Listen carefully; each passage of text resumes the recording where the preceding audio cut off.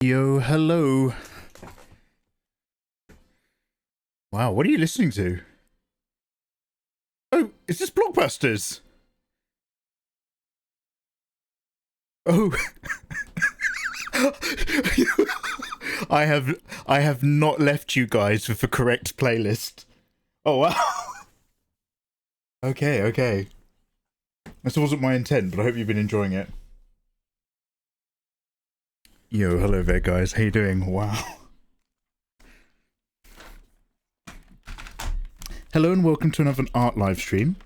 I hope life is treating you wonderful people beautifully well. Thank you very much for joining me. Don't look at the bags under my eyes. I'll get my glasses on. We are going to do some more of the same. Use some very simple, basic steps to render our pretty simple illustration. Pretty simple drawing of Android 18. And we're going to take it from this, which is a very simple, stylized, cel-shaded look. This could be a character screenshot from the actual DB Fighter Z video game, seeing as they have a very clean, punchy aesthetic. And we're just going to build this up a little bit more, just to make it a little bit more, just nicer, just a bit more detailed and rendered, without necessarily going over the top, away from the current feeling we've got here. So today we're going to find opportunities to put darker moments in the dark areas and lighter moments in the light areas. We've got this little light or dark A-B scenario in all of the layers so far. I might move a few bits around, but really we're just going to work using what we've got as a base. Hello, you lovely people. Dizzy, I missed your artwork, didn't I? I felt really guilty. I was thinking about that the other day. Is this Captain Scarlet? One sec. Mikey Mega, Mikey Mega, Mega, do. He's drawing things. Mikey, he sings. Mikey Mega, Mikey Mega, Mikey is drawing the things. Live streaming things. Apologies to anyone watching on YouTube. Did you see the goodies I sent you on Discord? No! Not yet. I shall open the app. Yeah, let's make sure I've got all you guys. Do. No. This guy's got the right idea. Sorry, what other themes have we got on here? Crossroads, I don't know that one. Dallas. I don't know Dallas.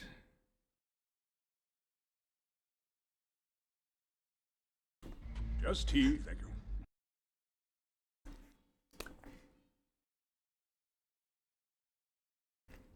Mikey Mega, welcome to the live stream.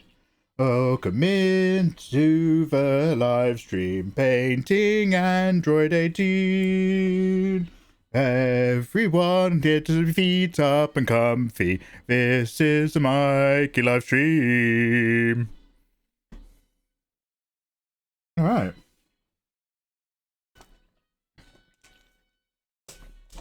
Wait, where's my stylus?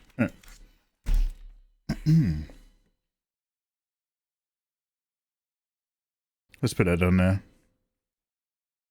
Yo, hello and good evening, Tutor Ramo. Thank you very much for your early lurk, Ayatollah. I hope you're having a good one. Markor Goats, welcome back. And Mr. Poco, welcome in. I hope you're having a good evening as well. Grasswalker, thank you very much for the 54-month resub. That's very handsome of you. Monsieur Carimbus, hello there. Day 600 of missing drawer of Mikey, but we should move. Yeah, man, that drawer of Mikey is coming back. Do not worry, but I think I planned to get Drawer of Mikey live going 2 years ago or something, and I never got around to it. It's not happening again. Mr. Rowley, good morning. Magic Luchador, nice to see you. Bill Nash, thank you so much, Bill, for the 63 months. That is very big as well. Glerbus, hello. Lav's last words. Sorry, I'd left you guys listening to British TV shows, mostly.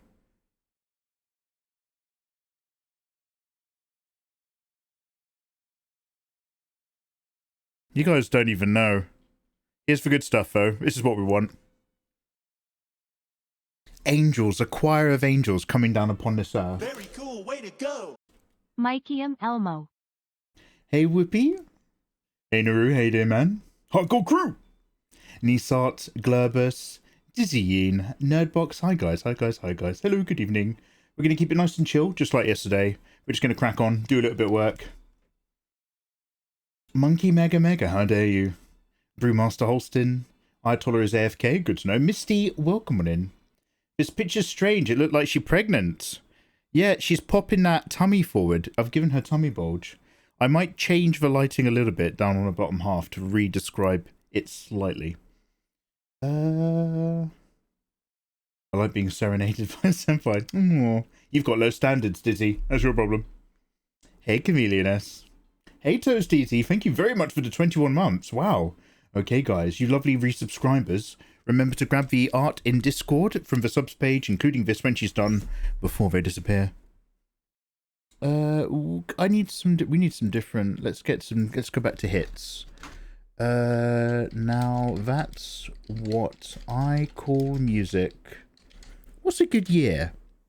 What's a good year, everyone? 1999? Should we try that? What was big in 1999?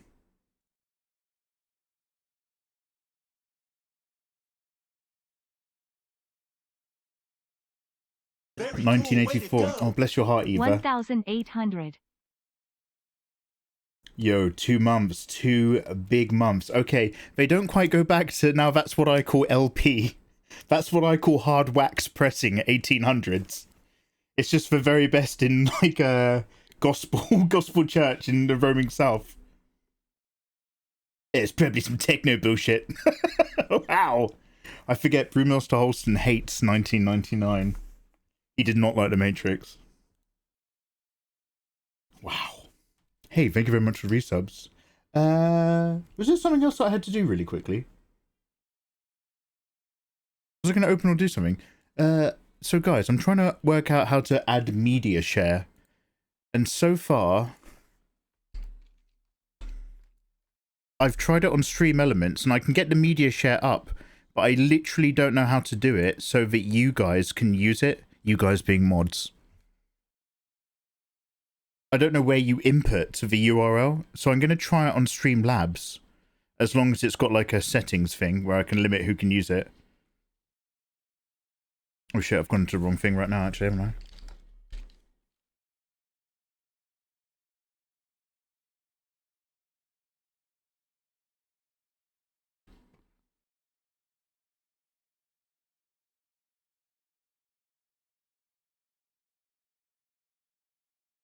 Here we go, media requests.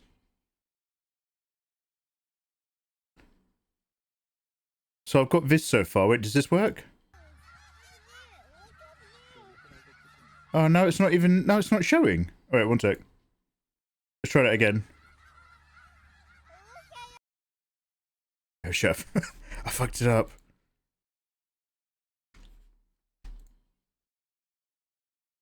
Okay, let's see. Does this work? Oh, there we go. So... I've got it so that I can do it in the website, but like that's no good. I need to do it so that you guys can like exclamation mark request in chat. We'll get there. It's mostly just because Ayatollah is really good at picking out whatever random video I'm talking about at the time. We need to revamp your stream setup, Mikey.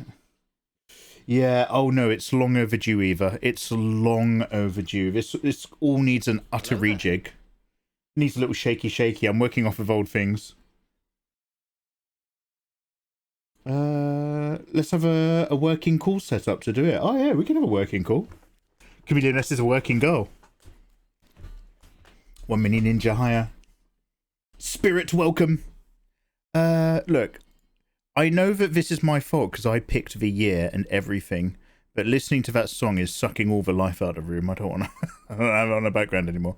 So let's find some different music to go on to. Let's go here.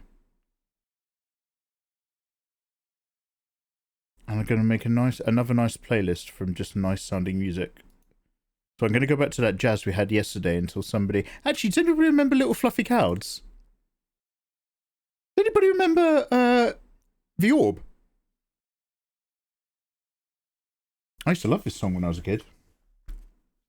I'll bring my whip. I mean, enthusiasm. Thank you. Yo, hello there, Toby. How you doing, man? Me and Toby are Kitty Ra bros. We're both Kitty Ra fanboys. Yeah, Eva. Yeah. We need to yeah, Eva. So yes, let's book. But let's make it part of our general catch up anyway. We'll have a big session. I'll buy some treats.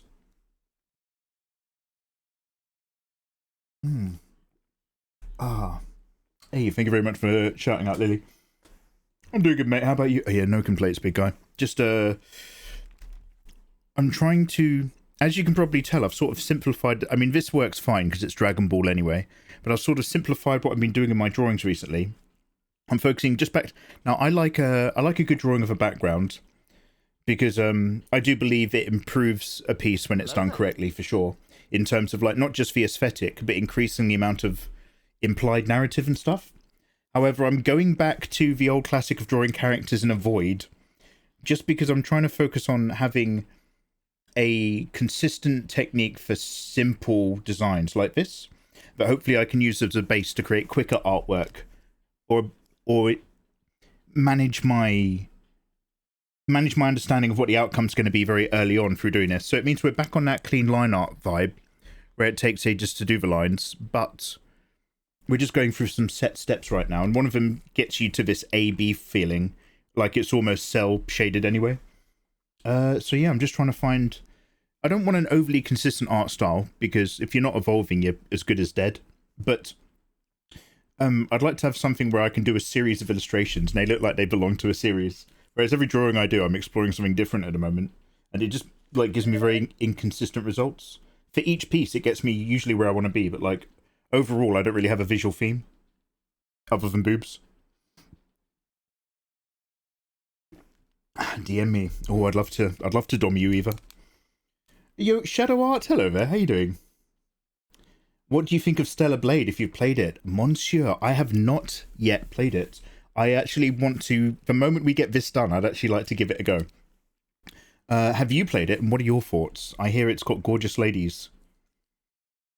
No Cult Brazil. Hello there. How you doing, man? Salve, amigo. Tudo bem? One art style to call your own is overrated. That is actually true, because, well, it's 50-50. I follow some illustrators who draw a lot of fan art, and they make just a lot of very gorgeous lady images, and it's always almost the exact same image of a woman at 3/4 view, and it's just hips to head from a slightly low camera angle with their arms vaguely up, and they give them a really thin waist and sketch out a lot of hair, and they just pump these out constantly. And I'm not knocking it at all, because I actually really love their illustrations. But because they're so consistently drawing the exact same thing every time, they've got a really consistent following, and people love their art. And so they're just drawing the exact same thing every time and getting like loads and loads of growth from it. And I'm just like, oh man, maybe I want to be consistent. And then I try to stick with something, and I immediately hate it and get really bored, because I'm just like, no, I have to be like, I have to evolve. Like, I got to keep pushing, otherwise what's the point? I never draw like that. I see you waste up people. They call that the cowboy shot, don't they? Because back in the golden age of cinema, or the silver age, back when they made loads of Western movies, all of the posters had to be just big enough so that you could see the character, but also so that you could see the gun that was sitting on their hip. Because those are the main two cool things. The big iron on his hip and all that. So a head to thigh shot of a character is a cowboy shot. Mike, you need to read part 7 of JoJo's. It's actually peak. Oh, really? Is, where does the anime go up to? Stagnation equals death. Yeah, evolve or die. Evolve or die. Ladies Amos, so hello there. How you doing? Well, welcome on in. To the bomb. Hey. I'm at that stage myself. I want to keep drawing, but I get bored of my usual stuff. Looking at Spider-Man and Batman for energetic stuff and chiz. Ooh, holy shit. It's a double-edged sword for Magic Triangle. I only enjoy an artist with a consistent and recognizable style. Yeah, that's it. They'll be like, if it's like, it is literally exactly the same as when you hear one really good song and you're like, wow, this is awesome. Who made this song? And you go on Spotify and you're just like, yo, let's check out this album. And there's a real deep disappointment where you realize that one really good song was like the black sheep of an otherwise album that you don't like. And you're just like, oh fuck, I don't actually really like this artist. I just really love that one song they did. And it's like that when you discover something on Twitter where you're just like, oh wow, okay, that image is amazing. Let's go. I'm going to follow this person. And it's like a, you know, it's just that one-off where they tried something different. So as a consumer, I like artists that have a style where like, okay, brilliant. I hope they do this in that style. I hope they do that in that style. But as an artist, I don't like doing it. When we were doing all of the Tifa drawings, like I enjoyed having a set that looked like they all belonged together. But by the time I was working on the fourth one onwards, even though the design was different, I was going through the exact same stages of rendering, and I was just like, ugh. Just become a render monkey. Anyway, I hope you're doing well, Lady Amos. Hey, White Rose, get yourself comfortable.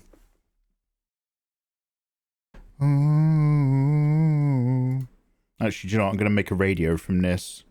I'm just going to start this track off again. Let's see how this goes. Thank you very much for your patience, you wonderful people. When's Rule 63? Goku and Vegeta.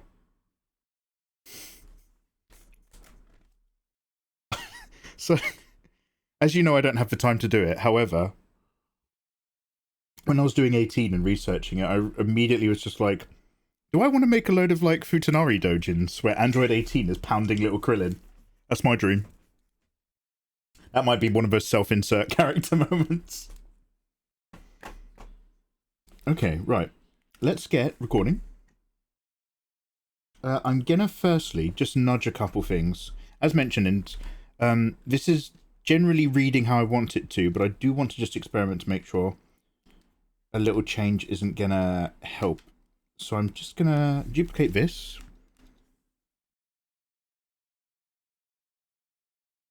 And I'm just gonna change where the light falls on this. Thick Android 18, I approve. Hey 911, hey there, man. That might be on brand for Krillin. Is Krillin, do you reckon Krillin's just like a bit more of a bottom than he makes on? If this leg's coming forward,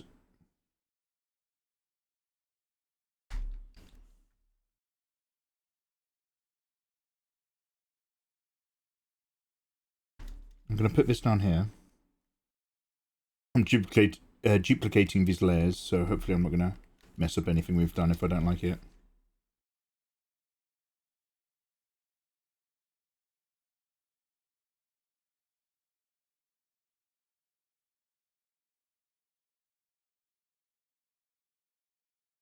This guy's got the right idea. Hey, thank you for the follow. Hello there, and good evening. Wait, does it show me follows on that thing? Curtis Manga, hope life is good, dude.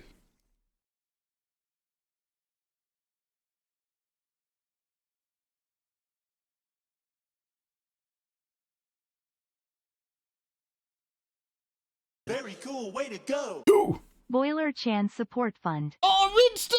Thank you so much. I haven't mentioned the boiler jam, but that still technically counts. Yeah, I still don't have hot water. This guy's got the right idea. I'm so used to it. I'm like, look, 2/3 of the world's population don't have running hot water, okay? Maybe I could just swallow my pride and get over it. But thank you.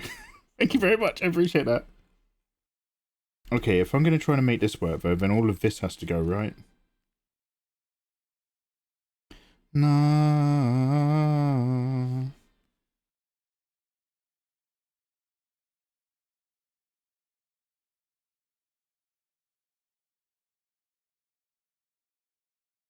Very cool. Way to go.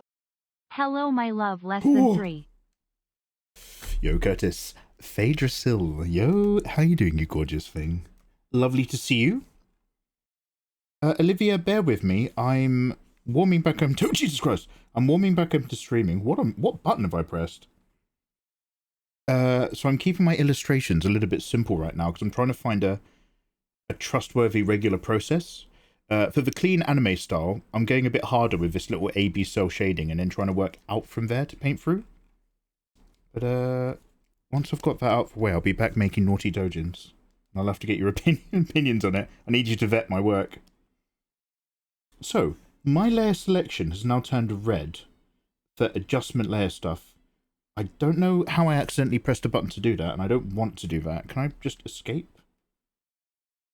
How do I go back into normal layer mode? Because look. What's...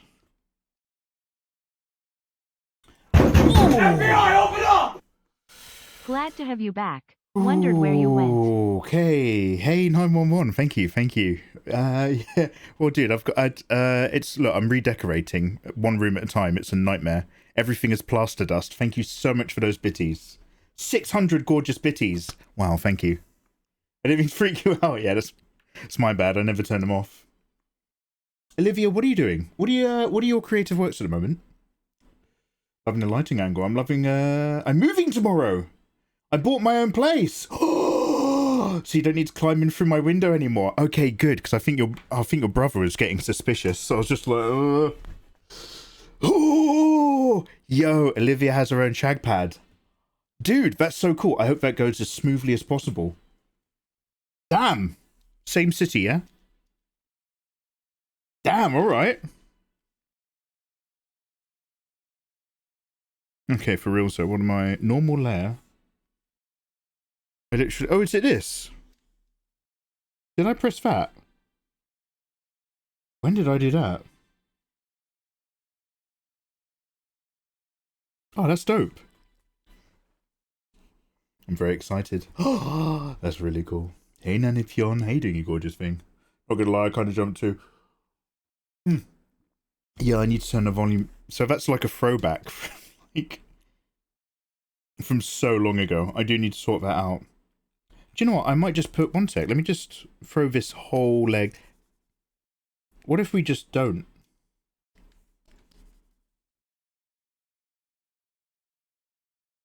Do you know what? That balance is quite nice as well. But then I just want to have a little think about this area here. I'm wondering if I can actually just manipulate this instead of repainting it.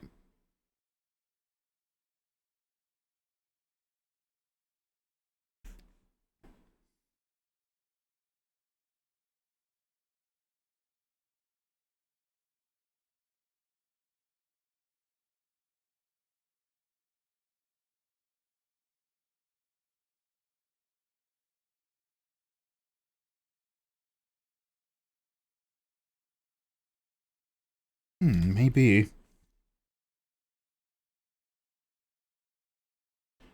So I'm telling myself that this leg's coming out a bit. I'm probably still going to cut down a bit further.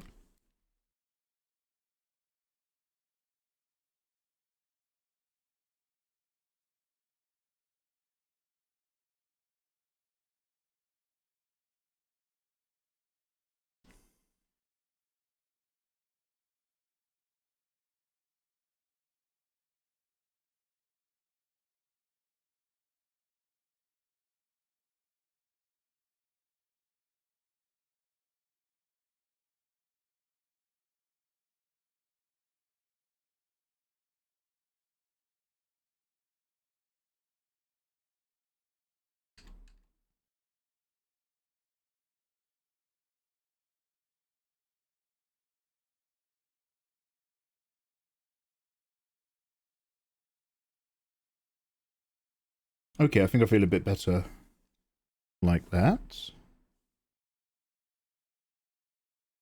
Creative project still going, but I showed you the art of ages ago. Lovely, lovely. I refined my website for it. I'm slowly getting through writing as well. So I saw, can I talk about this? So I saw a very, very naughty animation on Twitter the other day from someone I follow. And it was very much like, in terms of like fantasy characters and angels and elves and demons and stuff. And it was Mark! Thank you very much for 100 bitties! Wow, Mark! You're all going to die down here. Pretty handsome, bro. Pretty handsome. Thank you very much, dude. And it's, do you guys remember when we were playing Baldur's Gate 3? And, by the way, we're going to get back to that. I really enjoyed that game.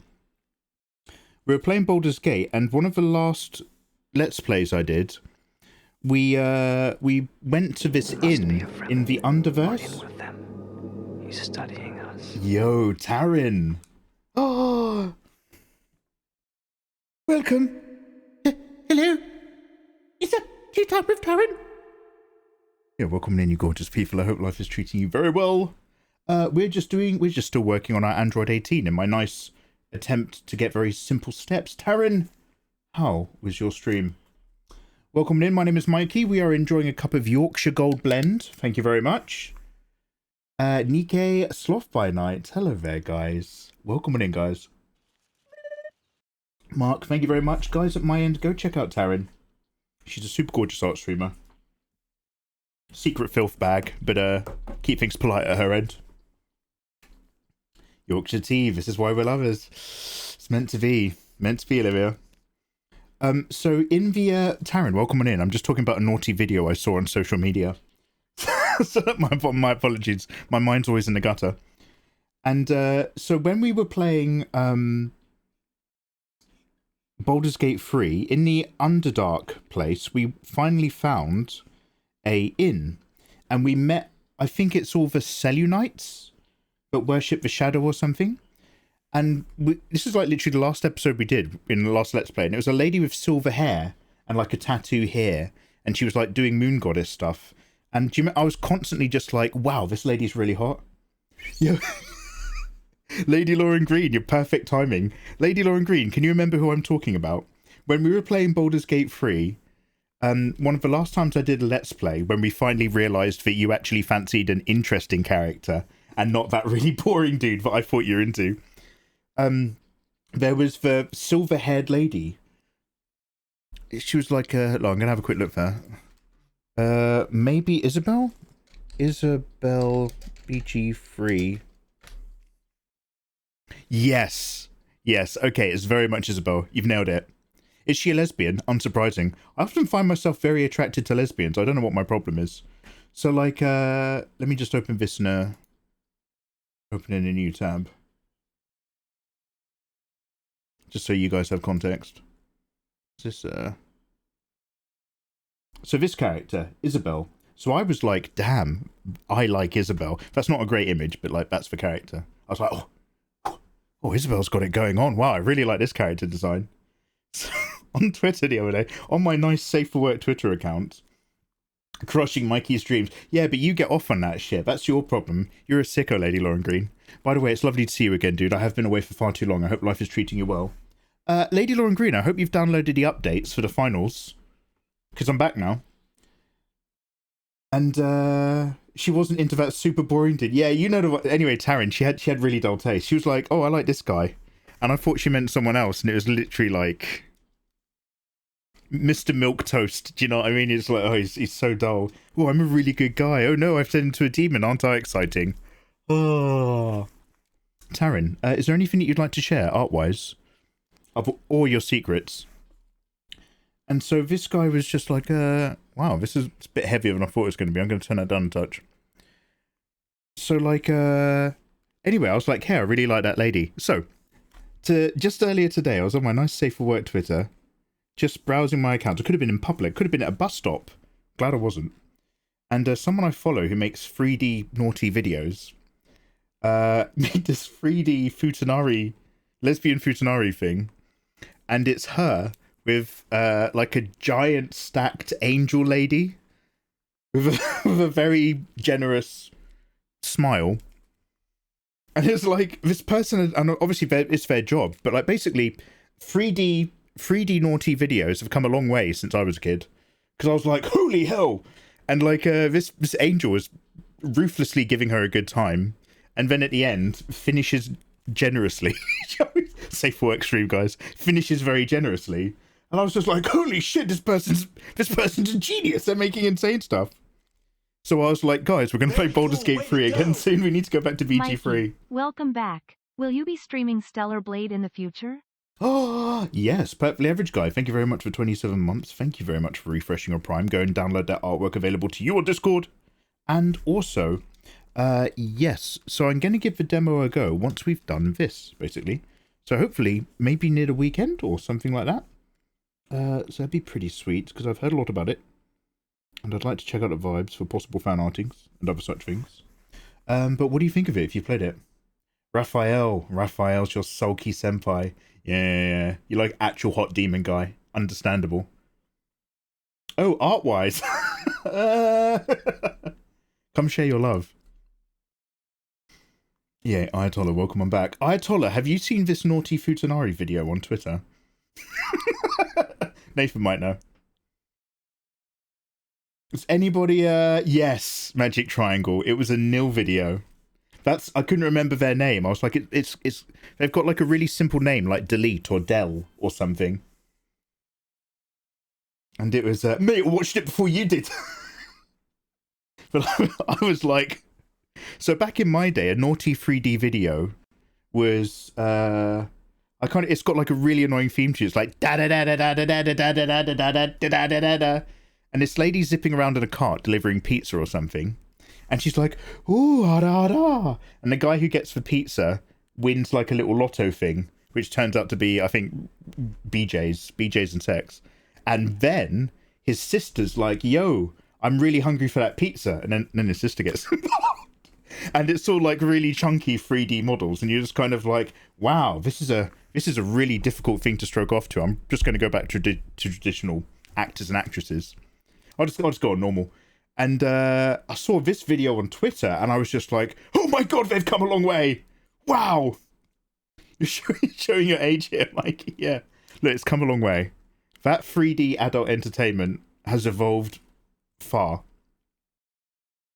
No, Prismatic, I'm so sorry. Although I can talk around the topic, we can't share any not safe for work links. It's against TOS. Yeah, I can't actually drop you a direct link. But let me just say that it made me reevaluate the quality of 3D Futanari content available on the internet. Mikey and Nathan compete over the weirdest things. I watched that Futa video before you did. Ahead of the curve. Nathan always has to know. He always has to be the educator, and I'm the educatee. Okay, also there's a chance over here. Anyway, that just evolved from talking to one of you guys in chat, who also works on very interesting projects. Now, can I get a bit more?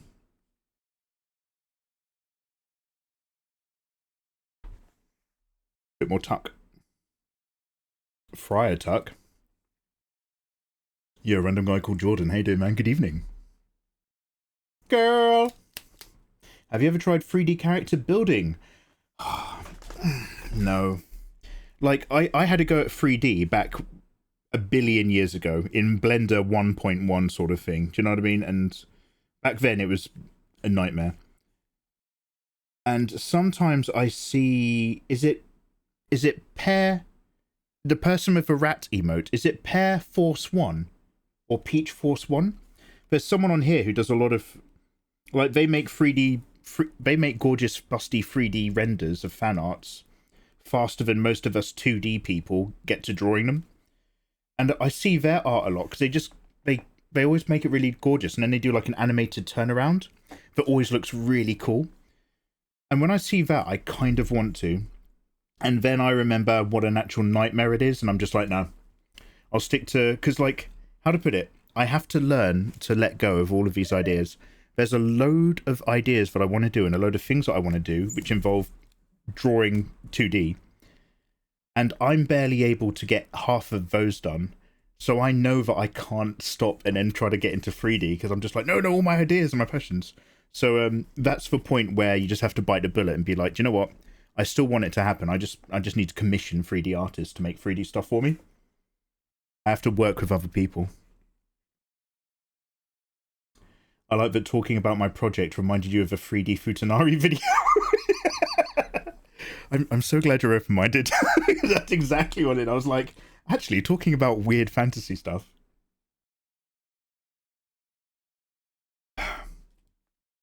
Pair Force. Oh, it's Pair Force. Yeah, they're dope. Right, you make me feel old now. I used to work with Blender pre-1. Oh! Back in my day, you had to import a photo of yourself face on and import a photo of yourself side on.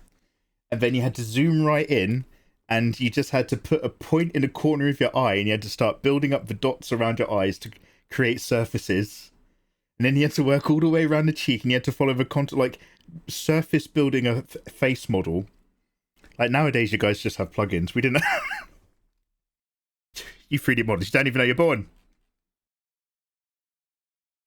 Alright, so I just nudged a couple things that I wanted to nudge. I'm just going to maybe just try to throw in a couple more whisks and lines. And I think maybe up here might want to just be completely dark.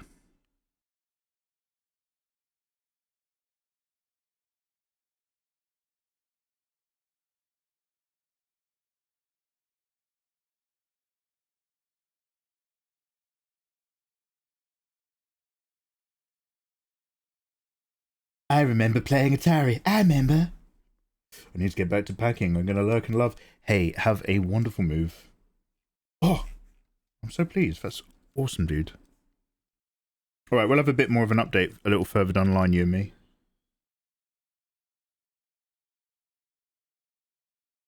Let's get a soft brush. I'm just going to push this up a little as well.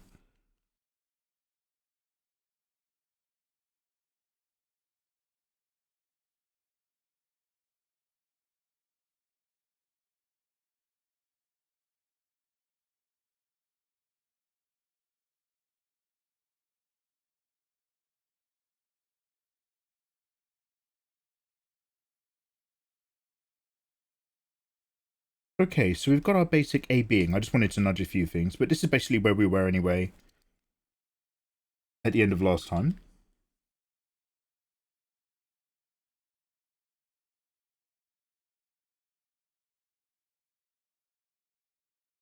I'm just realigning a few of these bits since I moved it.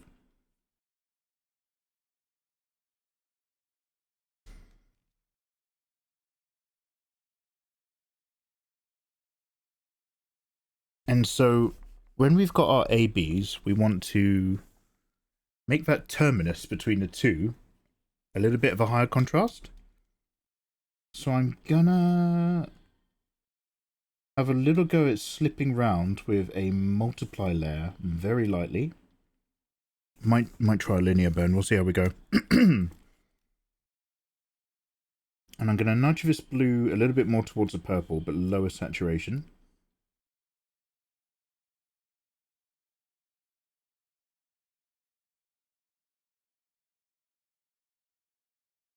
Now, is there... What was the... Oh, damn it. What was the way that you multiplied directly onto a already clipped mask?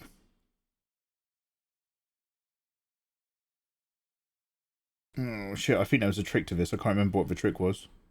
I think the trick is just unclip it.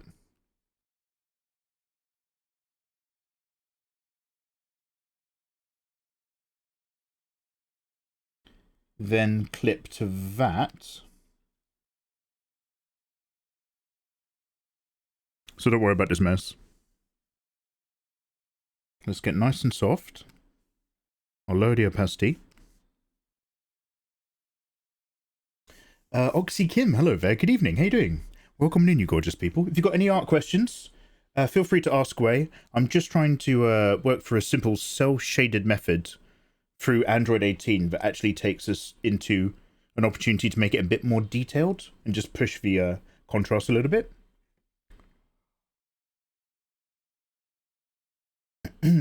Ciao, Bella.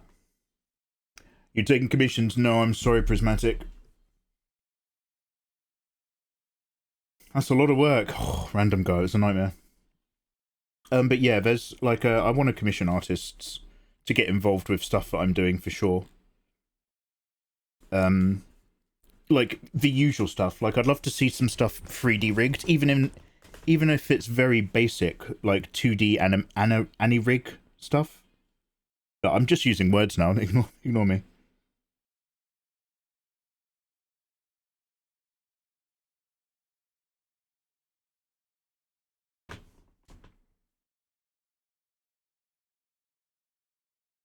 But I'm greatly interested in much of that. We're just going to come around here.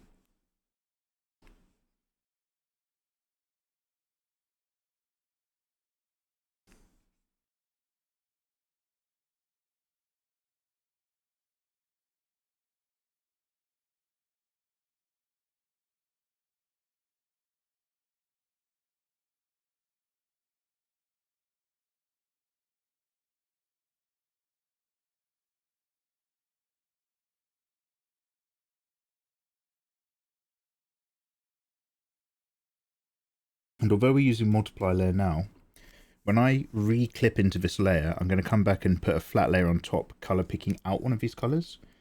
And I'm going to use that to then start putting in details of the creases and folds. So we're just slowly building up these boys.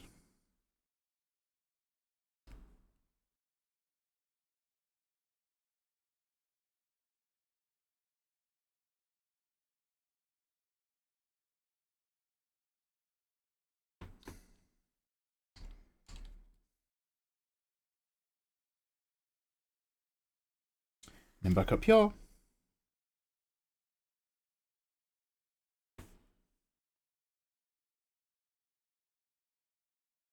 And just for where I've got the inside cut, I'll just push these bits back. Can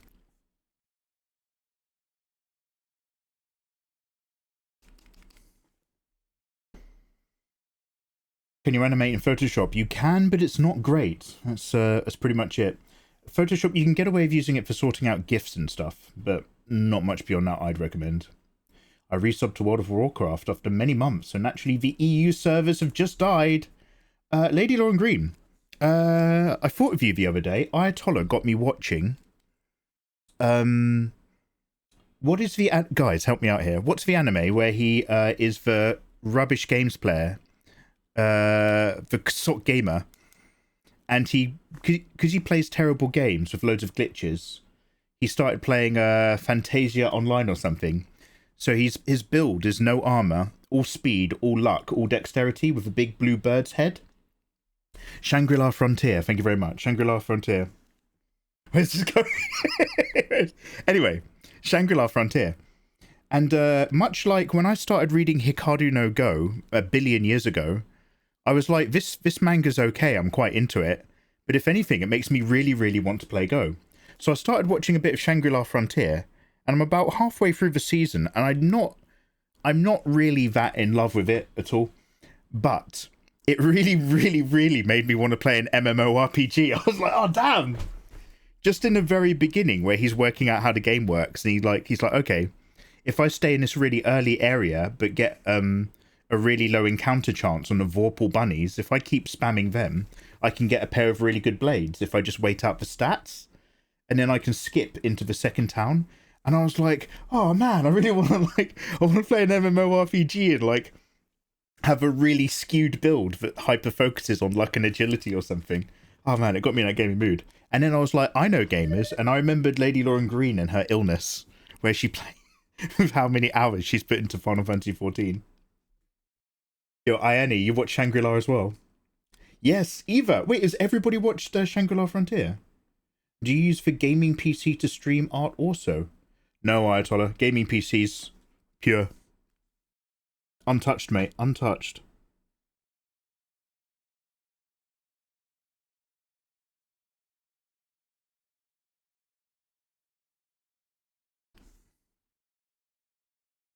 Here's me. I'm hyped for Chrono Odyssey. Is that a game or the sequel, the unofficial sequel to... Not unofficial. The sequel to Chrono Trigger? No, that's Chrono Cross, isn't it? What's Chrono Odyssey?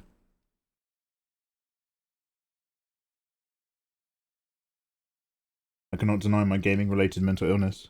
So anyway, I was like, I get it. I really want to play an MMORPG now. Lady Lauren. I want to be like you people. Maybe you people. That's what she sounds like. It's a new MMO that's coming out. Ah. So remember, we all, by the way, I hope you're all going to play with me. Even if the game is rubbish and it sucks, we're going to play it for at least a month. The June MMO online game. I forget what it's called. June Awakening? I don't care if that game is garbage. We are going to play it for a bit.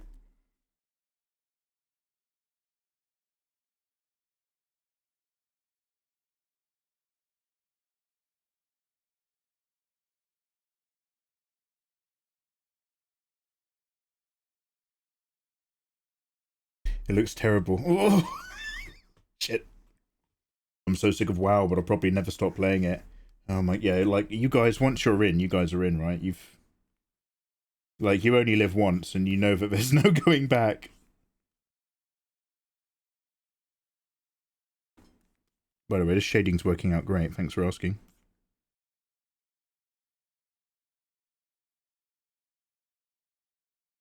Okay. So now, we bless this mess, merge down,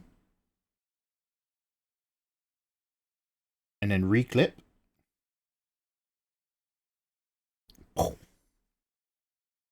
And we're just going to do that as a very gentle blend across our other layers as well.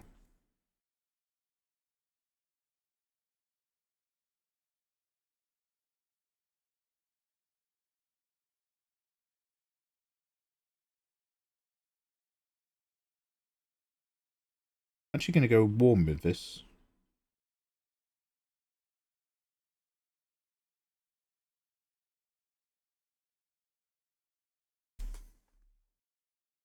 What is the possibility of a traditional art piece, monsieur? At the moment, it's not going to happen anytime soon. Because all of my various art plans and things that I've got on the back burner involve digital. However, I do love working in the sketchbook. I just haven't done it for like 4 or 5 years. So it's certainly not a no. It's just that right now...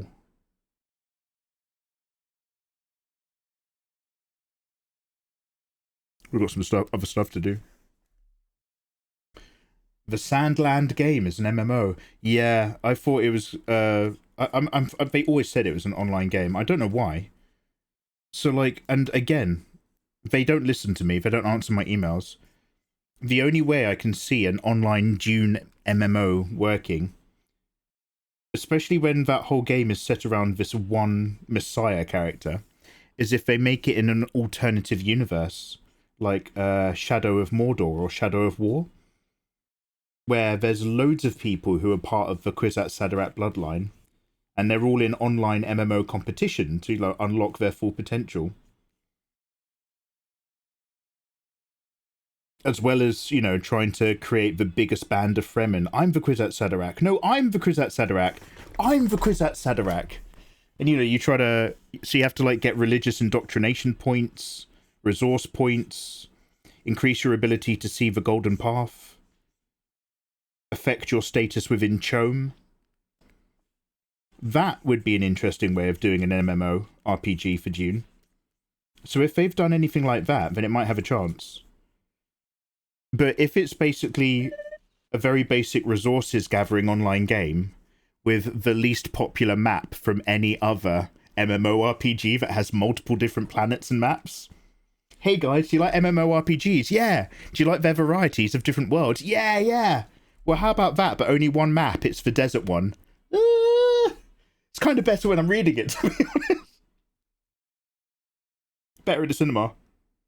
Merge down.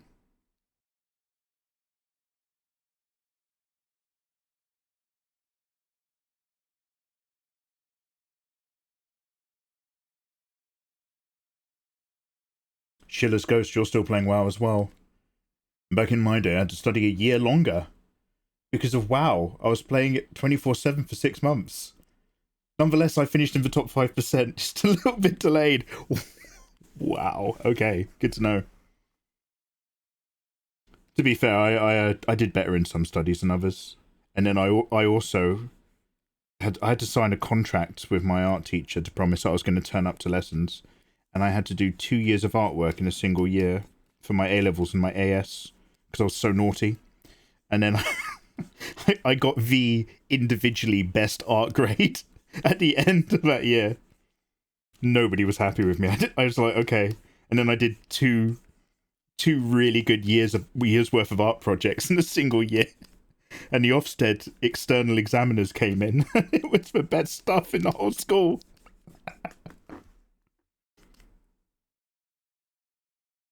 Sometimes it just be like that.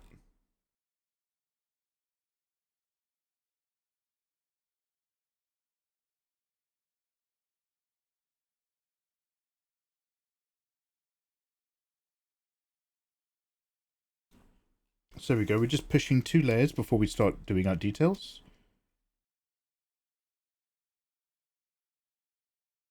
With the skin tones, we have to be a bit more different about it. Just because we've got some subsurface hotness that I want to bring in there as well.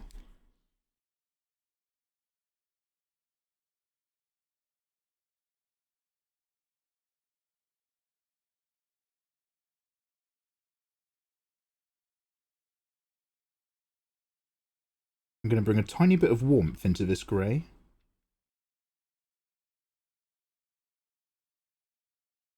Just to see if it works. I love the shading. Oh, thank you. For he is the Kwisatz Haderach. He's not the Kwisatz Haderach. He's a very naughty boy. Come to WoW. 20 years of content to lose your life to. I feel like thank you for the invite, Lady Lauren Green. She says from the depths of hell, come down. It's lovely. It's only slightly hot in hell. I think I'll wait for a newer game or play maybe 14.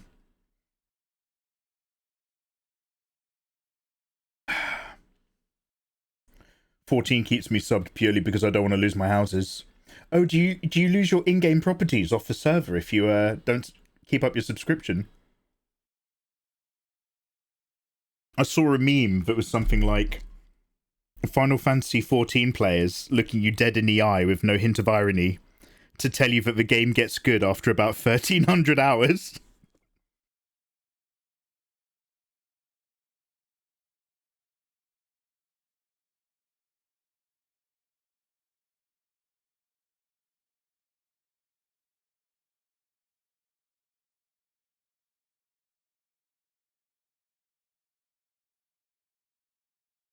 Is this the right brush type? This feels like it's a bit... Is this an open blur? Oh, it is.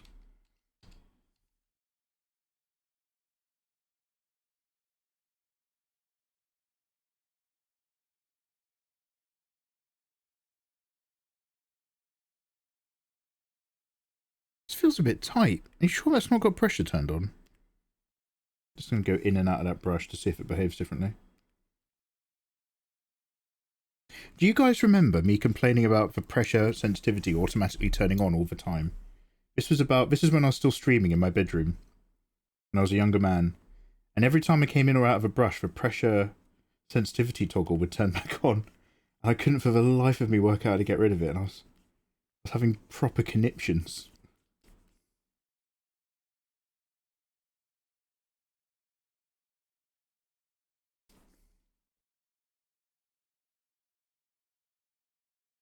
Yo, Nisa, have a good evening. Thanks for vibing. I heard this Nikkei game is pretty good. Pretty good to look at. 2 years and 1 year to do my AS and my A levels all on top of each other. William, hi, I have a question. Does it feel normal to work on an art piece for so long? Or how do you manage that? I don't know if I'm just too impatient or if I don't have the knowledge to work on something for so long. Well, feeling's a difficult question. I don't feel normal at the best of times, mate.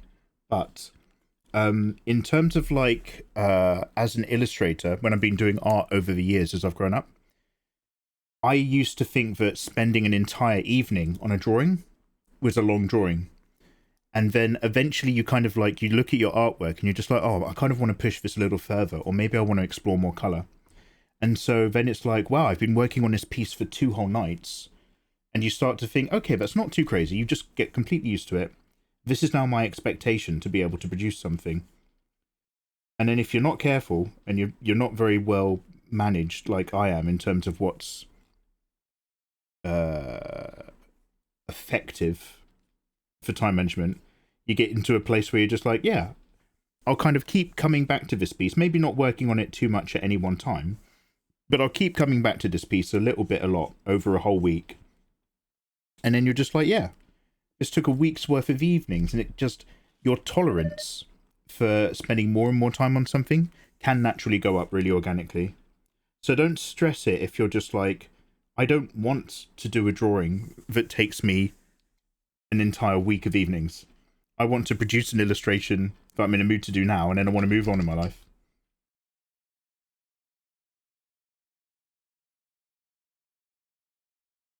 But it will sneak up on you. Can you see that? Can you see how horrible that is now? I've just increased all of that opacity, but it's not quite in the right areas for the right feeling. And it's made it a little bit too messy.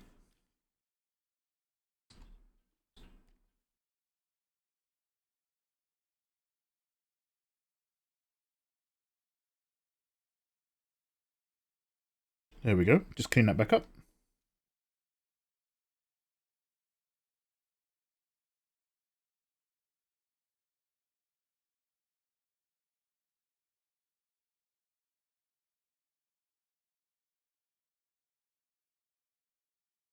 The hair's a difficult one because I want to put a clean hard layer on top of all of this anyway.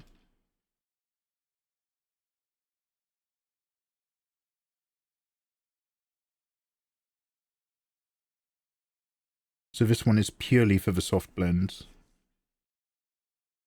Let's go a little bit more orange and darker as a multiply.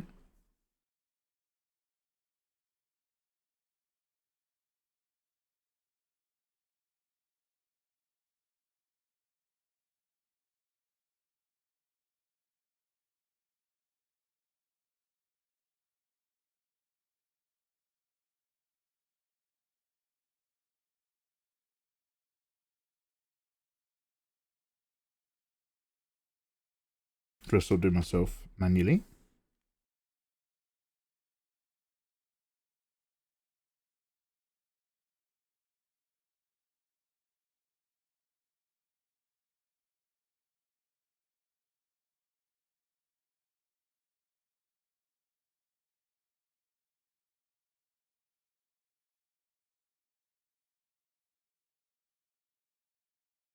I'm really not into sci-fi, but I'll give the MMO a go because I'm obsessed with MMOs. Nice. I love the shading. Thank you, by the way. Now look at you. You're a washed-up YouTuber. Yeah. Yeah.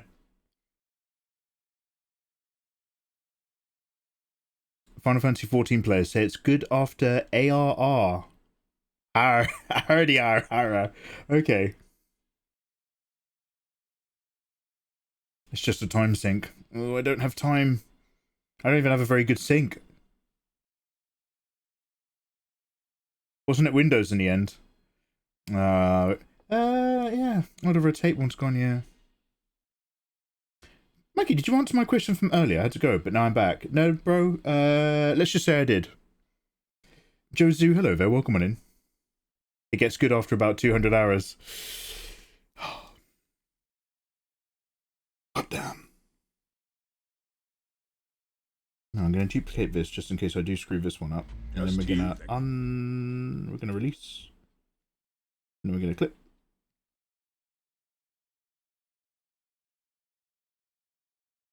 I'm just going to find something a little bit redder.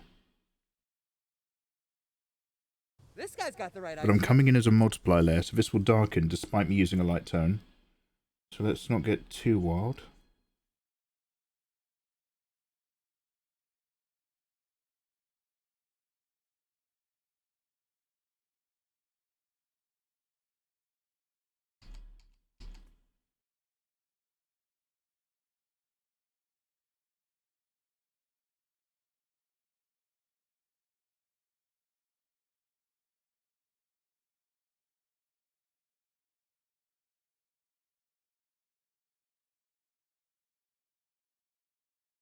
Whilst I'm in here though, I might just very softly see if I can sneak in here.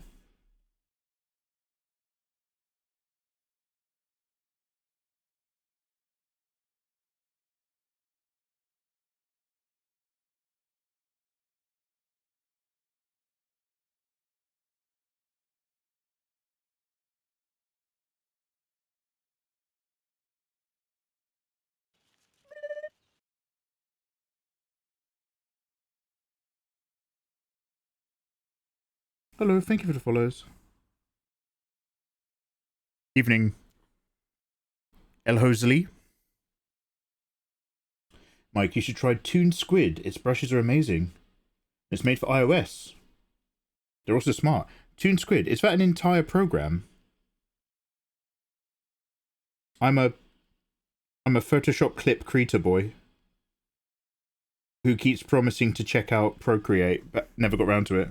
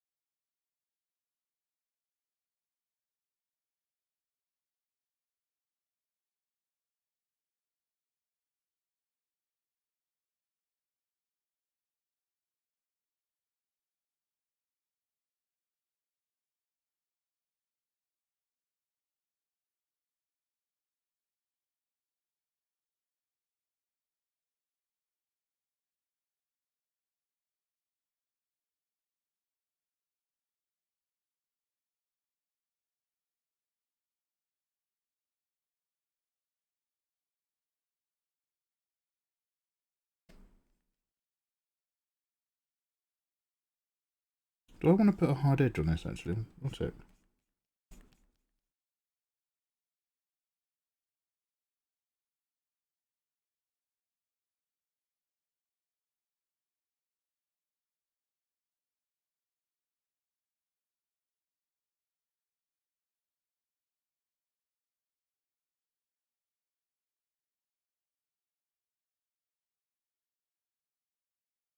Might come back to that.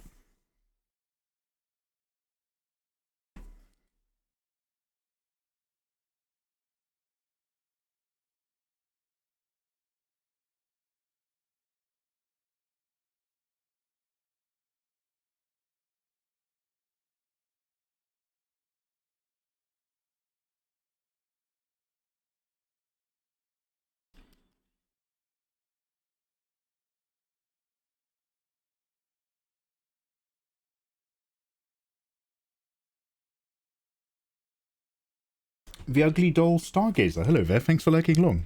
Hey! I got Procreate recently and it's nice. Hey, adorable. Plus I like being able to do digital art on the couch and stuff. Do you know, that's my thing with the Switch. I was like, oh yeah, Switch is lovely. And then I was like, do you know what, I don't go anywhere anymore. Switch would have been amazing back when I was still commuting. So I just leave it constantly plugged in. Oh, Switch is good because it's got a really big screen. I don't use it. Just tea, thank you. Hello there, thank you for the follow.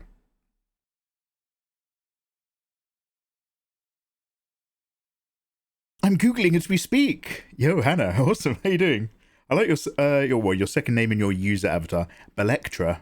It's like Bella, but also Electra from the hit film Electra. I made some Has-Been Hotel fan art. Have you watched it? No, I've heard of Has-Been Hotel. Would you like to share it, Lady Lauren Green? Mikey, did I tell you I bought the entire suite of Affinity softwares? Eva Ray over here. Go back to the strip club, Eva, if you're just going to keep doing this all the time. In my chat. This is a stylus, not a pole. Ooh, bought all the affinities. My name's Chameleon S. Anyway, there's a current big competition for Adobe Photoshop. It's pretty good. Plus, you can easily... Oh, somebody I should have. Thank you very much. So the day has finally come. Android 18 Mikey Pog Champ. Finally, Naru Michael has been asking after this for, I think, like 8 years. We're finally here. We're finally here. I'm keeping it relatively simple. I don't want to overwork any of it. I just want to see if I can build up through the layers. Something that at each layer, you could almost say it's done for a basic style. But each layer just builds up without it looking like it's a work in progress. Because sometimes I do stuff in a certain art method where I do some really weird stuff on certain layers, knowing that it will only look normal again once I put other layers on top. And I'm not sure if that's, like, not efficient. It's pretty good. Plus, you can easily import your Photoshop brushes into it. With Affinity. Okay, now I know it sounds. I know I was just taking a piss out for you, but what is Affinity? Is Affinity another art drawing software? I see a baddie. Yo, Code Draw, how you doing, man? Adorable. I'm onto. Is Vivacious Alice anywhere? I need to talk to her about this as well. So you're on Words of Radiance. Fantastic. I've started picking the Storm. No, you're reading Stormlight. What am I reading? Oh shit! What am I reading? With the coin shots. I'm reading the other one again. I'm on book 3, Hero of the Ages.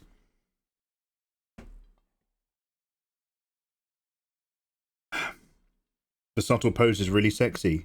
Oh hey, you're talking to me. Thank you very much. Oh, it was also Hannibal Lecter. Okay, Hannibal Lecter. Now I understand. Now I won't bother you too much, whoever you are, but one of my favorite TV shows of all time is Hannibal with Mads Mikkelsen. Like, it's so good and dark and psychological that it actually genuinely ruined other psychopath psychology TV shows for me because they never quite got that quality. But man, that Hannibal TV show is something else. Oh, really like that. I wanted to watch it with Eva, but I was never getting around to it. We weren't making it work. Oh yeah, Lady Lauren, let's have a look. What colour are you show for? They shadows. Draxtier. What colour I show for are they shadows? So I'm not 100% sure what your question is, but just in case this is of any use, I've very much done AB, light or dark shadow areas, and then come back in and soft erased or soft blended a few bits for smoother curve surfaces versus hard creases. For the skin, I'm going around with a very soft brush on the edge of the shadow layers with a hotter tone to indicate that as the light's coming into the side of the face, it's going under the surface and bouncing off of all of the red meaty flesh we have underneath our goodies, which is what we call subsurface scattering. So that's why I'm putting in some like warmth into there. And I'm just using that brush to also just highlight a few areas around here. I might have overworked it on this cheek, to be fair. But that's what I'm trying to think about, at least. Do you know what? I'm going to... Hello there. There we go. 8 years! A momentous day! Yeah, I'm really far behind on my to-do list. Dude, it's cheaper than 1/4's worth of your Photoshop subscription. What? Have Photoshop put their prices up? I paid for a whole year in advance, so I'm hoping I haven't been hit with any of those price hikes. Because I'm still under contract. Let me go and see Lauren's link in the right tab. I killed the writer of Hannibal in Dead by Daylight. Fun fact! Oh, wow! Ruining games for everyone. I love Android 80. Hi on Caffeine, how you doing? Hey, that show's great. Yeah, it's so good, it's so good.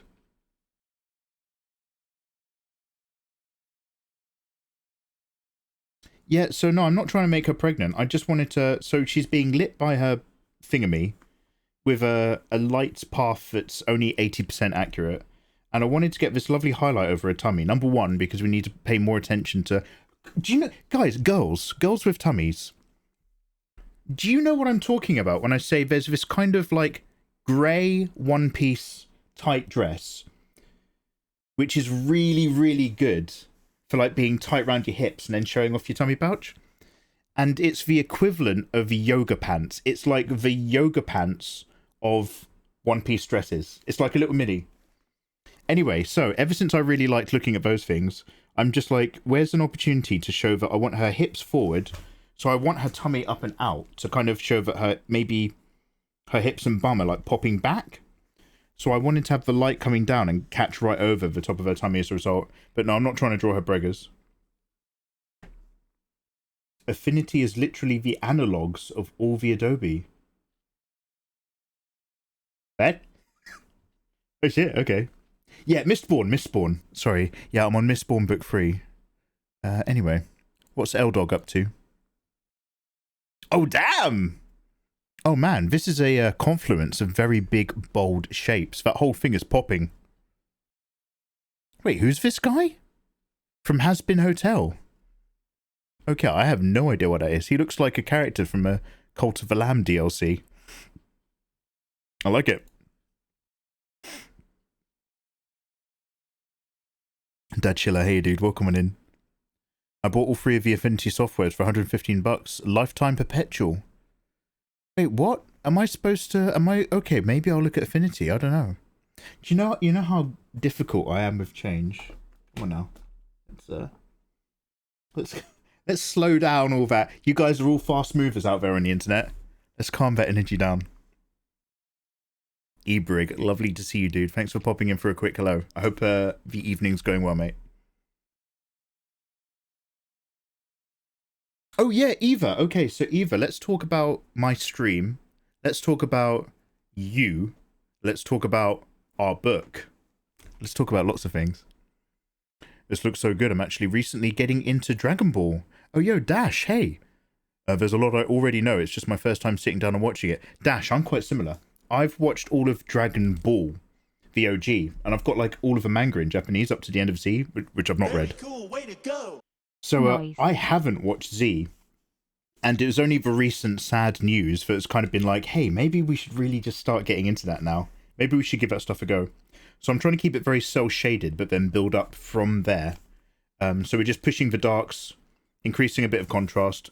We're doing a little soft blend pass, but I'm going to come in and do a bit more of a finer pass now with some wrinkles. Itami Funko, you handsome man. Thank you very much for the 48. Itami, I feel like you resubbed just the other day, but thank you, bro. How you doing? I just bought the first issue of a new Deadpool run. And Transmetropolitan. I remember Metropolis, a black and white Fritz Lang movie.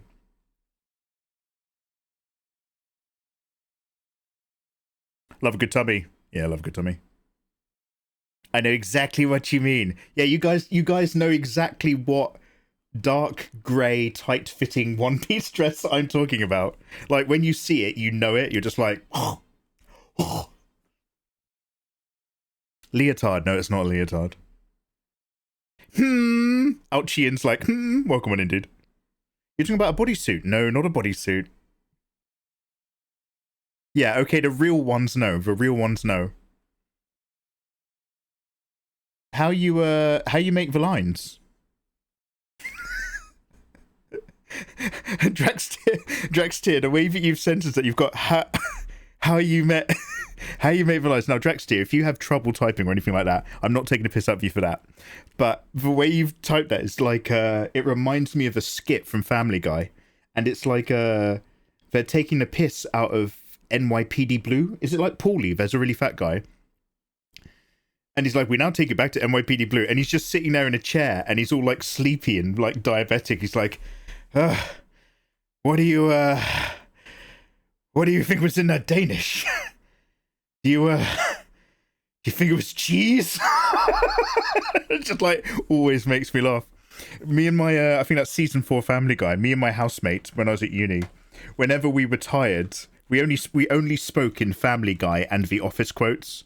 So if you were tired, you'd just be like, what do you reckon was in that Danish? And it'd be like, okay, off to bed.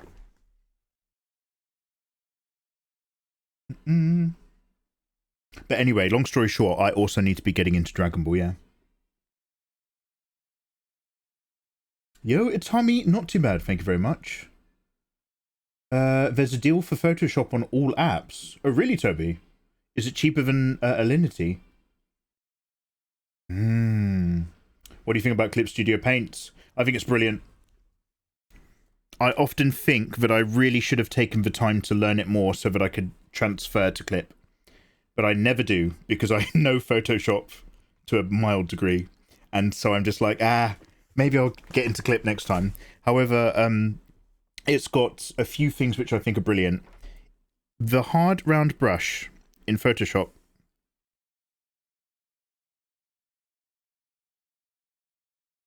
does this when I flick it.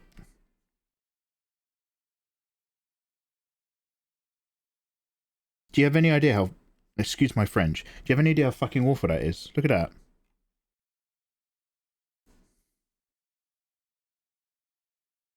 What the fuck? And I'm flicking the pressure off. Look, that's the best point out of all of them, and it's garbage. If you do that with a G-pen nib and Clip, you get this beautiful tapered sharp line. So I like Clip for how its ink pens do lines. I like Clip because it has a perspective tool. I'm not massively in love with its pose model stuff. I've yet to find a pose model rigging thing that I haven't actually found incredibly frustrating.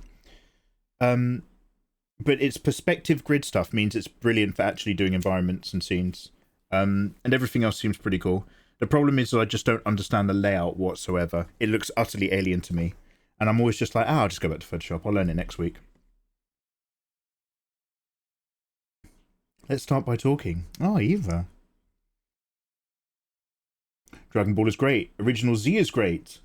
The new stuff, I'm not so sure. Yeah, high on caffeine. This is how I'd recommend it. And this is my advice to somebody who does not know better. Dragon Ball is really charming. It's a little bit dated. Sometimes a little bit racially but it's not like horrible racist intent. It's just a product of its time. And I think there's a strong difference between enjoying stuff that's a bit product of its time versus stuff that's proactively sending a horrible message. So I really like OG Dragon Ball. I think Dragon Ball Z sounds amazing. After Z, what I'd recommend is stop watching any anime and start playing Dragon Ball Fighter Z. Dragon Ball Fighter Z is so much fun. That game is absolutely banging. Oh yeah, a bit of tummy control. Don't tell me... Are you talking about Spanx? Wait, what are we talking about? SPANX? No, Eva, I can't help you. Eva, you're reading in between the words. And what I need you to do, reader, is read the actual words. Stop reading in between the lines of what I'm saying and listen to the words I'm using. It is a grey, one-piece, very tight-fitting dress. It's a short mini-skirt dress thing, an all one piece. It's not underwear. It's not Spanx. Sorry, Eva. Eva, you'd be great if you paid attention. No, I'm kidding. Clip has awesome pens. Fortec, hey, dude. Especially the G pens. And that's the thing. Like, so I don't, even when I'm doing this clean anime style, my technique to get to line art that I like, I'll often do different drafts and, you know, go on top in a new layer and go on top in a new layer. But my nice lines are usually using a DGA brush. And I usually flick between pressure on, pressure off of a small size to create thicker zones and then sharpen it and then erase it. So, like, barely any of these lines have just been drawn. They've been repeatedly carved out and reshaped. And although it gives me a finish that I like, and it allows me the freedom to have thicker and thinner areas, it's not efficient. It is not an efficient or effective way to have an inking line finish. It's fine if I'm painting and I have the time to do it. But if I want to start creating narratives and stories, I have to get used to Clip to use its amazingly efficient manga-based tools and textures. Super is okay for the manga, just not the anime. GT goes hard after the first arc. Is GT the fan-made one?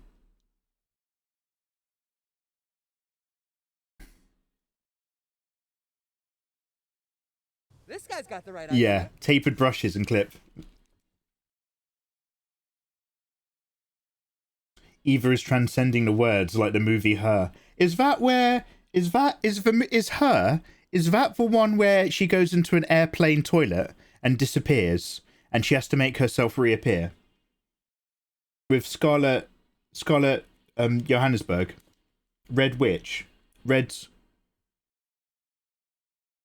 Russian redhead. Fuck off.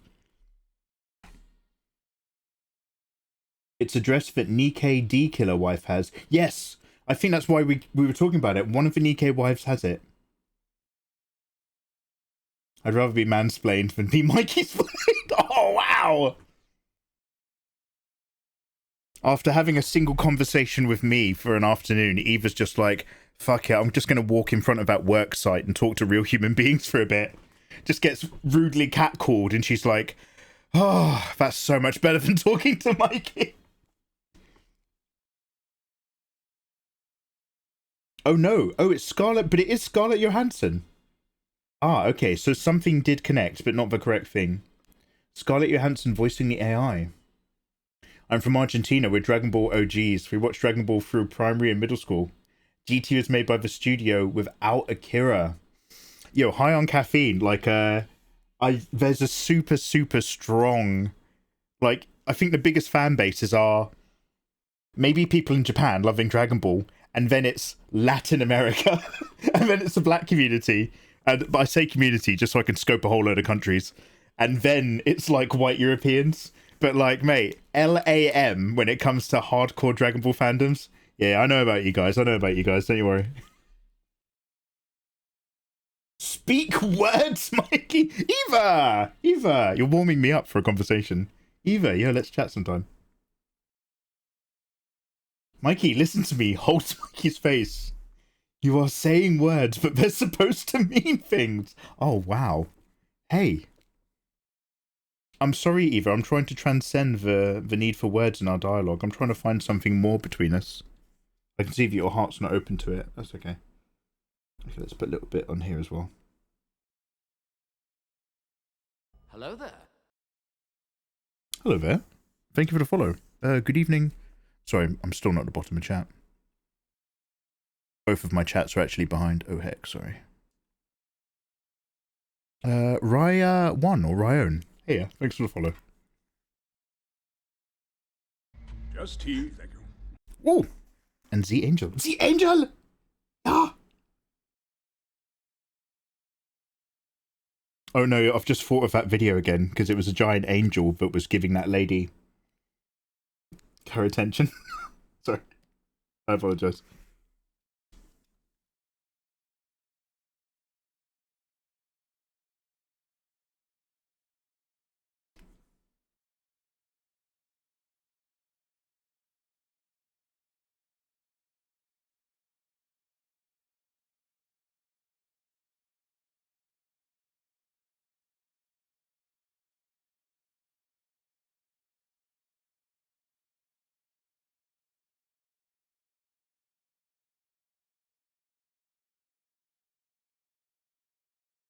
Okay, have I done that once for each of the layers? Other than the eyes and stuff. Yeah, okay. So after I've softened up the ABs, what we've just done right now is just a multiply pass for each of the layers, just to create a little bit of soft blending contrast in a few bits, and use the soft blending tool lightly just to show where a few surfaces are a bit more curved away. But that's only ever being applied to the shadows layer. And we've used it as a bit of a like warming up trick into the skin. So far so good.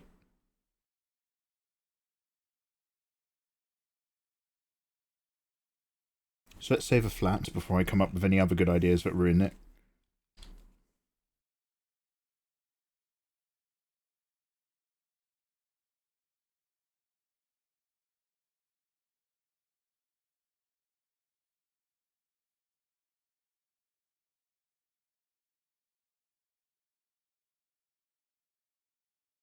Oh, this file's still called cobwebs. Shit, where are my things? Here we go.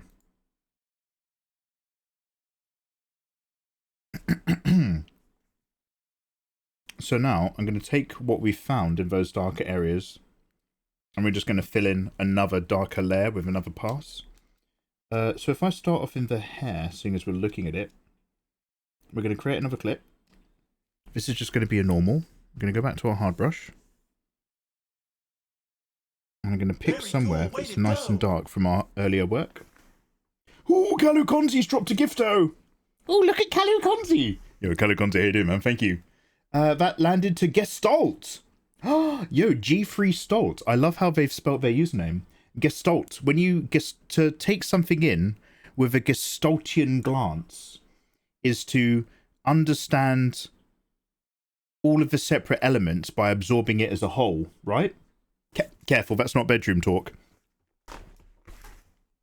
To observe something in a Gestalten manner is to take in the whole of it, and by doing so, be able to understand all its parts. What's the best way to find the right colour palette? I think that's my biggest hurdle sometimes. Okay, so, Hannibal Lecter. And that's a great question, because I need to make a video about this, and I'm not going to give you the guys any colour theory right now, because everyone goes, ooh, colour theory, colour theory. This colour contradicts that colour. Look at a colour wheel. Forget that shit. Step 1. if you're working with a color base that you need to build up from, lower the saturation. Don't start off with high saturated anything. Let yourself build up to it. Step 2.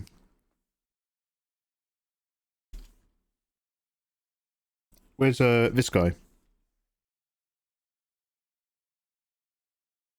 Up here, top left, is a lighter value. And as you go to the right, you're getting more saturated, but you're also getting a darker value. So if this was purely black and white, it would be getting blacker towards the right-hand side.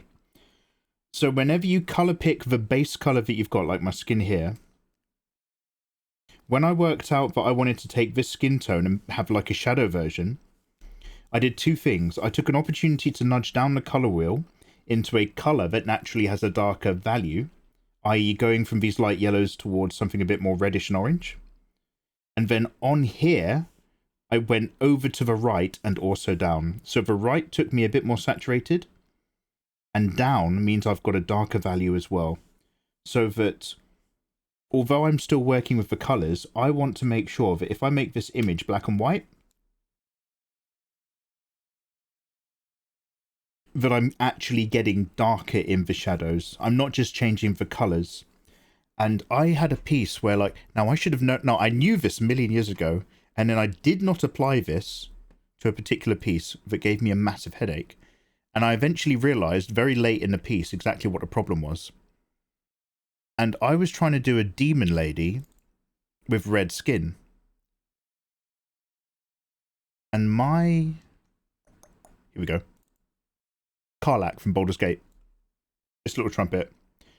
So I was trying to do Karlach, and the base that I had for her was already an orange-red. And I was like, why am I having so much trouble applying all these shadows and highlights? And my highlights, which were also a very saturated orange, weren't actually much of a lighter value. So it was a different color, but if I made this image black and white, the highlights looked about the same kind of level of grey as all the red bits. Because I was moving the color wheel around where I wanted it to get these lighter tones and get the colors I wanted, but I wasn't thinking about actually moving in the right direction on this sweetheart when I was working in my reds. I wasn't thinking about moving up towards the left to actually have lighter values as well. So that's what I'd always say. Obviously, blah, blah, color theory. But honestly, get your values levels correct before you stress too much about what 2 colors sit nicely next to each other. Because what makes your piece readable are the light and dark levels in your brain long before the actual colors that are being used. And that's only something I took notice of because I watched this really cool video. I know I've talked about it before, about how they imported Resident Evil 2 into the N64. And they had to, because obviously you can't fit as much memory on a cartridge. So they had to cut loads of corners to make the game run on an N64 cartridge instead of a very generous 700 megabyte CD. And they were saying with the FMV cutscenes, they reduced the amount of colors and just kept the values data. So it's much less of a dynamic color range with less saturation, but the lights and the darks are still the same. And they were like, because that's what your brain picks up on before it worries about the color tones. And I was just like, wow! Wild. Alright, anyway, what are we doing? So yeah, we did that thing that I just said. Did I just save a flat copy? I think I did. I think we got sidetracked. Sorry. Anyway, long story short, Kalukonzi is amazing. Ms. KTB, lovely to see you. How you doing? Jehuti OX, very beautiful 18. Jehuti, hey, thanks for saying, dude. You're welcome in. Yeah, I want her being able to... She's like on the cusp of ending all of our problems. She's about to energy strike the planet or Krillin or whatever our woes are. So now we're going to go back in on top. But did I say what that was? Oh yeah, we're going to work on her hair. Normal layer. Hard brush. So I'm picking one of the darker bits we got from that blending. And I'll start with this, but I might change it up. We'll see how we go.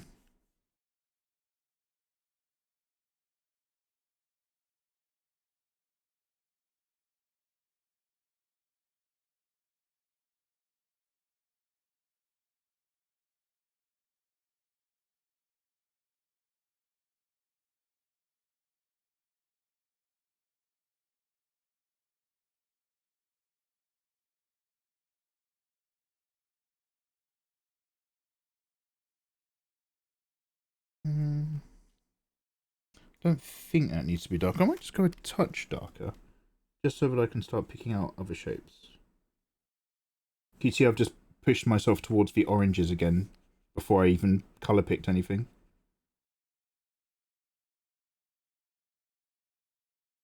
Oh, okay, let's get this.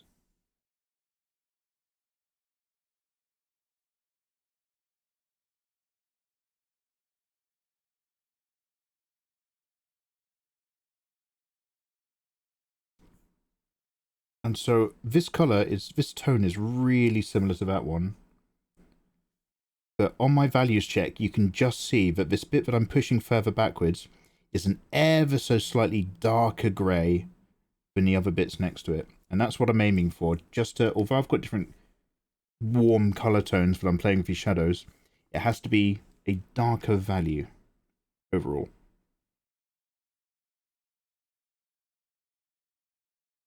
Miss KTB, lovely to see you. Miss KTB, thank you very much for sending me a lovely message. A number of you guys were like, when I wasn't here for ages, were just like, yo, Mikey, you okay? Bloody love you guys for that. Cool fan art. Yo, Def, 666 thanks for saying. Hey, welcome. And Snowstar, hey, thanks for the follow. I need to start drawing again, but my graphics tablet has started to get glitchy. Oh, shit. I need to replace it. I'm going to nab a new iPad Pro. Oh, shit.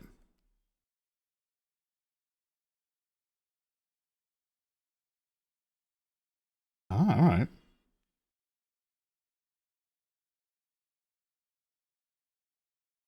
Oh, I think it's just a bit naturally messy. I'm trying to clean up stuff. It's a problem for a different layer.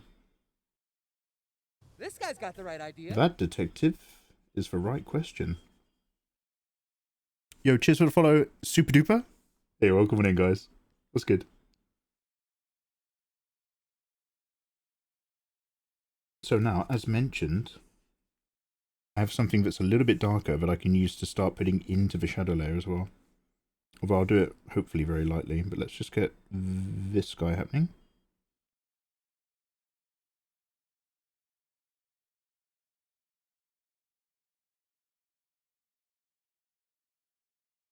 And then we'll get rid of that softly.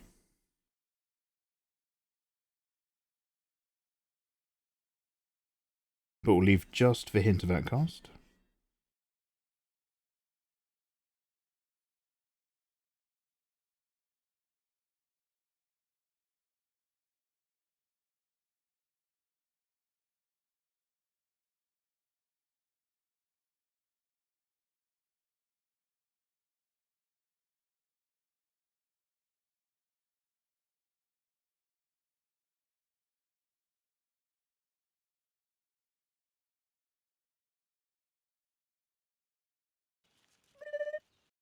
Ew.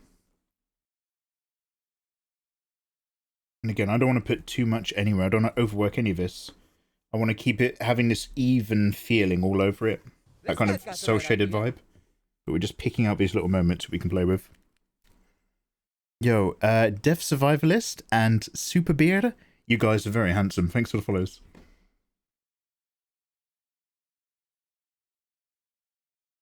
Krillin dies again. This is quickly becoming the Kenny bit from South Park. Oh, it's Tommy. You don't even want to know what we were talking about earlier. I was like, I want to have like a Android 18 on Krillin Futanari comic. That's what I want to make if I had the spare time. I don't have the spare time, so don't hold your breath. But I was like, mate, Krillin be receiving. We could do some exciting stuff.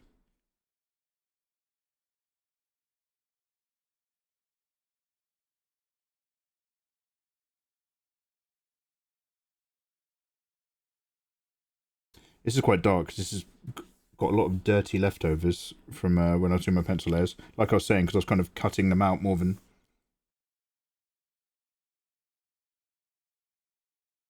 Getting those really clean lines. So there's a few dirty areas where I've just been scrubbing through with an eraser. We can always come back to those.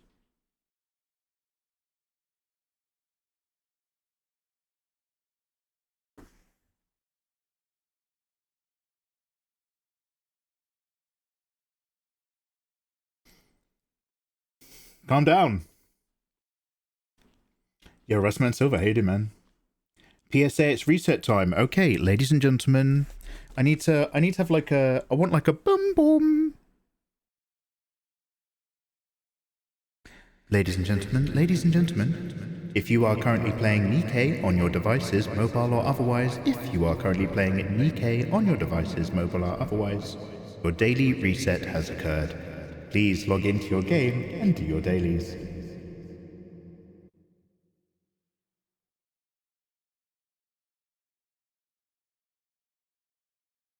See, we cater for everyone.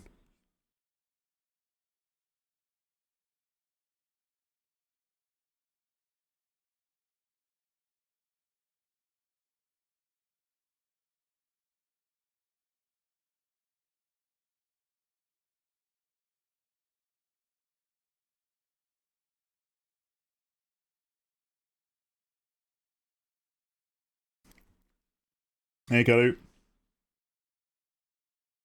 Now give us the Victorian voice. The Victorian voice? I don't have a Victorian voice. Oh, wow, Mr. Darcy. What's that actress? I just do declare, he is a man of most rambunctious taste, but I just can't stand the vicissitude and fortuitous nature of the way he treats these other people. It's just not for a woman like me. Yeah, I don't have Victorian voice. Took it. Thank you. What's Victorian voice? Wait, what's Victorian voice, Fen? Because I clearly have forgotten.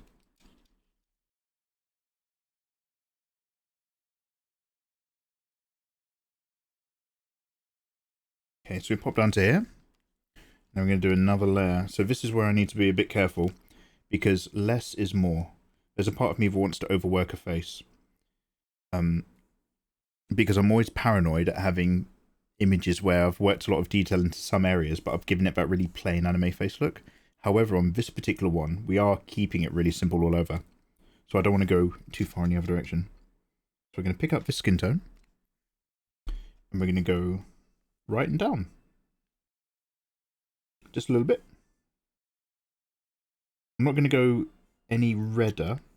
Otherwise, we'll get far too deep into the pinks.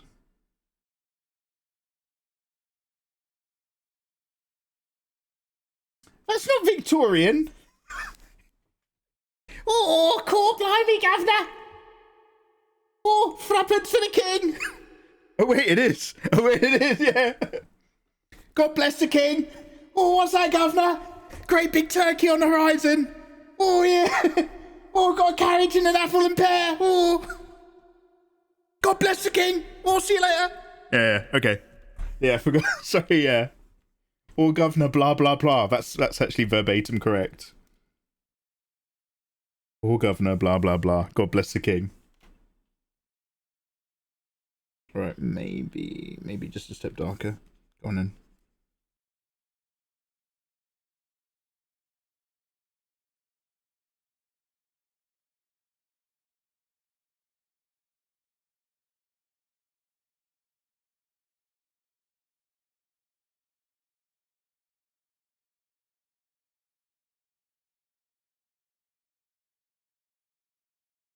That's cockney, ain't it? God knows.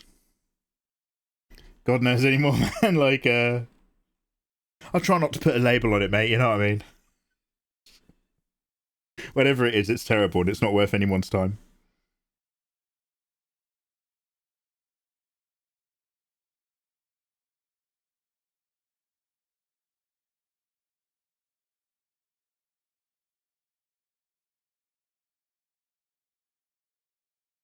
I really don't want to put much more into the hands at all, because they've got enough line art happening already in order to try to describe what's going on. And I already overpainted on them. I don't want to overwork them as well. But increasing the contrast between our lights and darks isn't the worst thing in the world.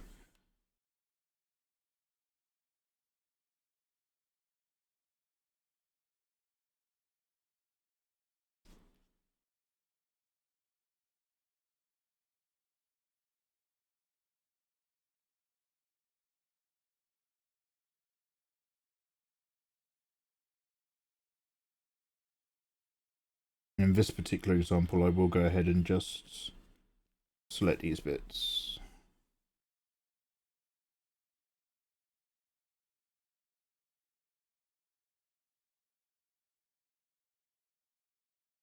To delete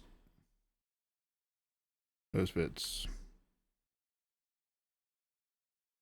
Okay, well that worked good for the hands, but it means I've just lost what I did on here. So let's go back to that hard brush real quick.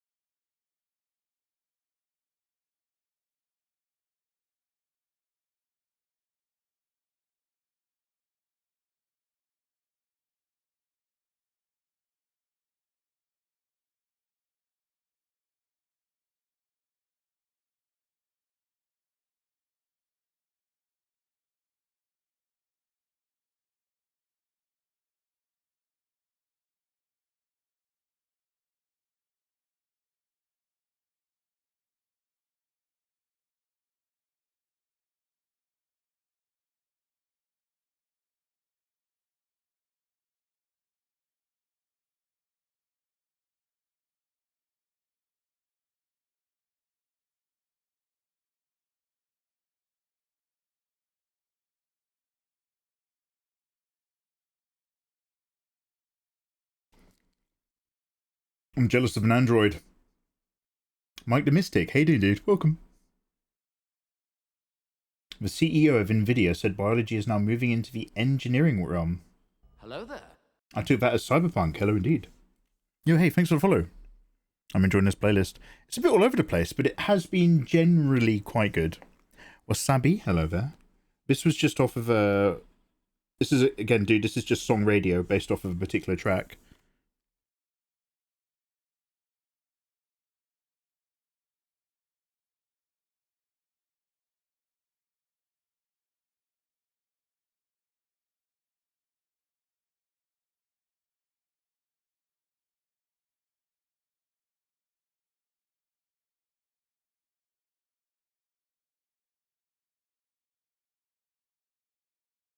Now, I kind of want to push that corner of her forehead back. This may not give me the results I want, so one sec.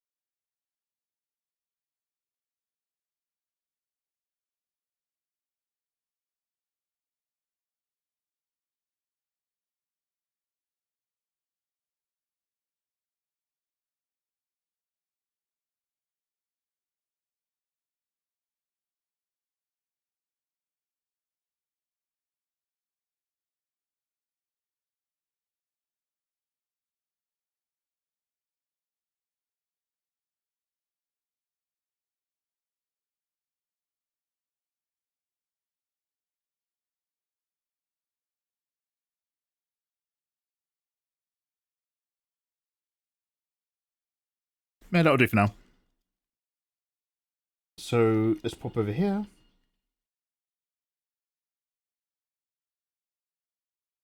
Again, less is more when you're on your skin layers.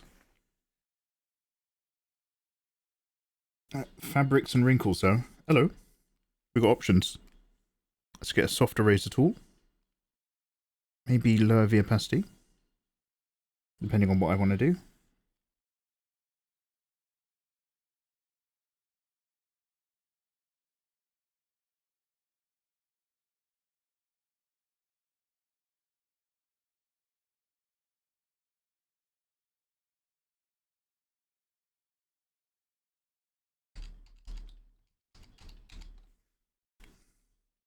This guy's got the right idea. Ew. Thank you for the follow. Good evening.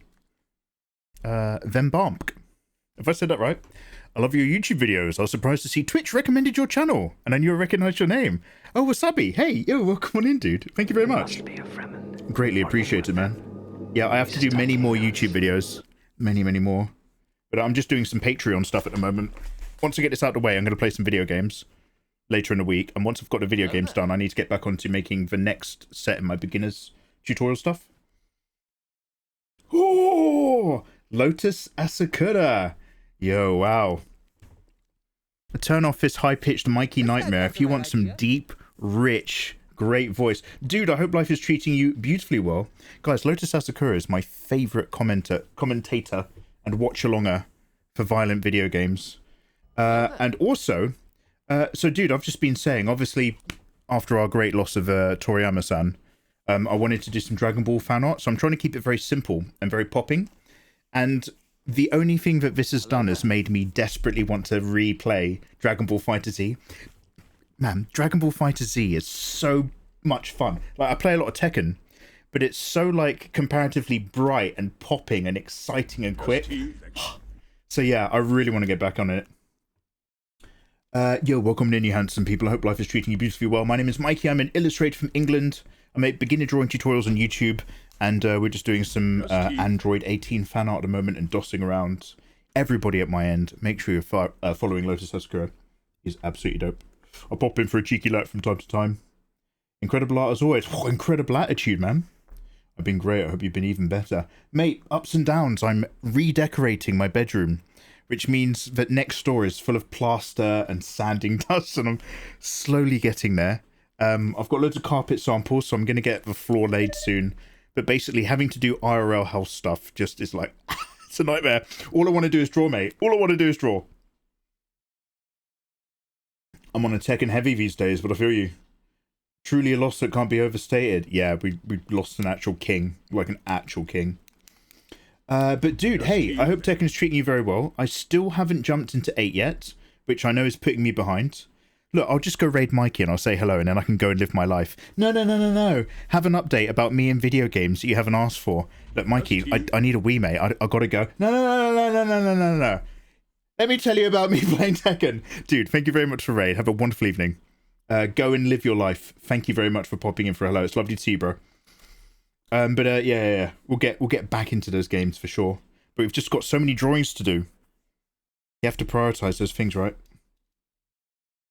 Also, thank you very much for the follows.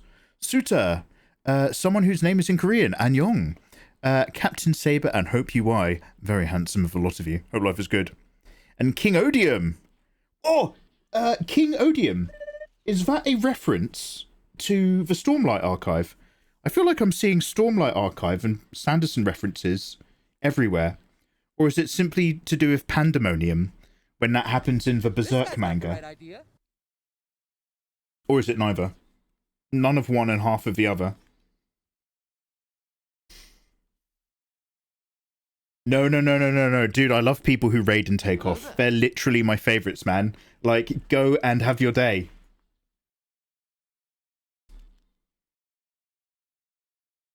Dragon Ball FighterZ, I play a lot of Tekken, he says, just to tease it. Kid Ludens. Oh, sorry. Yeah, also I've been trying to get into Street Fighter 6 for Kid Ludens.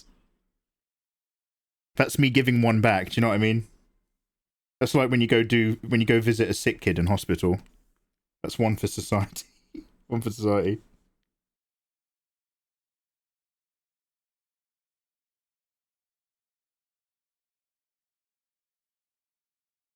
Playing Street Fighter 6 for Kid Ludens is like when you start flirting with a 2 or below at a bus stop.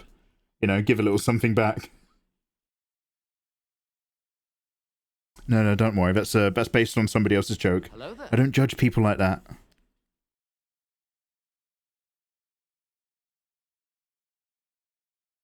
I love your streaming schedules. Stank feet.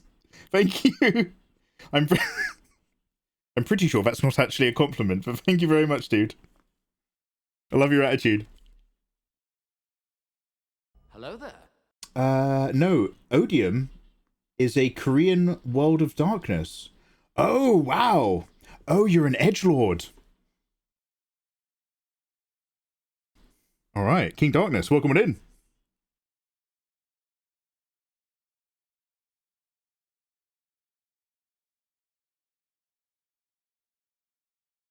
This looks amazing. Oh, hey, thank you very much, dude. So I'll turn on a little thing that shows you some pictures. Do I still have that? Just so you can see like a little slideshow. Wait, have I lost my slideshow? Oh shit.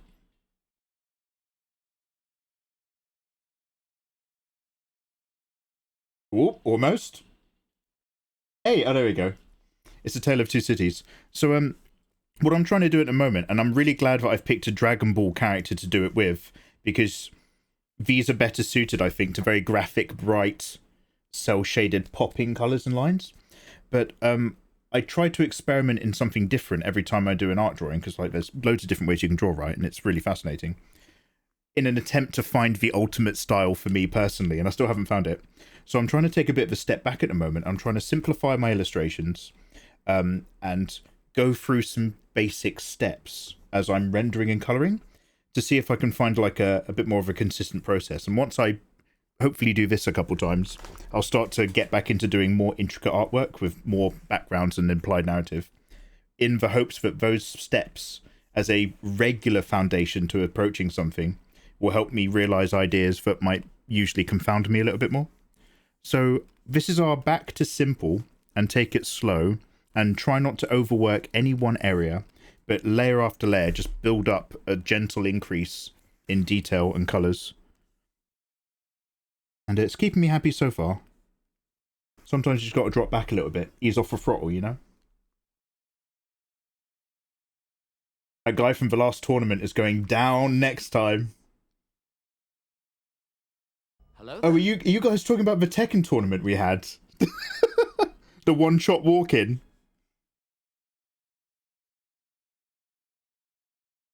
Yeah, my new best mate is.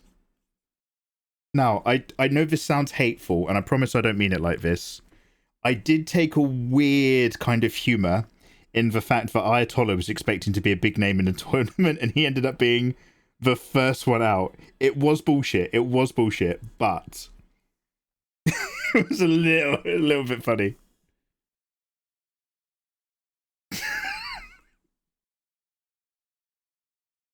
Also, hey, thank you very much for the follows, you gorgeous, delicious people.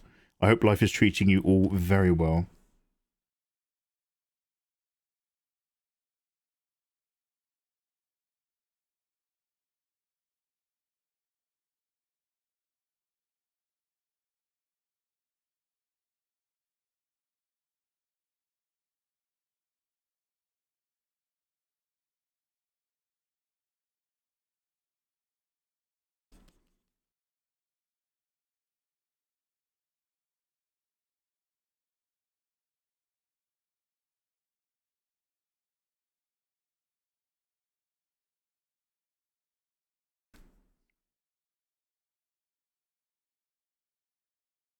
It was absolute bullshit. It was. I fully agree. But Just tease. it was like, yo, this boat is rocking early. We've barely started the tournament, and somebody is rocking the boat. Somebody is reporting on the inherent institutionalized sexism and racism of this organization. We've got a boat rocker.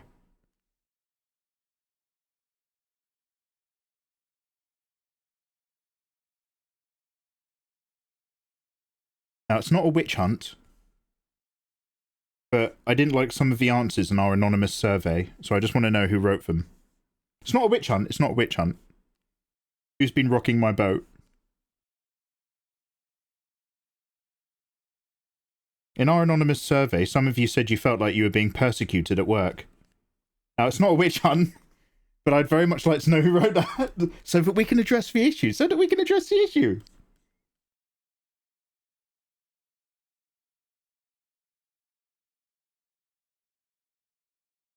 Uh-oh. How did you get such a deep meaning out of that? How deep is your love? I technically won 2 and lost 2, so basically I was neither a winner nor a loser. Lucky Chloe wasn't so lucky. Yeah, all used up.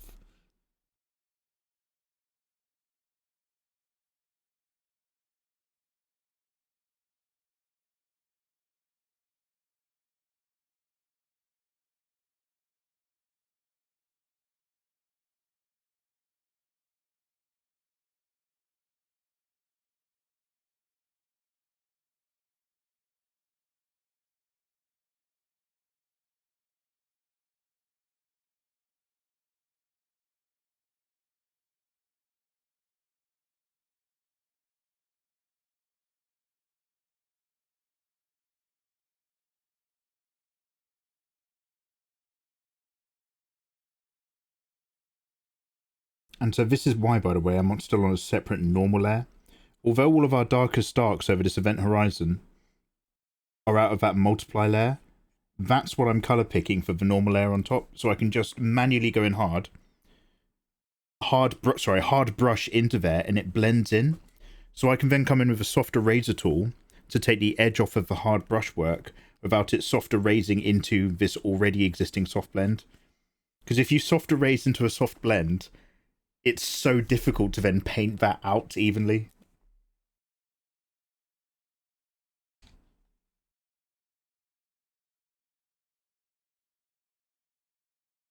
How deep is your love is in my head. That song is an earworm in the best way. Ah, yeah.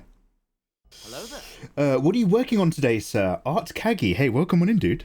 We are doing Android 18, one of those robot delinquents from Dragon Ball Z.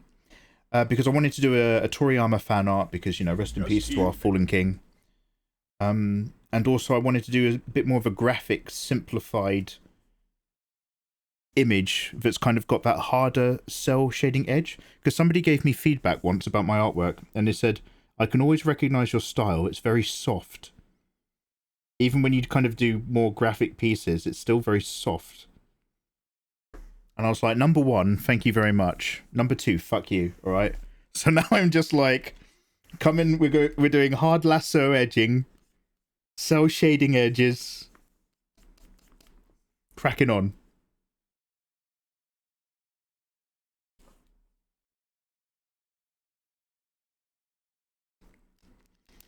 Respect. Art Kagi, obviously you've got art in your name. What do you like to draw? Are any of you guys working on your own drawing projects at the moment?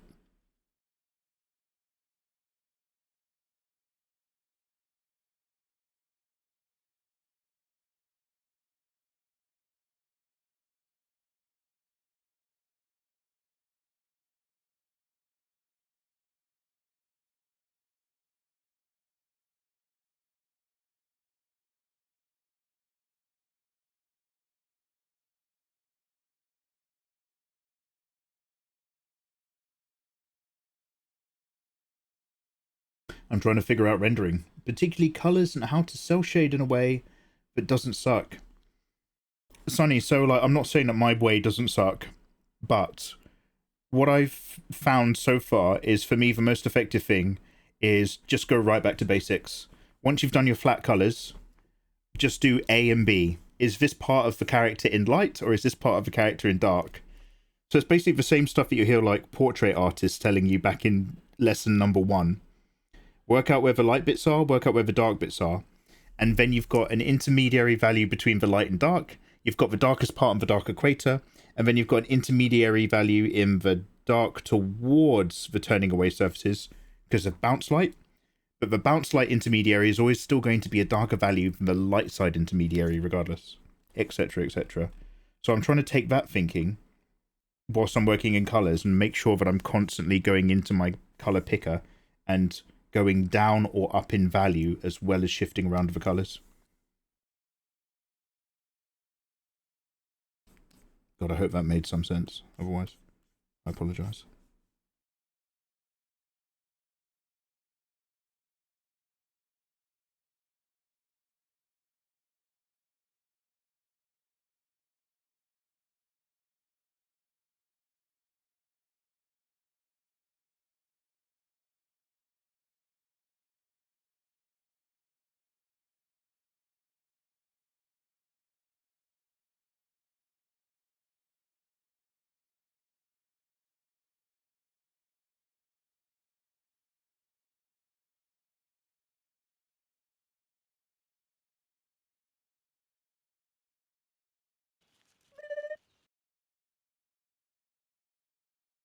Hey, well, thanks for the follow.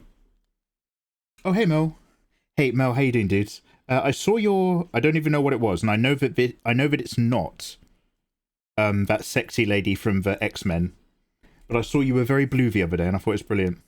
Mel, I forget how much I enjoy... Look, Mel, I'm not trying to yank your train. I forget how much I enjoy talking to you. It's always a pleasure to have a little catch-up. Best of luck with your bathroom. Mel, you would hate to come round my house. I know I know personally that's an opinion you've come to on your own probably a number of years ago. But in a very general sense, Mel is a skirting board snob now. And my house is very much full of promise, but is otherwise a really rundown semi-detached. So the work that I'm doing is mostly just like a little bit of TLC to bring it up to a minimum standard. Let's say I'm repairing my house to the level of quality that a landlord might repair something before he then opens it up to rent. I.e. not very high, but just good enough. Whereas your bathroom is like, I was like, number one, grey tiles. I know about people like you with their grey tile bathrooms and their walk-in showers, Mel. Yeah. Your standards are a little bit further up my ladder, but don't worry about it. I'm not an anti-elitist. You do you. The tin opener confession sealed. Fucking hell! I specifically... Okay, look, guys, go check out Mel. She's great. She's a makeup athlete. Very cool person. Doesn't really understand what a safe space is. So be prepared when you go to her. I specifically asked her, is this a safe space to talk about my tin opener? And she was like, yes.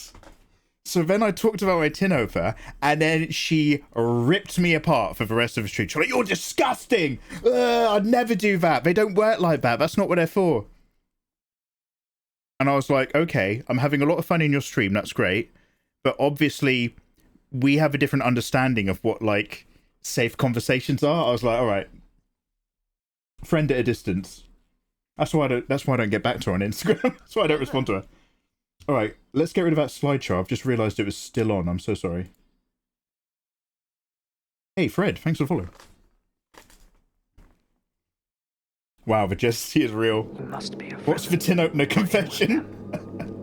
Oh, yo, hey, Snowmarite. Ah, Snow, you gorgeous thing. Welcome on in, Raiders. Welcome, welcome. Guys, we just got a wonderful raid off of the excellent Snowmarite. Snowmarite, how is life in Europe treating you? Guys, go follow Snowmarite. Whenever I open her... So, she used to be an art streamer. But whenever I've gone into Snowmarite's stream for a lurk, it's all baking. She bakes loads of delicious treats. And then she just leaves them right smack center on her camera. And then says that she's also doing art or something. And it's... Oh. So whenever I watch your streams, I end up going to the fridge. Snowmarite, I hope life is treating you very, very well. Thank you very much for that raid. What have you been working on today? Anything that we can take a look at. Hello there, you gorgeous people. My name is Mikey. I'm an illustrator from England. We are working on Android 18 from Dragon Ball Z. I'm trying to keep it nice and graphic and punchy. So we're just sort of picking areas to put a bit more detail into and dossing around. And I'm working very slowly because I'm trying to get back into the swing of streaming as well. How you guys doing? Yo, hey, Snow. Tyken UK, how you doing? Used to be art, yeah. I was promised with a hot stream. Bananas code. Oh, guys, I'll put my... I literally just turned it off. I'm going to put my slideshow back on. There you go. There's some pictures over in the corner that I do from time to time. But today we're keeping it nice and simple for this. But I like simple, actually. It's stopping my brain from overloading. I've got nothing to share, and I need to skedaddle to see my sister for some pizza. Send your sister my love. If she's anything like you, send her my warmest regards. Sound right? Thank you very much for that raid. I was just saying to somebody else, my favourite raiders are the ones that raid and then dip, because then I don't have to keep up a conversation or be polite. So, Snow, right, have a really good day. Thank you so much. Welcome on in, everybody else. Sir, you're great at tits. Aww. Thank you. It means a lot to me.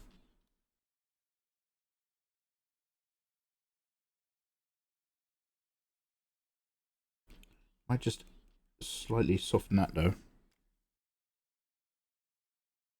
Yeah, let's properly take it off. One sec.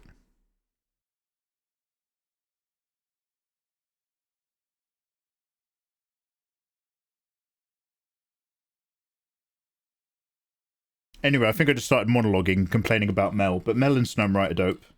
I'm very pleased to, I wouldn't say I know them, but I'm very pleased to have them as friendly acquaintances, thanks to the world of live streaming. They're pretty cool.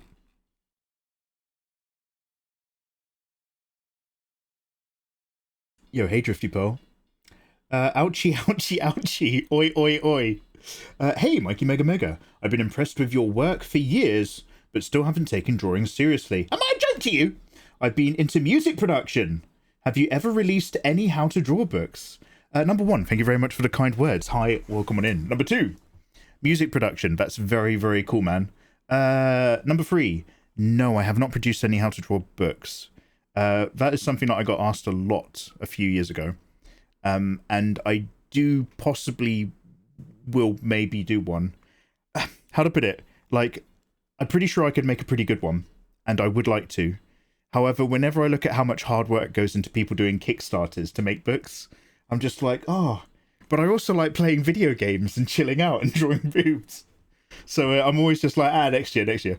But yeah, I would like to make a how to draw book eventually, for sure. So yeah, we'll get there, dude. Oh my god, Snowmright, will you leave?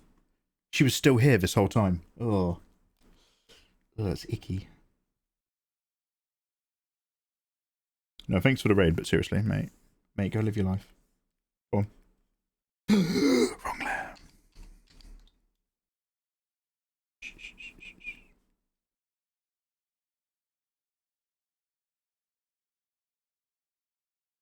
Okay, now the problem is it's fun doing that with a top that's being pulled up. And then you're just like, okay, well, should I be bringing this kind of detail into the legs? And then I'm just like, oh yeah, leg anatomy. I always make legs, like I can do a nice silhouette of a leg. I know where to make it thick. I know where to put the meat. But when it comes to defining anything, especially when I've got light and shadow falling over it, I'm just like, quadriceps? This guy's got the right idea. Oh, hey, thanks for the follows. Nico, Ragscore, and Triple Ouch. Hey, guys. Welcome, you lovely lot. It's weird, but I really love the way the shape of the tummy juts out just under the skirt, if that makes sense. Sunny the Second, it's not weird. We've been talking about this a lot today. Tummy pouch on ladies, and different items of clothing that really show off a tiny bit of tummy pouch. Yeah, we've been discussing that. We've been talking about that. So I have my particular current mentality with lighting is that I'm happy to have a bit of artistic license as long as it vaguely feels good. So I have a kind of 80 to 90% lighting accuracy. Here's our light source, her key blast, and the light's going to be coming down her body. So as long as most things indicate that light source and it overall reads, I'm fine. But I am happy to bend the rules a little bit and maybe put in a bit of light that's catching the side of her cheek down here, because it improves the piece. It describes the shape of her face, even if it's a little bit maybe not quite from that sight line.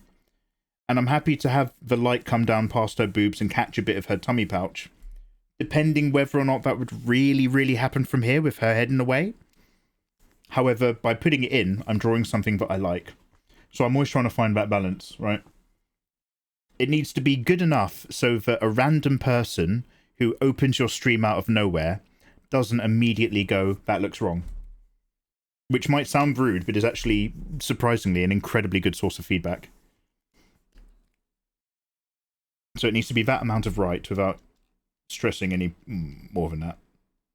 Right, let's go into this denim. Denim Palace.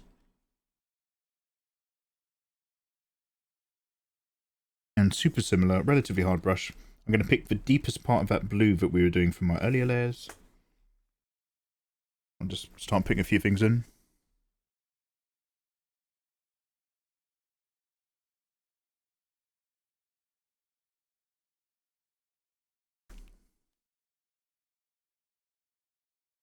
Suddenly, cargo pants. Croft knows. She knows the secrets of artists. It's so that's the thing, Mel, is like the best thing about drawing characters in bikinis or nude characters is that you don't have to worry about accurate clothing. But then if you suddenly see people like me clothing their characters in particular areas, it's because that's an area I don't know the anatomy for. What's that? A character has their arms above their head? Yeah, I'd love to have a wonderful lock of hair come down over the shoulder and hide the intricacies of where the traps meet into the underside of the arm and split the bicep and the tricep into that weird triangle point. Ah, just put a lovely big lock of hair vaguely here. Secret weak spot. Most artists are like, oh, I hate drawing feet and I hate drawing hands. It's really difficult. But the secret real final boss is what's happening where the arm connects to the torso. That shit can fuck off. Sorry, excuse my language.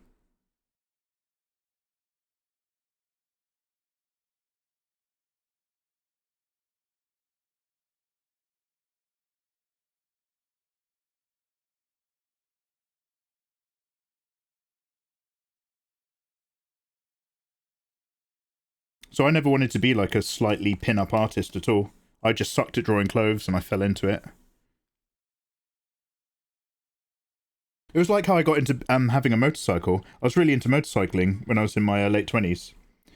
And it's because I went into B&H in a mall. And I shit you not, they had leather motorcycle jackets on some kind of sale. And it was 12 quid. And I remember taking this really awesome motorcycle jacket to the front desk. I was like, can you confirm that this is £12? And she was like, yeah, that doesn't look right. And then she rung it through and she was like, yeah, this is £12 on clearance. And I was like, oh, I'd have this jacket, please. So I was like, brilliant. So then I had to go to a friend of mine that I worked with. I was like, dude, tell me about motorbikes. Got this really cool coat. And then I had one day of practice on my mate's motorbike. And I bought a motorbike off eBay from North London. And I had no license and no CBT. And I remember buying the bike, picking it up, and then riding it around the M25 back down to my hometown in the middle of the night. And I was just like, oh, I don't know what all the buttons do. Super dodgy. Worked out for the best, though.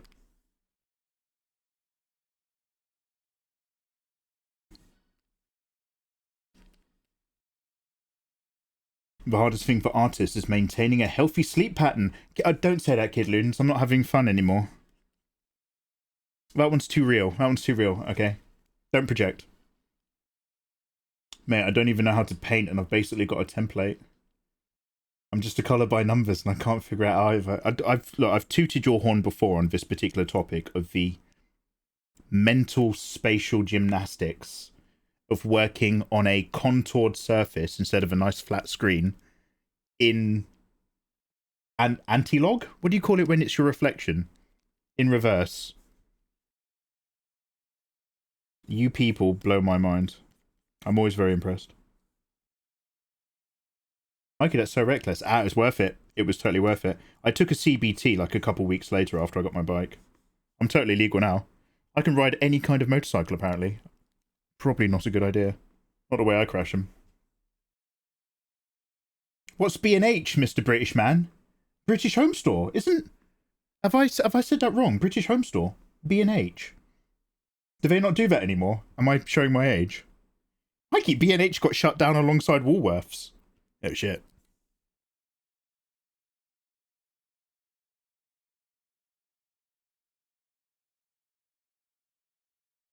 How's the car doing? Toby, that's a very personal question. I need to get rid of a couple of rust. It passed its MOT, thank you very much, Toby. It's all taxed and it's on the road and it's legal. I know what you lot are like. And the engine is fine and the battery is fine. I just need to get a couple rust spots taken off at a body shop. And there's a crack in a rear light that needs fixing up. But other than that, it's a lovely little ride. Toby, how's your family, man?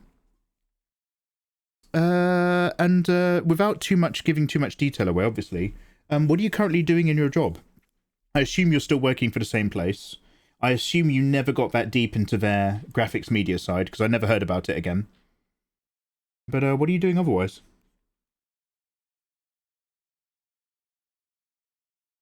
What do you mean, you people? You people! Hello there. You know who you are. You lot. BHS? Yeah, maybe BHS. What did I say? Anyway, yeah. The clothes shop. And some of the big ones have a restaurant at the back. Fine, how's the boiler doing? Gentle reminder, you don't always have to hang out in my live streams.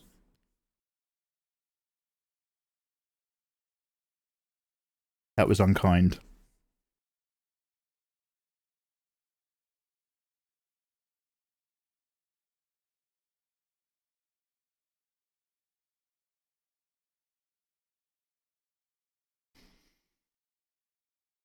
I don't know why your accent becomes British ghetto when you start talking about your car. It happens every time. Oh, it's because I've got a cheeky little ride either. It's an old '08, but it's got a grill on the front. And a 1.8 engine. Nips about. I'll pull up round your house, Eva. I'll turn up the cassette deck. Eva lives in a gated community. They'd never let me in.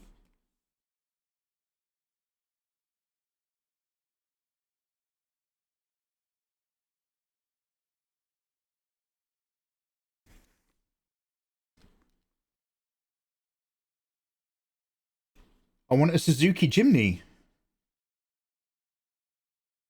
No, were you?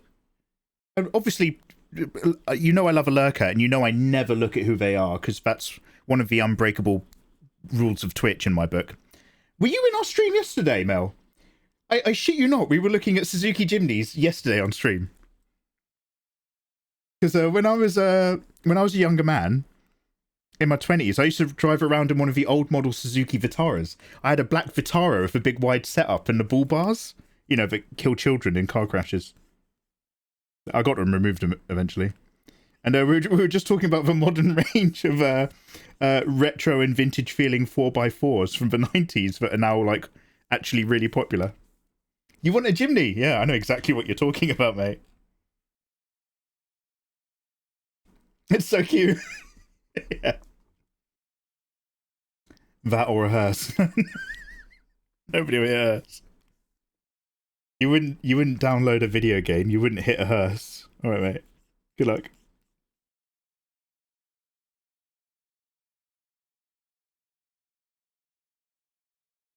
How confident you're driving, Mel? No cars, only bikes. Gregory, okay, so I started off with I think it's like a 2004 Kawasaki 400cc Ninja. So those 400cc ones are the ones that had the air intakes on the front and two big grey air intake tubes that went down to the engine. And like, you have to like rev it quite high to get into the power range to nip about, but like it's so fun. And then I moved up to an R6, and it was all black. It's like there's a photo of it on my Instagram somewhere right at the bottom, but it was an all black R6 with red rims, and then I got like black bolts, black drop bars, black gear sync, everything. I matted it all out, and then I had like this white little Decepticon sticker on the inside of the mudguard right in, so you had to like look for it. Oh, I loved that thing, but it did try to kill me quite a lot. And going from a 600 back to a 400 is like, riding on a 400 feels almost like a toy. You can really throw that around. Oh, mate. Oh, thing is, I don't want to shorten my life expectancy anymore. But honestly, when the weather's good, riding on a bike is like, every journey becomes fun.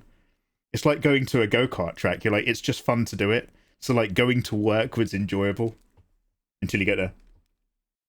125s are the most fun. I bet. They must feel like toys though after a while. CB650. Oh, oh. Wait, you also have a Decepticon? Yo. I'll see you, Gregory. I'll see you, bruv.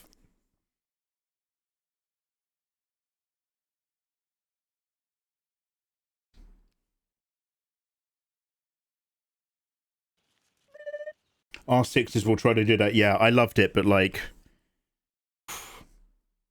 I had a couple of instances on it when I was just like, oh, I did nearly die just then. I remember like I went round a lot of traffic round a corner, and the traffic was there because a truck had stopped to turn into a drive across the road, and I was whipping around. And, oh man, I remember like, I tucked in with inches to spare, but I was just like, that could have actually been the end of me. And then shortly after, I hospitalized myself. So yeah, swings and roundabouts. So that's the thing. I love motorbikes. But I will not let anyone that I love ride a motorbike. My girlfriend at the time was like, let me get on the back. You can ride me around. Careful. And I remember she said that, and I took the passenger seat off my bike, and I got rid of it, and I bought on eBay like a smooth cover, so that it just became like a really sleek one-seater. I was like, look, honest to God, riding on a motorbike is nowhere near as fun as riding a motorbike as a passenger, and I don't want to tell your dad that you're dead.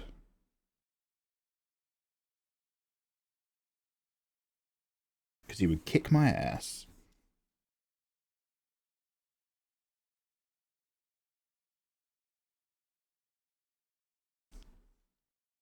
Inches to spare. Alright, big man. Mikey had those little training wheels on the back of his Ninja. Yeah, but the important part was they were all black. I swapped them out for all black parts. I'd love to stick some training wheels on a 125. That would be amazing.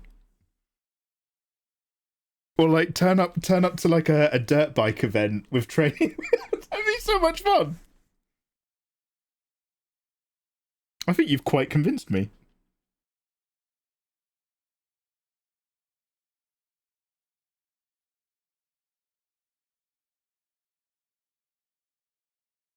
Now, this is a tough one. Like, I guess I want the shadow outside of this, so I'm going to select invert.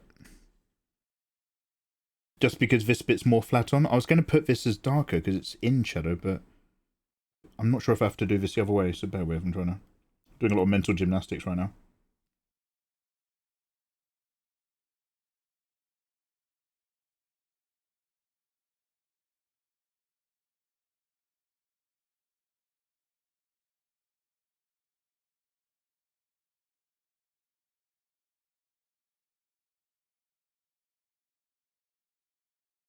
This guy's got the right idea. I guess, but I still want to push that all down. So I'm going to go, I'm going to unclip this again like we did before.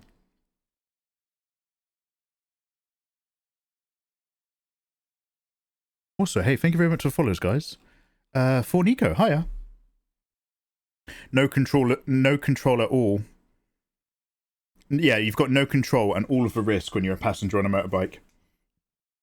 I've only like rode pillion on twice on other people's bikes, and I did not enjoy it both times.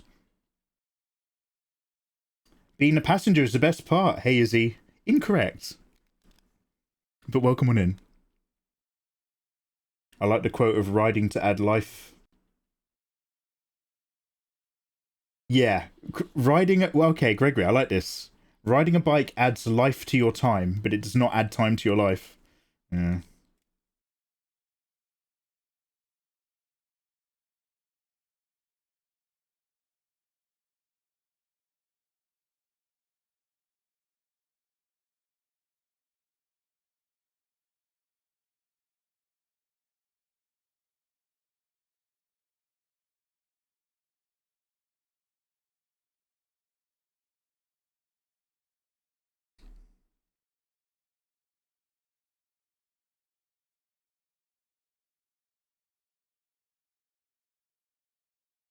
Okay, nice and tidy. So you can see how I'm going in one direction right now. Just we're working in the dark areas and we're going darker and darker. But we'll do the opposite in a moment. I might just reshape this curve.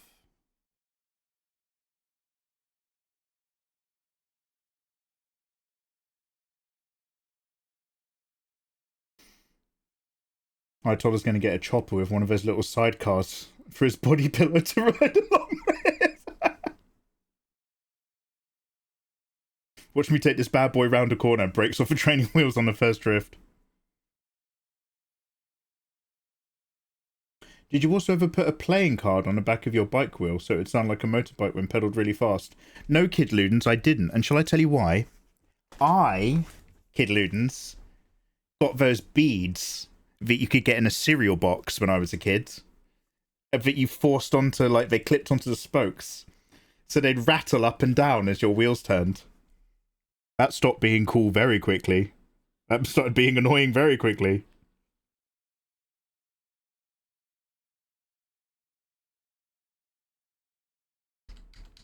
I wasn't a playing card lad like you, mate. Oh shit. Let me just go forward. I want to just change this line a little bit. It's coming out a little bit too far. Basically, I wasn't sure. I'll do this on a new layer to try to describe my thinking. I wasn't sure if I was going to end up doing something that went like this.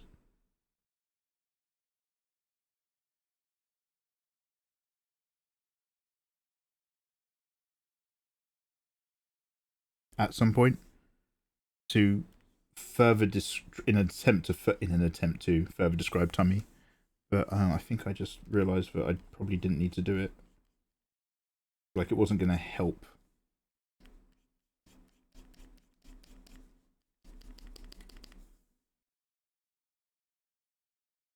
Okay, not that shape. Anyway, I was going to try to describe this where the side's flat. Do you know what? Don't worry about it. The important part is we didn't do it anyway. Oh, it's Photoshop lagging. But I just need to reshape this little disc of stuff. Have we just come to the end of that entire playlist? That has been a really nice mix of music all night. Not too mellow, not too aggressive. All of it quite interesting. I might just go back to the top of that playlist and start it again.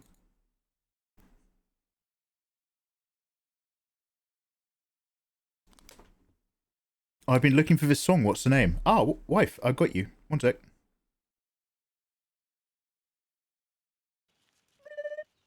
Waifu, is it this one? This is Kill Switch, Waste, Disorder, written in strange ways.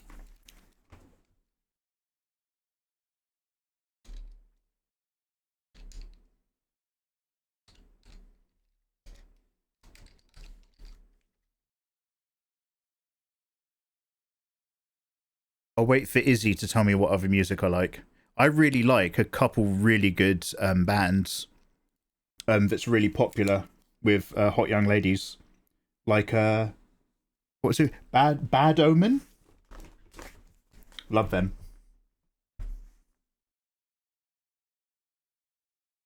Now the funk music in the mix makes sense. But why? What? Because this is based off of an M83 free track or something. Have M83 gone funk? I mean, there is funk in here. I'm not calling you a liar.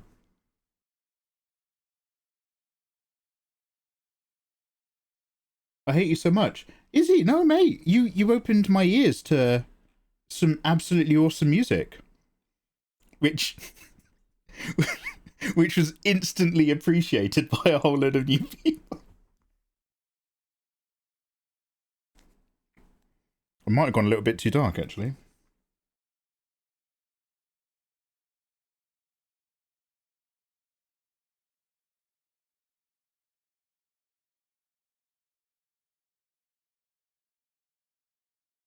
Hello there. Hello.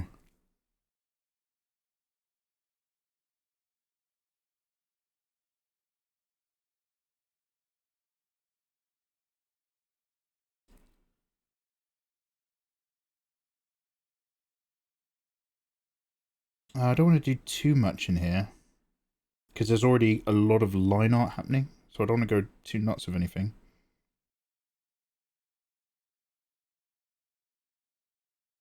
I like it being a bit lighter on this inside edge, just so it pops more against the top as well. A bit insecure about where I need to kind of do anything here. Up top.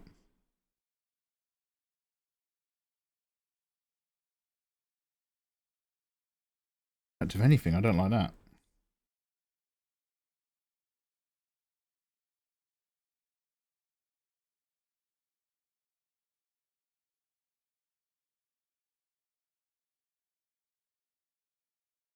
Might come back to that later. We're going to work on the highlighting. When we pass through that doing that, we'll see. So, what did I want to reshape? This guy.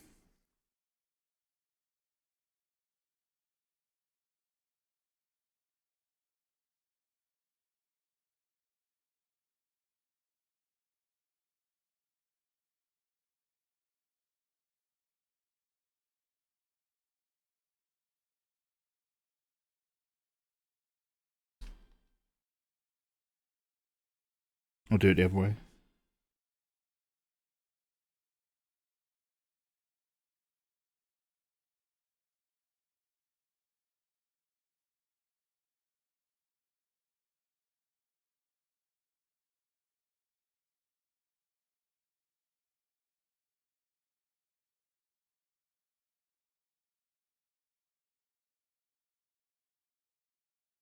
I'm hoping this isn't a bad idea. Probably should have made a duplicate before I started doing it.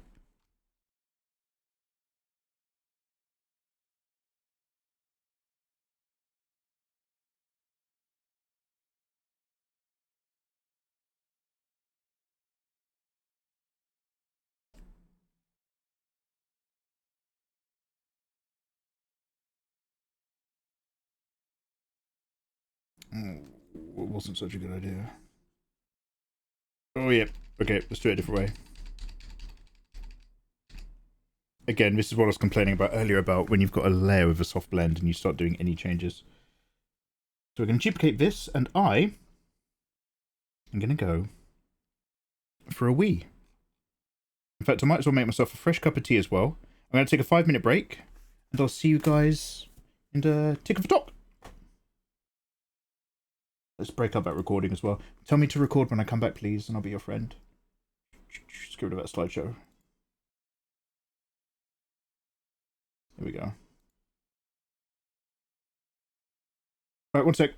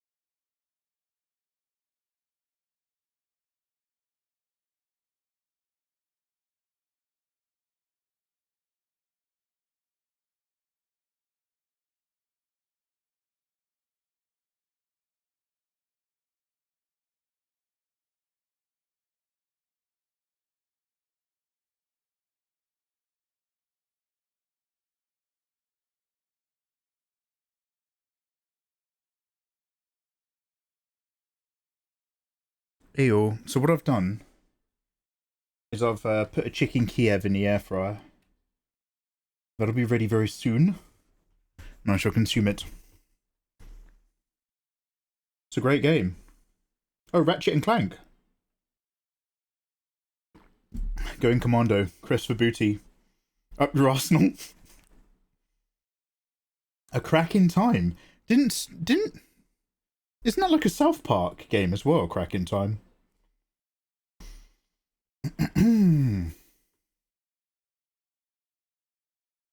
You shipping all your physical games to Portugal? Izzy's elite gamer knowledge. She does know some stuff.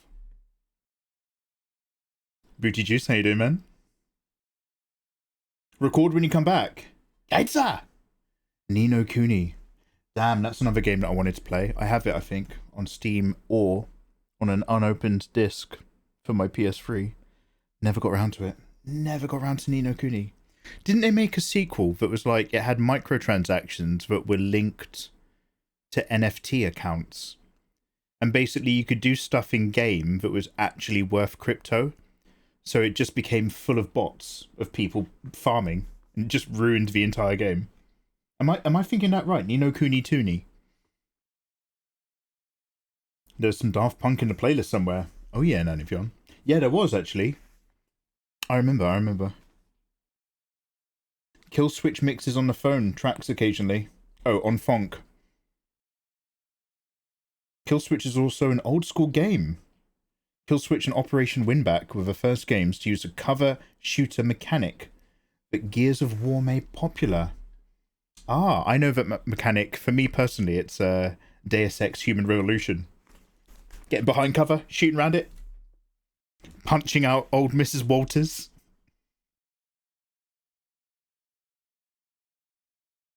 Suck my clit, you egg. Never gonna happen, mate.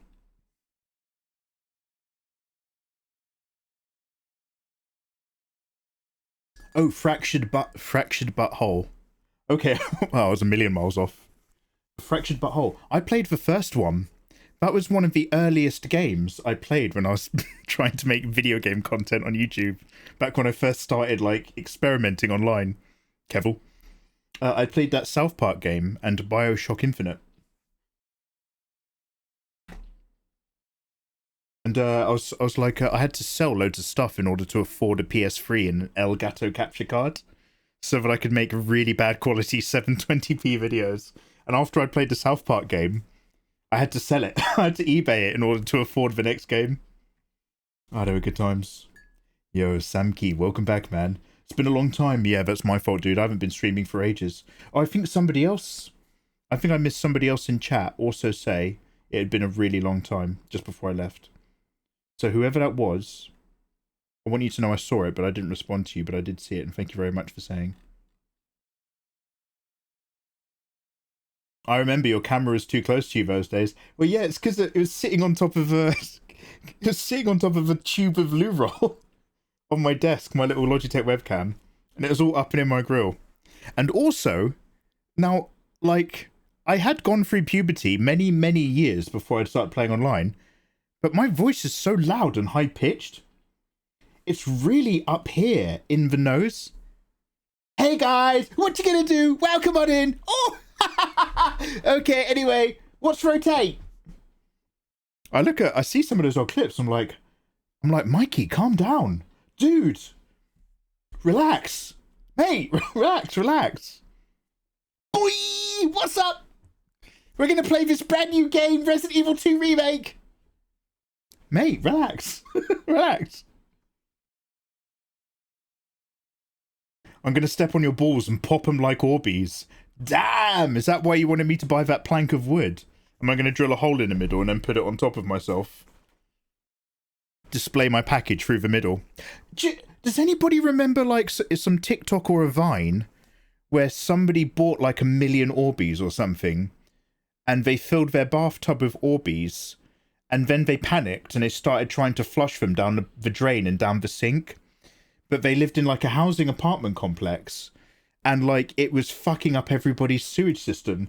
And then like outside the complex down the road, it's like pulling up a drain cover and it was full of Orbeez. And there was people looking around trying to work out what happened. Yeah, they got a letter from the council. I completely forgot about that. Damn. RE2 wasn't that long ago. HE911, in terms of like games and memories and stuff, it wasn't. In terms of the quality of my live streaming, it was a very, very long time ago. I'm not saying this is good. I peaked about a year and a half ago. My live streams were popping back then. Then I started getting really chill. I got a letter from the council when he gets loopy and he starts doing the Arnold. Oh, yeah, you can tell when I'm really tired. That's when the Arnold Schwarzenegger impressions come out. He was Swedish, I think. Oh, that makes it so much worse. You're drawing 18! Vattenflare. Yeah, hey, how you doing, dude? Welcome in. I'm just having a really quick sit down because I've got a chicken Kiev in the oven. But then we're going to get back to work in just a couple moments.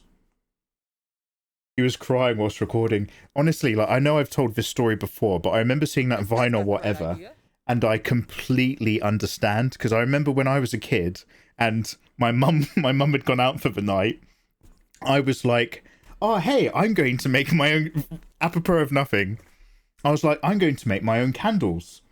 And what you do to make your own candles is you get a load of candles, and you melt them down, and you pour them into a mould, and you've got your own really cool candle. That's so easy in my young childish head. And I remember going into the kitchen and turning up the stove to maximum and putting a pot on the stove unattended, standing on a stool. And I just put a whole load of candles in there because Mum had loads of candles. And the problem is in order to melt wax, you need a very low heat and it will melt. It's like butter. But I had it on maximum flame. So I poured all the wax in and very shortly afterwards it was spitting and popping like cooking oil. It was proper like... So I was just like, oh. Immediately I was like, okay, fuck this. That looks really dangerous. I don't want anything to do with it. So I grabbed the pot and I just threw it straight down the sink where all this boiling hot wax was hot enough to go all the way along the pipes and then set rock solid all the way through the plumbing. Oh, that was such a special time because it was all like turning opaque again and going solid in the bottom of the sink after I poured out the last of it, and I was just like, I'm in so much trouble. Do you know when like you're just like you're actually really upset? I was just like, I'm in so much trouble. I'm in so much trouble right now. What do I do? What do I do? And like I spent the whole night before my mum came home crying and boiling the kettle, and I was constantly boiling the kettle and boiling water down there, trying to like get it to all pass through. Oh man, that was one of the longest evenings of my life. But like when I saw that Orbeez thing, it like reactivated all those memories. I'm just like, I know exactly the emotions that that guy's going through right now. And just for normal grind, saving for my trip. Oh, you won't need any spending money when you're doing the Mikey part, Izzy. I'll got you back, mate. If you're going to bother turning up around here, I've got you covered. Did you get a whipping? I actually boiling watered the whole problem away. Or at least I boiling watered enough of it away that I could just run the hot tap and leave the hot tap running. And I did that all night until my mum came home. So it's, you know, basically it's recongealed and reset when it's gotten colder again, once it's entered the public piping. And by that time, it could be anybody's fault. You can't pin down a house once it goes public.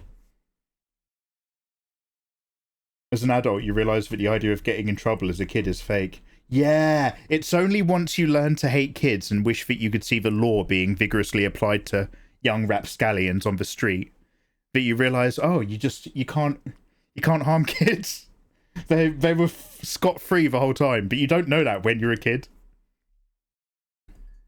Notorious Osa, coming from YouTube. I enjoyed the content you put out, so I thought I'd at least support you here on Twitch. Notorious, hey, welcome on in. I hope you're having a good evening, dude. Thank you very much for popping in. We are working on Android 18. We're taking it really easy and keeping the colouring process very simple. So I'm just rendering my way through, but I'm just sitting here chatting shit at the moment because I'm about to pop back downstairs and eat a little bit of food. But when I come back, we'll get back to drawing. I hope life is treating you well, man. Thanks for the kind message. Why were you melting wax in a pan? Because I was going to make my own candles. Because I was going to make really cool custom candles. Because Does anybody remember? This is a dying art, and I remember Ayatollah sent me a great picture that summed it up. Does anybody remember in the 90s, there was a phase where we didn't know what to do with our disposable income. So what you do is you went to that one weird shop in the shopping mall that at one side they sold like remote control cars, and then on the other side they sold like a see-through telephone with neon glow-in-the-dark bits, or very specifically lots and lots of glass statues of dolphins on little ball bearing things that swung round like that. Lots of glass dolphins that just swung round in a very late 90s vibe. And maybe they'd have some statues of dragons holding marbles, big marbles. Was that sharper image? Ours were called something else, I think. I can't remember what though. This Meow Mix commercial is hilarious. Oh, Bruce Lee, you stuck watching adverts. Wait, can you even hear me? Probably can't.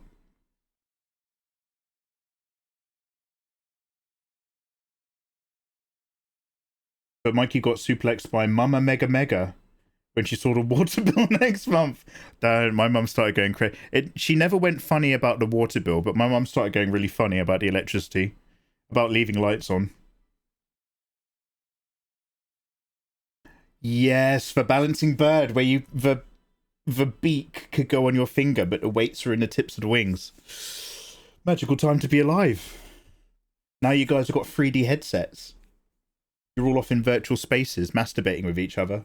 In my day, you had a little bird with some weights in it. Hello there. And that was really cool, and you could hold it. Where's my emotes? Fuck. Izzy.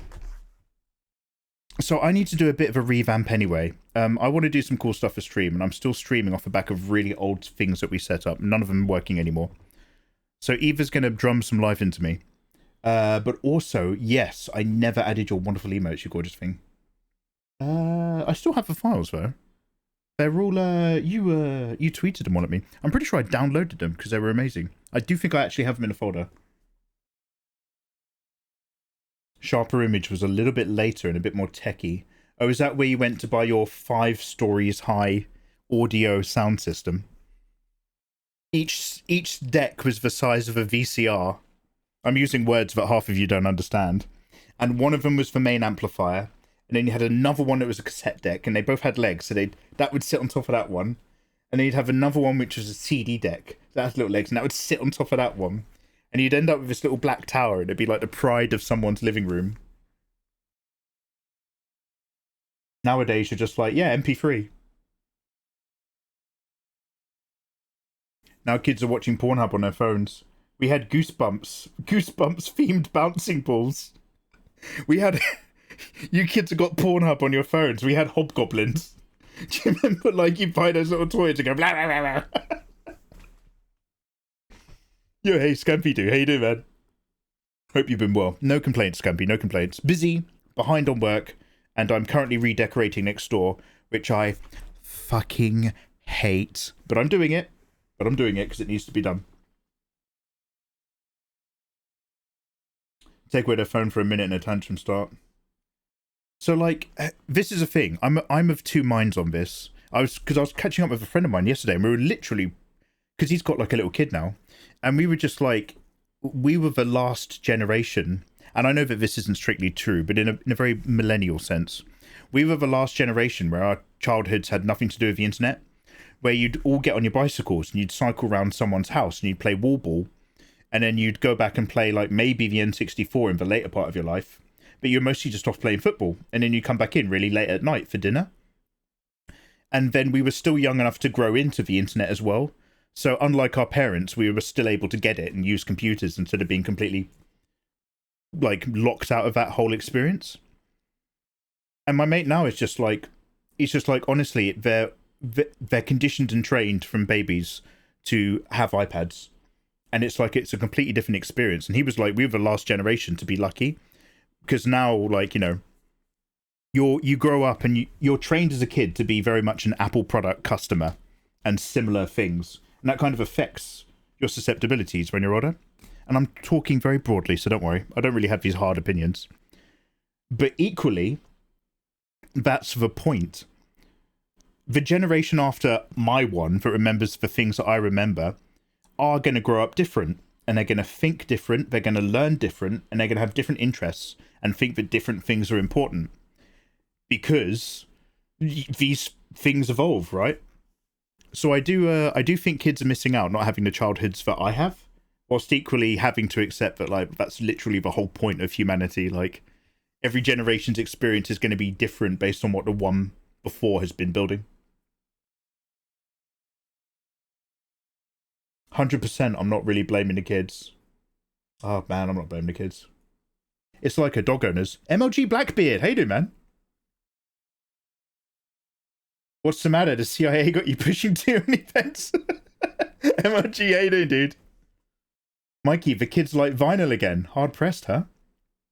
Hard pressed. I heard they were liking cassettes. Guys, I'm sure I told you this before. I was in on Adriana Chechnik's stream.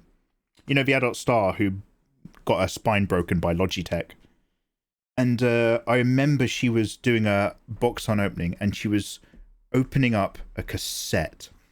And anyone who remembers cassettes remembers they have slightly awkward plastic boxes where they don't open at a corner, they sort of pivot one third of the way in. And it was like seeing back through time, because she opened up the present for the cassette bit and then she just meticulously and confusedly couldn't open the cassette box. She couldn't get the cassette out of the box. And it was genuinely like flummoxed, because we're so used to better product design these days. And I was just like, wow, I feel so old. I'm watching what I regard as an adult not being able to figure out how to get a cassette out of a box. And I was like, how old does that make me, man? Jesus.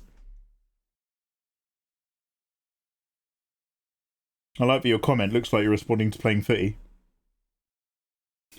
I'm not blaming the kids for playing footy.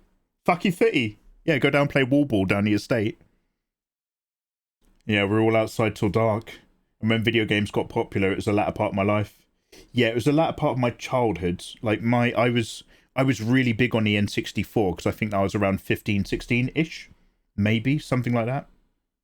I haven't done the maths. But basically, the PlayStation, I was aware of the SNES, and I loved it. But PS1 is what really, like, hit me in that zeitgeist.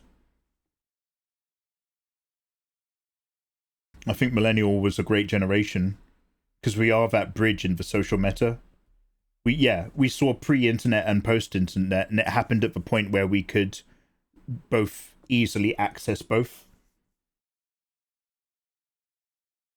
Do you want to know what makes me feel really sad? Is it's not going to be very long before people use the term CG and AI indiscriminately and interchangeably. Eventually, people will literally use those two words and not understand what they're talking about. That's what makes me really sad. Cassettes? What are you talking about, old man? The ancient ways have been lost, yeah. Wait, do you have a single cassette collection of Blue Oyster Cult? Damn. They'll never know about that dial-up sound. Yeah, man. Hello there. I used them all the way up until 1996. I've got a 2008 car and it's still got a cassette deck. Wait, is that true? No, I'm sorry. My Puntos had a cassette deck. My current car has a CD player. I'm chatting shit. I've got a CD player now. Please may I have a link permit? Oh yeah, Mel. This reminds me of the girl who bought one from Urban Outfitters but didn't understand. Oh yeah, let's have a look. See, Mel, what I should do is I should take this TikTok and put it into my media share application, but I only think it plays YouTube videos. One sec. Before I open this, I'm just going to see if I can do something clever. I haven't set it up properly, but I was fiddling with it just before stream. Chat, can you stand still so I can copy a... And then copy... And then... What's it called? Is it Stream Elements? Sorry, I'm being a bit old man at the moment. I only half looked into this and I left it too late and I had to start streaming. So I did not set it up. And then how do you choose for input media?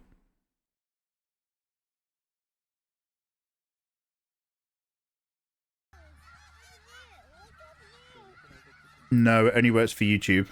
And it's... Sorry. Okay, I'm just gonna watch it on my own. You guys all click the link as you see fit. Oh, TikTok's really loud. You gotta be careful. He says something.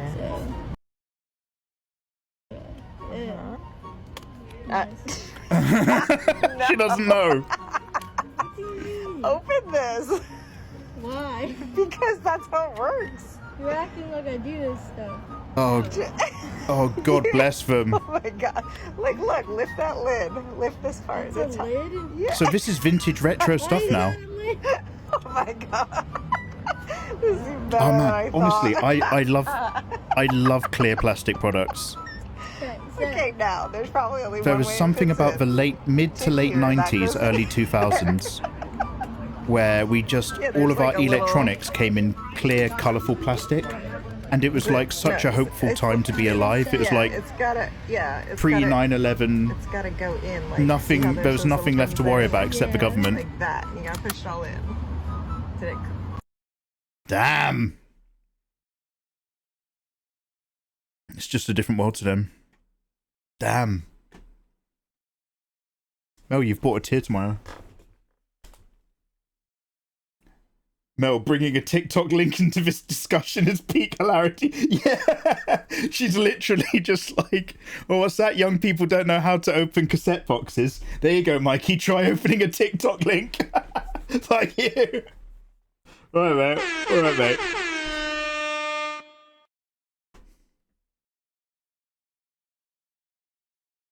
A few years ago, I tossed out my last music cassette. Damn. Oh yeah, the telephone would cut out the internet. We need to go back to campfire stories to keep culture alive. Social media has diluted social interaction. Okay, we can't go too far down the dissolution and dilution of reality via social media because I end up going on a bit of a rant. But like, AI flooding stuff now is literally online dementia.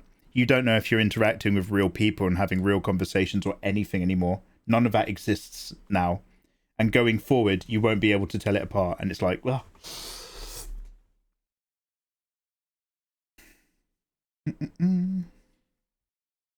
Did you just say I was 4'7"? If chat doesn't mind, what year were you born? Okay, so just a quick heads up before I answer this question. You guys are more than welcome to tell each other in private message or whatever. Well, you do whatever you want. And you guys are more than welcome to DM me your age. If you think we're of a similar age, you want to talk about shit. Or if you're just a hot young 18-year-old, obviously. But before I tell you when I was born, I just have to remind you guys that we can't discuss ages in chat. And the reason why is because it just helps protect young kids. Really randomly, we might just have somebody who's chilling out and they'd be like, oh, hey, I'm 14, whilst we're talking about it. And then, although they don't know it, they put a target on their back for the weird 1% that might be like a creep and all that sort of stuff. Anyway, I'm 1984. I was born the same year as the David Lynch release of Dune. I think 1984 might be Temple of Doom. I'm not 100% sure. And I think it's... Is it Ghostbusters or Ghostbusters 2? I can't quite remember. Anyway, some great movies came out when I was born. So don't tell me the year that you were born, but definitely do. Go into Google right now, everyone in chat. Go into Google, regardless of how old you are, and Google what films came out in, and then put the year you're born. And then tell me your favourite movie from your birth year. That's how I work out how cool you are. The iMacs that look like Jolly Ranchers. Yeah, man, do you remember when Apple computers were like a big, clear, colourful monitor? Like a Crystal Gem N64. The most expensive 64s are the clear, colourful plastics. Yeah, that's kind of weirdly what I want to consider, not collecting, but like, my first thing I did with disposable income that I definitely didn't need is when I purchased Final Fantasy 7, 8, and 9. I mean, I know I've got loads of manga, I didn't need that either. But I bought just copies of Final Fantasy 7, 8, and 9, the OG discs, with the images, and then I bought the same box set again in the Japanese disc releases, just because they got different artwork. And I was just like, that's my first step towards being the kind of guy who has a collection of N64s. I was like, oh, that's my little geek purchase. I have like a couple bits of art. I'm not a big figurines guy, with a couple of exceptions when I was at a Ghibli museum.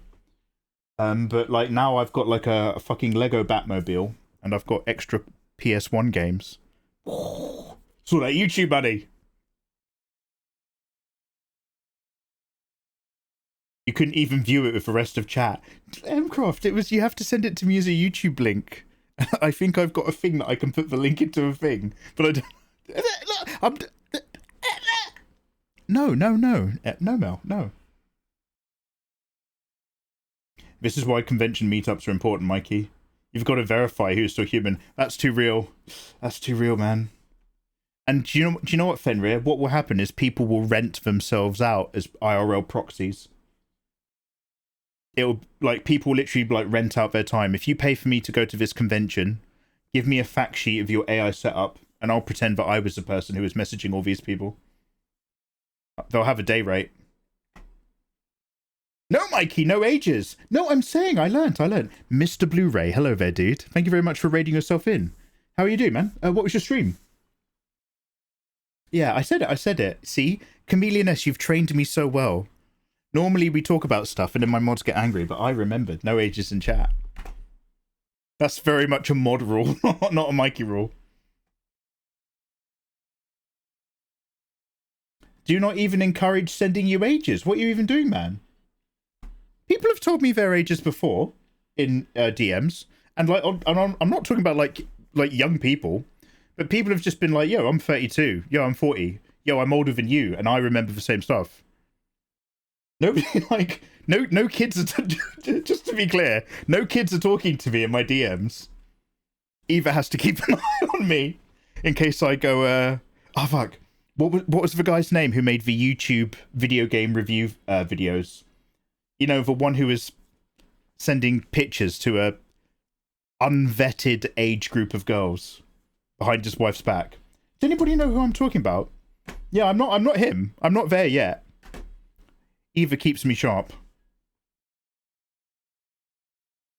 American Psycho. Damn, that's a hell of a film. They said that book was unfilmable.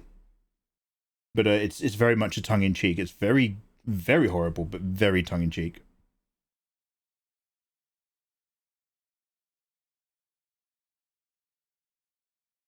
Tron! Damn! The little film that couldn't. Tron was amazing ideas and amazing hard work. And revolutionary multiple passes on the cells. Hello there. They were doing like 5 different edit passes on every cell of footage. And the result was still awful. But like, it was groundbreaking. It's just the ground they broke was rubbish and unfarmable. Star Wars, damn! RoboCop! Oh! Basil Poulduris soundtrack. Hell of a film. Obviously Verhoeven. Oh, one of the most brilliant bits of American alternative future satire. RoboCop, by the way, was the very first film to include the concept of cyberpsychosis. Long before a load of cyberpunk novels, long before Cyberpunk 2077, Neuromancer, Eraserhead, long before all of them, RoboCop did it first.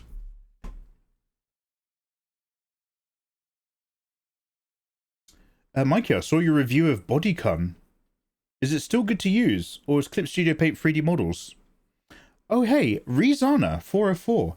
God, that was a very, very long time ago. Rizana, I'll give you my personal response to that. However, I think most people are better at it than I am, so it might be different for you.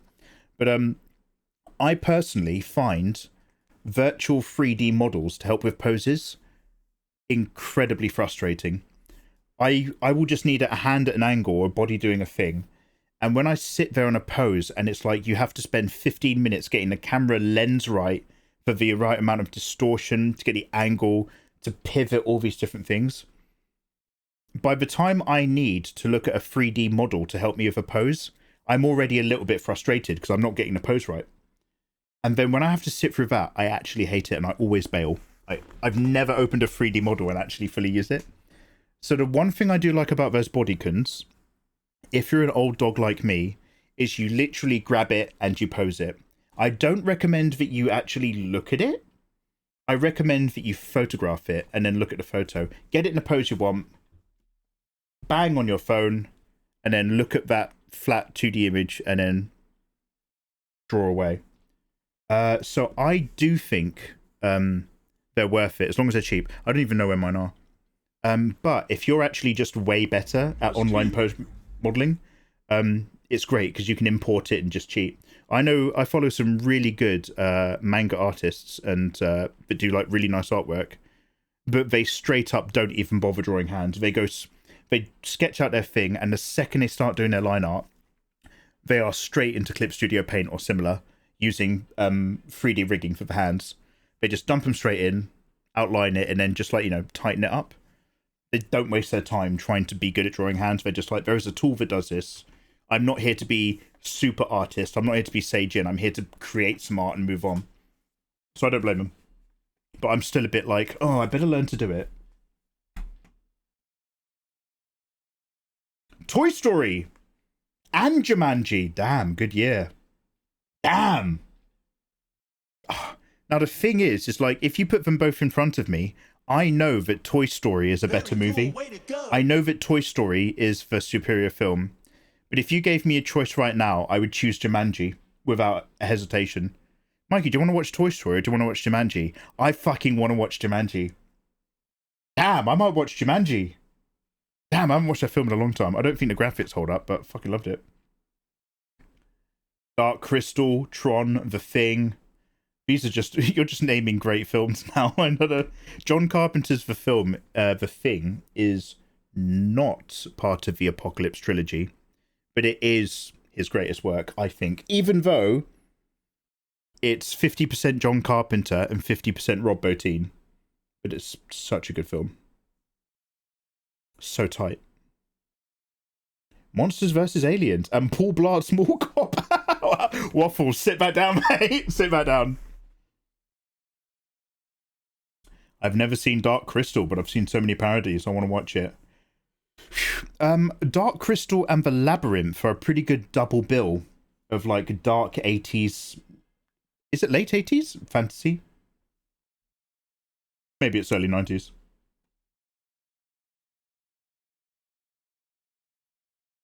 Fuck, don't do this to me. Wait, what have I done, Fenrir?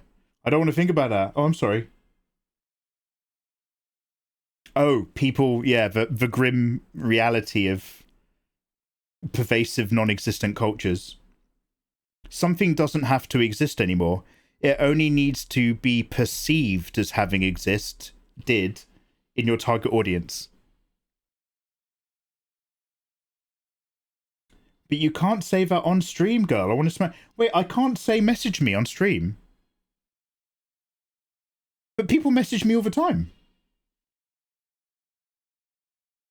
You guys were all messaging me when I wasn't streaming for ages. You're just like, hey, are you alright, Mikey? What have you been up to? It was lovely.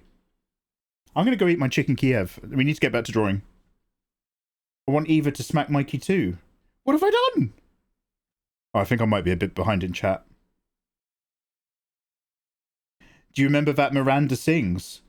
She apparently was doing a lot of dodgy stuff like that too. Oh, God, I think I heard about that, Mel. Because, like, I can't remember what it was, but they were like, so-and-so's done an apology video where she plays a guitar. And I was like, I've never seen that person in my life. I don't recognize her. And then somebody was like, no, it's that YouTuber who used to put on all the lipstick. She's been like... She's been not particularly vetting how young people seem to... Oh, God. Ah, yeah. Like, I was saying this before, like... I have one job. As a person who does stuff on the internet, I honestly only have one job, and that's to not get cancelled. That's literally it. All I have to do, I can enjoy my life with only one concern, and that concern is do not get cancelled. But some people are out there just like... So the amazing thing about Twitch and YouTube and stuff is you can be anybody, and you never know, you might get popular. And that's really cool, because it's like, hey, people can be creative and do stuff and reach an audience. Like, this is the old school dream. but it means that, like, in any other institution, there's a certain group of people that would have been vetted at some point, and somebody doing like interviews would have gone, yeah, don't have them as part of our company because they're wrongin'. And when you when you go from creator to platform with no management, a lot of those wrongins can percolate up to the top, and you only find out about it 5 years later because people who used to be 13 are finally old enough to feel confident about coming forward and explaining their personal experiences, and you're just like, oh no. I think it was I saw a meme, and it was some girl posted something like, it's crazy to imagine that the YouTubers I had a crush on when I was 12, I actually genuinely had a chance with. And you're just kind of like... Anyway, I'm going to go eat a lovely chicken Kiev, and I'll be right back. And I'll be full of food, and I'll be much more positive. We'll stop talking about the grim reality. The chicken Kiev will make me feel good, and we'll do some drawing. I'll see you in a couple minutes, and I'll catch up in chat. Mikey, use your British speak. Oh, you are, love.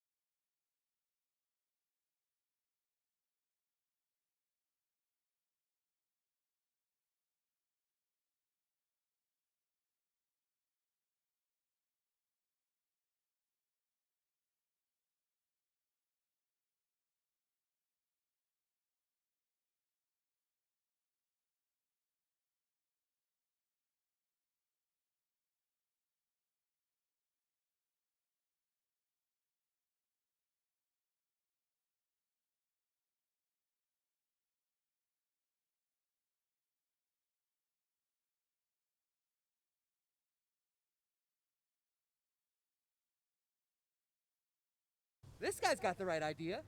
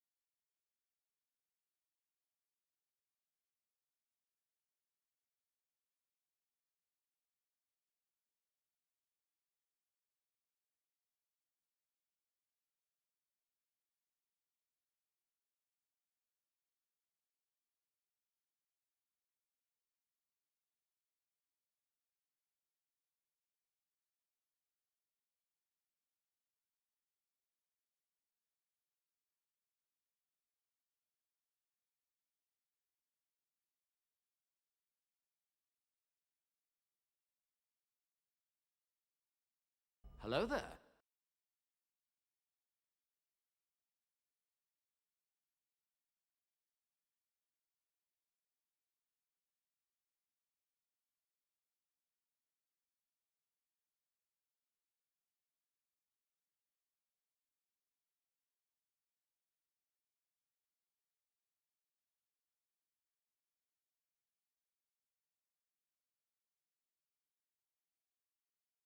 Just tea, thank you.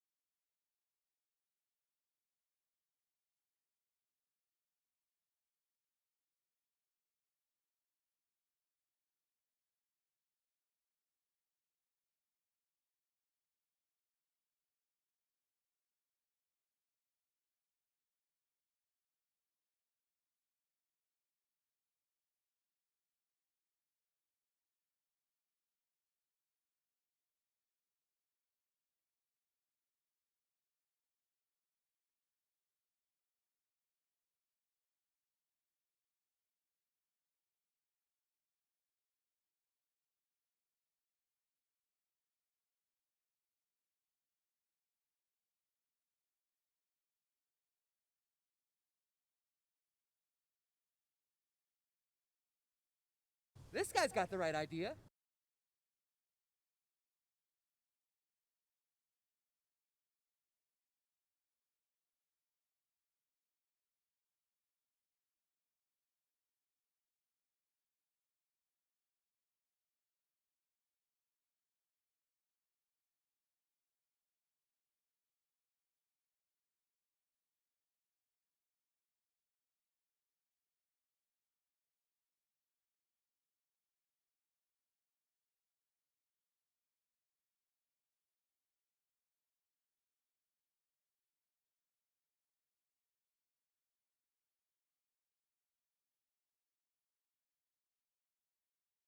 Hey, you guys are really patient. Thanks for holding on. All right, I have a delicious coffee and just a few biscuits to go in the coffee. That's my little chill out snack after my delicious dinner. And then we'll crack on.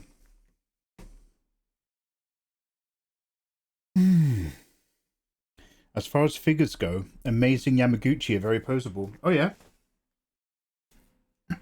I've always been interested in, and I'm not 100% sure because I've never seen it, but I keep seeing the figures and the character designs.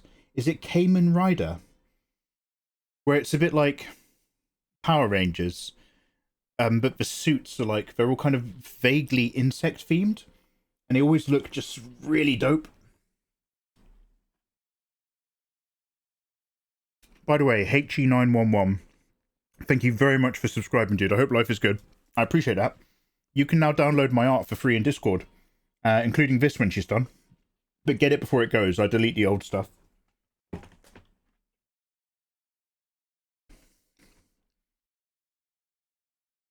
always feel like such a superhero when I draw the hands myself and they actually turn out tearing, right? Sometimes you get it. And then sometimes you're gone again. It's like so tough of hands. Jumanji is so cool. Jack Black was good in it. Mel. No, Mel. No, Mel. No, Mel. Okay, dude, if you're still here, please tell me you've seen the original Jumanji with Robin Williams. The remake with The Rock. American Psycho. Oh shit. Mikey, in Ayatollah's stream, you told me to remind you to write down your movie list. I'm breaking down by rock.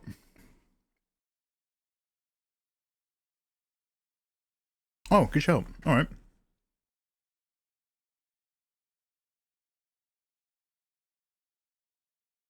Yeah. Cheers, man.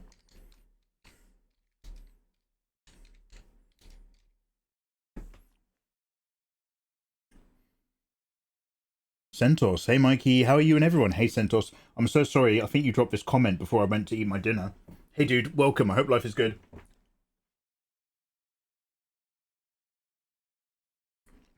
Just having some biscuits before I go back to work.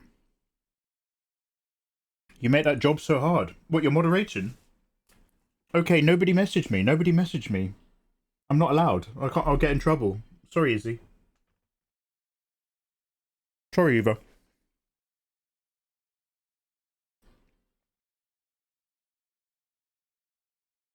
You only have one job, and that's to listen to your mods. I'm so sorry.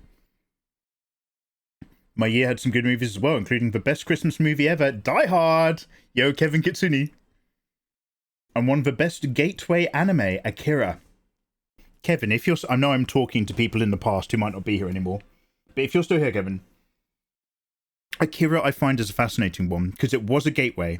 Back when anime, pre-internet anime was not readily available, whatever was under the manga flaming logo background publication that got translated and sent to Europe and America, you just grabbed whatever you could. And the big three were Akira, Ghost in the Shell, and Ninja Scroll. And Akira was the least accessible out of all of them in terms of like actually watching Akira and understanding what the hell's going on. But it was still, regardless, a total gateway. Yeah.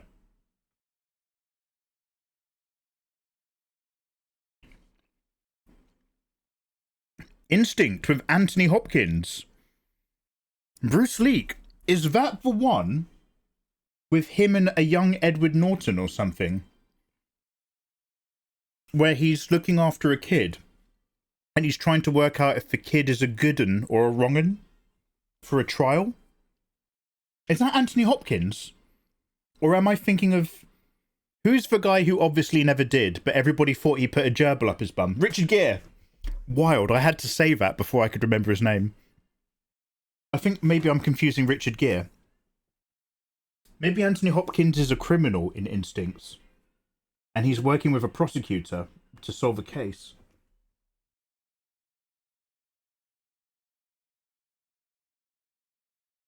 Chicken Kiev, he's a Russian agent. Hey, Kalu. Yeah, I was eating grub. The Stone Age lasted 2.2 million years. How insane is it that after each age afterwards, bronze, copper is like 1k or something? It's believable though, right? Because the Stone Age was working with what you've got. Instant translating material to tool. And all those Metal Ages involved smelting.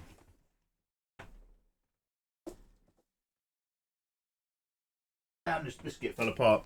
So the big intuitive leap was understanding the concept of smelting. So it's not too wild that it sped up afterwards. Because it's like, oh, we know what smelting is now. We did it with that. What if we tried smelting other stuff? How hot can we smelt? You guys in chat are all my little smelts.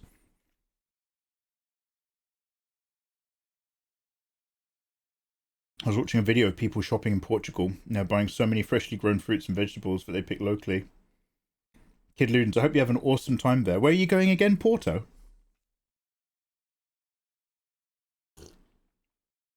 Or are you going even further south?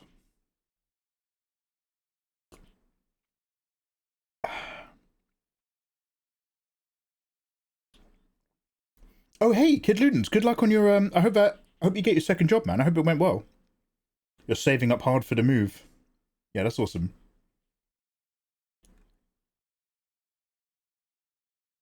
Kid Ludens is reaching escape velocity. Yeah. I'll be living in the second biggest city, Porto. Kid Ludens, that's where my family lives, I think. My cousins, my uncle and aunt live in Porto. I love how it looks for belly. El Barboy. Hey, thank you very much for saying. Yeah, that was one of my main bits that I wanted to kind of like focus on. We nudged the shape around a little bit and I hated it. So I was going to give it another go now, but I don't really want to make huge adjustments. So let's see how we go. And then we'll crack on. We'll just start doing some highlights. Not actual highlights, but we'll start building up some lighters. I'm going to put an overlay layer on this in a little bit to really make that light start to pop.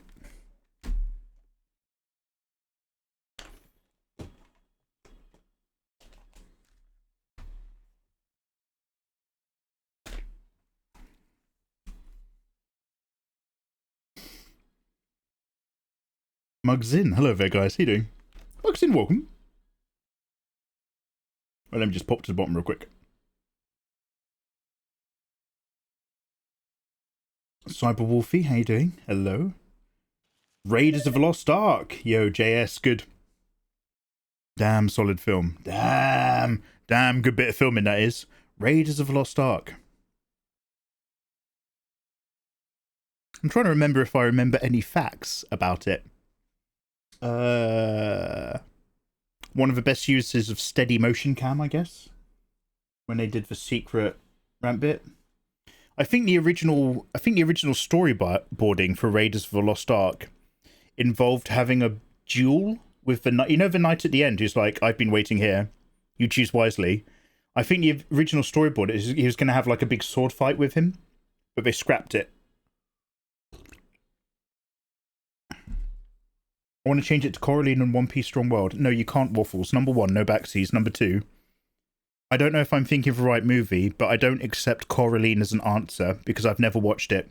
And I've never watched it because I was a little bit scared because they've got buttons for eyes.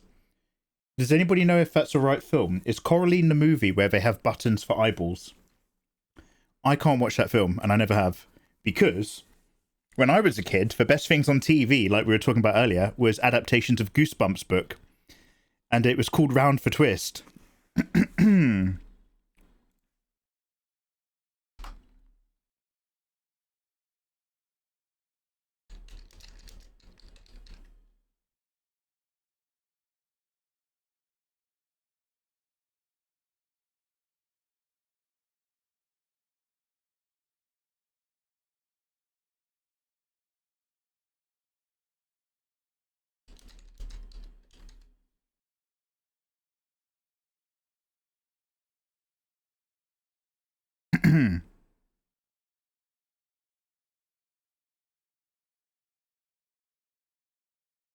Does anybody remember the good shit? Ever felt like this? Strange things happen when you're going round a twist.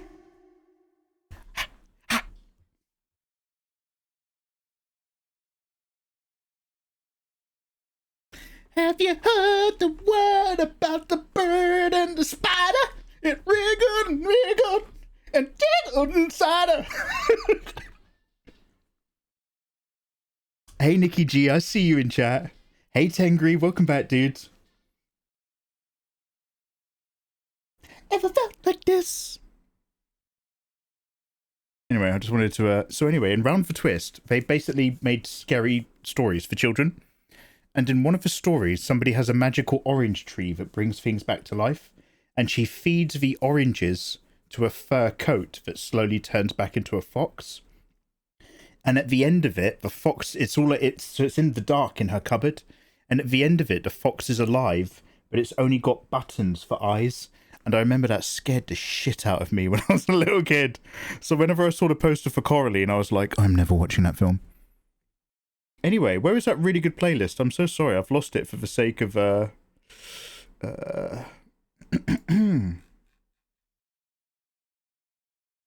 Well, have you heard the where? I'm putting that on blast after stream.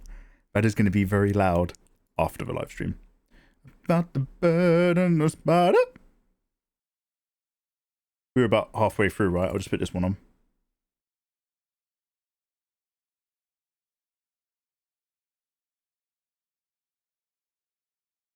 Hey, Nikki G. What have you been playing, Nikki? Recently? I'm flashing back to smelting and forging for swords and we made the little sword that could, okay? A little bit uneven, a little bit unbalanced. But that was the sword of our hearts. It is, and it's terrifying. Really, that's for one. Yeah, I'm not going near it. Yo, Magic Luchador, how you doing, man? I've never seen an Indiana Jones movie before. I have to add it to the must-watch list. Kid Ludens. What is so good about Indiana Jones movies? And honestly, I'm going to just say this one thing so that you can keep an eye out for it. All of the shot setups are really good. Every time you get a different shot, there'll be people going in and out of the scene, or the camera will be doing something dynamic, or the lighting and focus will be really good, or they'll pull one thing from the background into focus from the foreground, or somebody will step right into scene. The dynamism of each shot setup across the Indiana Jones is like peak it's Spielberg, right? It's peak Spielberging. For sure. Yeah, bringing back a banger. Coraline is great. The book's a little better. I started singing this and my boyfriend joined in immediately. None of pure, your boyfriend's got good taste. He's a real one. He knows, yeah? He knows. Mikey, know you were loved. Oh, Eva. What books are you reading these days, Mikey? I'm reading a book that turns this down for a start. Eva, so I'm just a little bit of a way into the third of the I keep wanting to say Stormlight of the Stormbringer trilogy, the ones with coin shot. Mistborn. I'm on book 3 of Mistborn, Eva. I'm giving that a go. You're all going to die down And it is here. actually, honestly, dearly, hey, thank you for the bitties. Yo, how you doing? Long time. Welcome back in. And it is very much, it is actually interesting in that you're seeing Eland Venture becoming the man he fought against, which is kind of cool. Other than that, it's about as good as the other two books were, as in, like, you know, it feels like there's a lot of proto-Sanderson events in there, where you're just like, I see how he took this idea and made it a little bit better in the Stormlight archives. Every time you read through something in Mistborn, you're like, I see how he took that and then made it better in Stormlight. But I'm enjoying it. I recently reread Annihilation, the Jeff Vandermeer gothic horror, cosmic horror book. And I went to reread Authority and then realised, now that I've obviously know what happens, that Authority is so fucking boring compared to Annihilation. It's insane. There's literally 2 bits in Authority that are worth reading. A bit that happens in the middle and a bit that happens in the end. The rest of the book is just so mundane. And I think that's kind of the point. It's like, it's the difference between Annihilation and Authority. Someone summed it up on Goodreads really well. Is that reading Annihilation is watching a James Bond movie. It's really exciting. And then reading the sequel, Authority, is after the James Bond movie, you then follow one police officer whose job it is to write up the paperwork as a result of what happened in the Bond movie. This got destroyed. We need a new one of those. This costs this much money. And it is dull as fuck. But I might still give Acceptance another go. I'm not sure. The thing about cosmic horror is that other than a few... Oh my god, I'll tell you what I've been reading. The thing about a lot of cosmic horror is that its strength is in the build-up and the unknowing, because it sets your mind on fire. So it's usually very good for one book, but unless the author had a very clear sequel or trilogy in mind, if they come back with a second book because the fans have demanded a second book, but they haven't necessarily had a vision, that's usually the weakest part, is when gothic horror then tries to actually explain what's going on tangibly. And you're just like, my version was better. But let me tell you about the favourite book, my number 1 favourite book that I've recently read.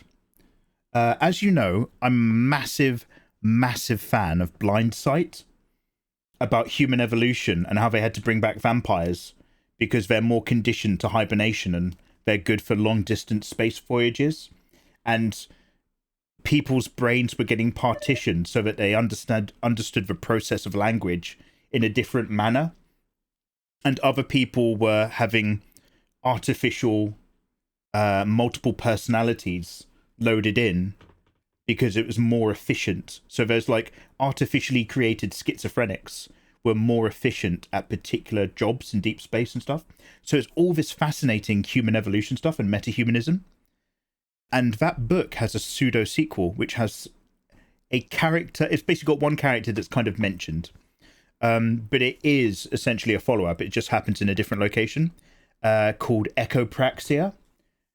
And Blind Sight is all about how we've kind of like evolved weak spots in our consciousness, and how the very idea of being conscious is, as an intelligent life form, we're conscious, we're aware of what we do.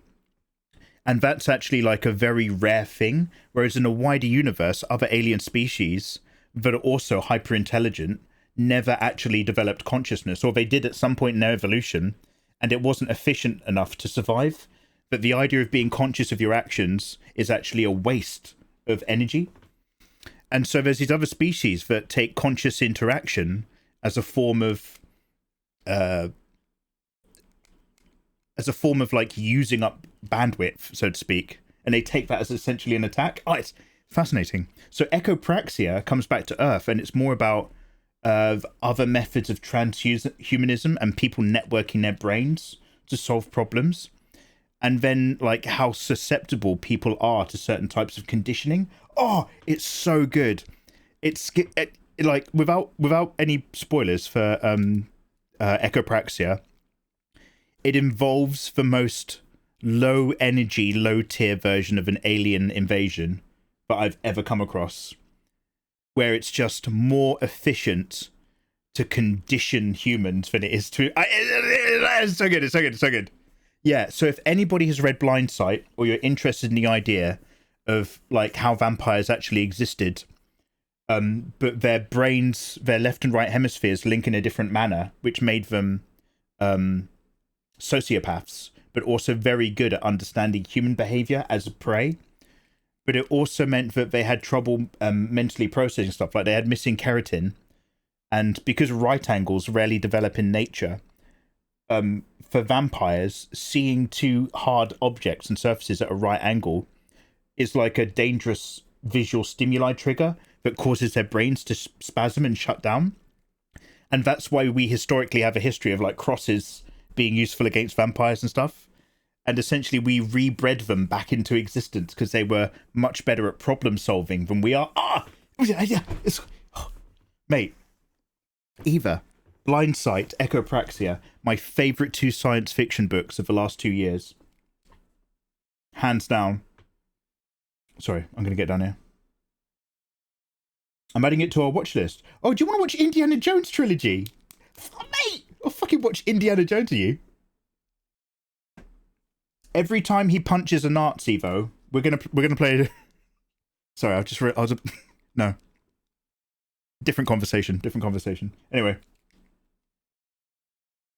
let me get down here. You've been modding Cyberpunk a lot. Cyber Wolfie, I started playing the DLC for a bit, and we got halfway through, and it lagged so much. That was what made me buy my gaming computer. But I haven't gotten back into the DLC. I was just doing other things. Nikki G's been playing nothing, actually. I landed a new job. Oh, Nikki! Hey, congratulations. Good on you. I never had the details, but you were sick of the last one. That's all I remember taking away. So I'm really pleased to hear that, dude. Hey, Nikki.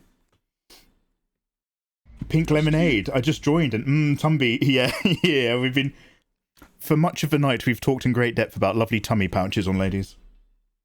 I didn't see Akira until a few years ago. My gateway to anime was whatever was on Adult Swim. So, Kevin, I didn't have Sky TV. I don't know if you're from England, but I only had, like, you know, the four channels that we had. So I never got through Dragon Ball, and so I remember it was Sailor Moon, Gundam, and Dragon Ball. And I had friends who had Sky at their house, but they went into anime, and that used to drive me nuts. Because I was like, I can't believe you're not watching the thing that I know that I can't get to watch. Ah! It was knowledge. Got the right idea. Yeah, Izzy, we're not watching that one. We're only watching the Indiana Jones trilogy. Don't worry, I'm not going to make you watch Kingdom of the Crystal Skull. Not unless you want to become a punching bag. Mistborn. Yeah, Mistborn. You need to fire through that book. It's amazing. Yeah, we'll see how it goes. I just in the third Mistborn book, I've just gotten up to the bit where they've gone to the other country of the other kingdom of the natural defenses, and they're the one that found the cache of atium. And so Elin's gone in front first before he attacks with the army, and he's gone to the ball to try to talk to the dude. Wait, you read Stormlight? He read it first. I had to go back to Mistborn because Vivacious Alice, I'm pretty sure she was constantly rubbing like book stuff in my face and in my chat, and I was like, I don't know what she's talking about. I'll pay attention to the shots, thanks. I know I'm a broken record at this point, but I watched the movie Rope by Alfred Hitchcock because he shoots the entire movie of almost no cuts. It's one of those continuous boys. It's an inspo for Metal Gear 5 cinematics. They have no jump cuts, just dynamic one-shots. Double-edged sword, mate. Double-edged sword. Do you remember when they remade Berserk? And they were like, wow, because this is 3D, we can just have the camera do anything. And the camera would be floating and spinning around and spiraling around characters and stuff, and it was all for nothing. It was all garbage.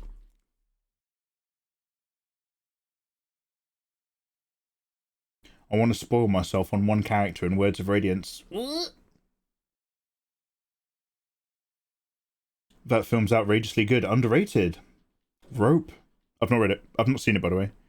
Mikey, read Haunting Adeline so I can join in with book tales. Alright. Haunting Adeline. Oh wait, is that the one you were recommending on literotica.com? Is that the one with the ghost that's really... No, don't worry. Hitchcock's a fascinating watch. Yeah, oh yeah, they were pioneering back then.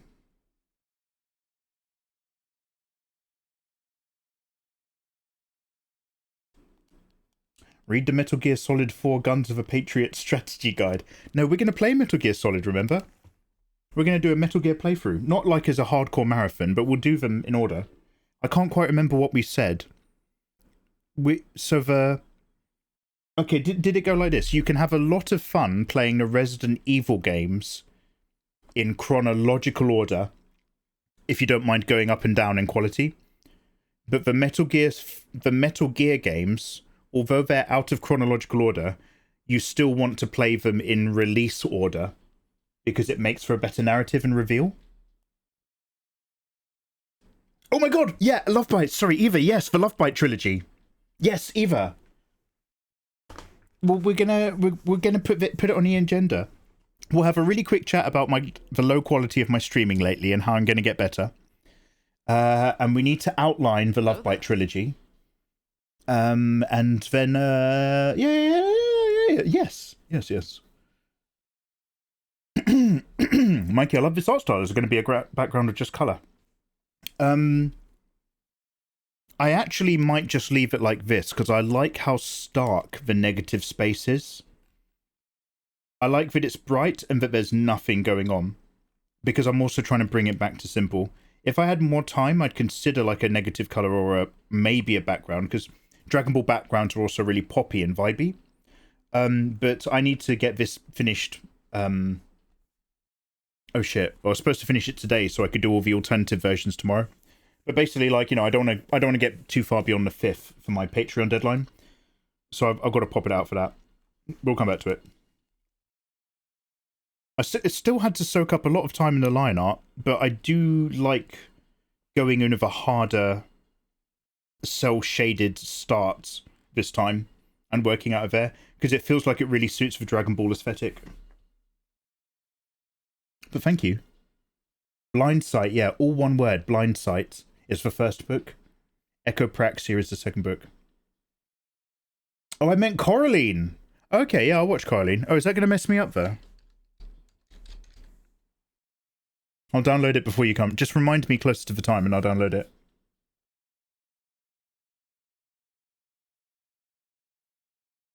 Have I only read 4 of them? Stormlight. That's insane. I could have sworn there was 6 and I'd read 5 of them. I remember being so upset when I realised... When I realised the last book hadn't been written yet, I was fuming. I was so into it again. Thank you, and yes, I was. I got you, Nikki, I got you. Nikki, you gorgeous thing. I hope that goes really well. My last job's left me so mentally scarred I've been declared unfit for work for 20 months. Oh, fuck, I'm so sorry. Oh, damn. Household chores. Oh, yeah. Live your life. I never caught Cinnamon on TV. I had to watch on YouTube in parts. Oh, damn, Princess Poopy. So before YouTube was properly a thing, I remember there was a Dragon Ball Z fan website. And this HTTP website had like 140 pixel clips that were like 5 seconds long that you could watch of like, and it'd be like, and I had no idea what I was looking at, but like, I'd never seen anything like it before, and it'd be like Super Saiyan Vegeta versus Goku, just punching in the air. And like, I had to wait like, I don't know, 10 minutes for that 5-second clip to fully load. And I remember I kept playing it and it'd be like, psh, and then I'd come back and I'd play it, it'd be like, psh, and I'd play it again, it'd be like, da, da, da, da, da, da, da. And I was like, wow, what is this? Wow. They turned, and like, there was like a whole like encyclopedia about the characters. And I'd never watched an episode, but I was like, whoa, these people, they're Nameks. And they turn Saiyan and their hair goes yellow and they change forms. I was like, that's the coolest shit I've ever heard in my fucking life. Like, oh, that was like maybe a year or 2 before I had Kazar and I downloaded my first ever episode of Naruto. Oh, such young minds. The balls in the first Mistborn trilogy was so fun. Yeah, I quite like that. I quite like that there's 2 tiers. There's a war and there's intrigue. Hello there. Heyo. Thank you for the follow. Much love to someone who's very patient. Oh man, I'm so far behind on both my chats. I'm just trying to load them up separately. I need to get them both locked at the bottom. I'm so sorry. Alfie Plays. Hey, thank you very much for saying, dude. The Love Bite trilogy is going to happen, don't worry. Oh, you're fucking right. Eva, I want to retire soon. You're damn right the Love Bite trilogy is happening. Eva, you and me are going to be lying on a beach somewhere, sipping margaritas and soaking up residuals. I'll have a pina colada. It's Hami, how you doing, man? I'm sipping for you, bro. And a posture check. I'm gonna sell my body to fund Love Bite.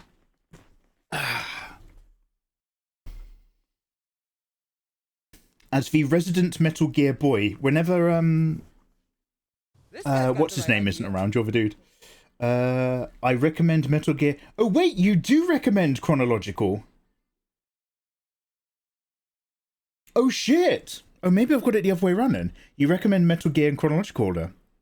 Metal Gear Solid 3, then Peace Walker, then 5, then 1, 2, and 4. Damn. I'm down for it. I'm down for it.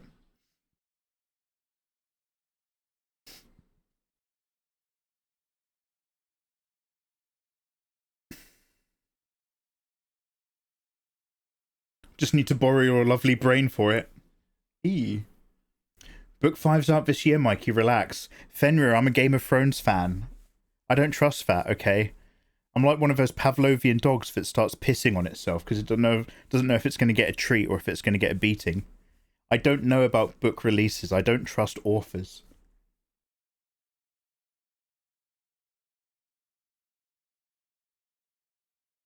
Sifu! Yes, we also need to keep playing Sifu, one of my favourite martial arts games, which is exactly, although obviously it needs to include more guns and gun kata stuff, Sifu is the perfect, and I'm not saying it needs to be that game, because it does need to be different, but if you want to make a really fucking good John Wick fighting game, you need to take a look at Sifu and use that as your base template to build an alternative game out of.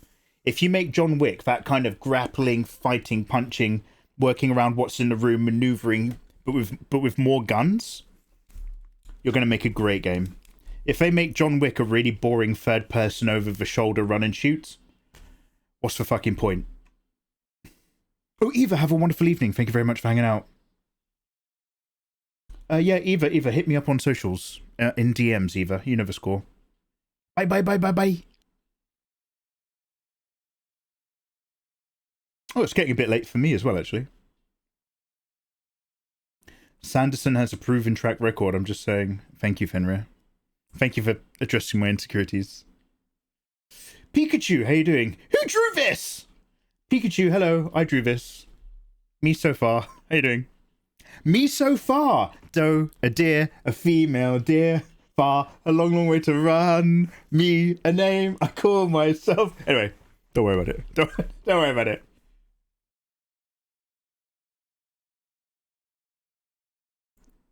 Do you remember Stranglehold on a PS2? No. Do you know what? I don't know if we're going to get any more artwork done tonight, guys. I might call it Stranglehold on the PS2.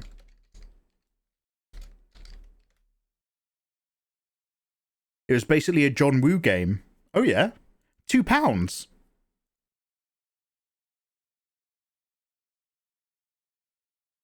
Is there a Jet Li game called Rise of Honor? What?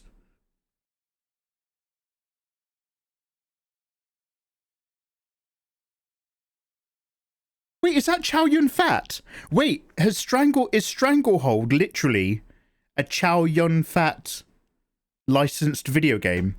And Rise of Honor is a Jet Li licensed video game. Holy, what?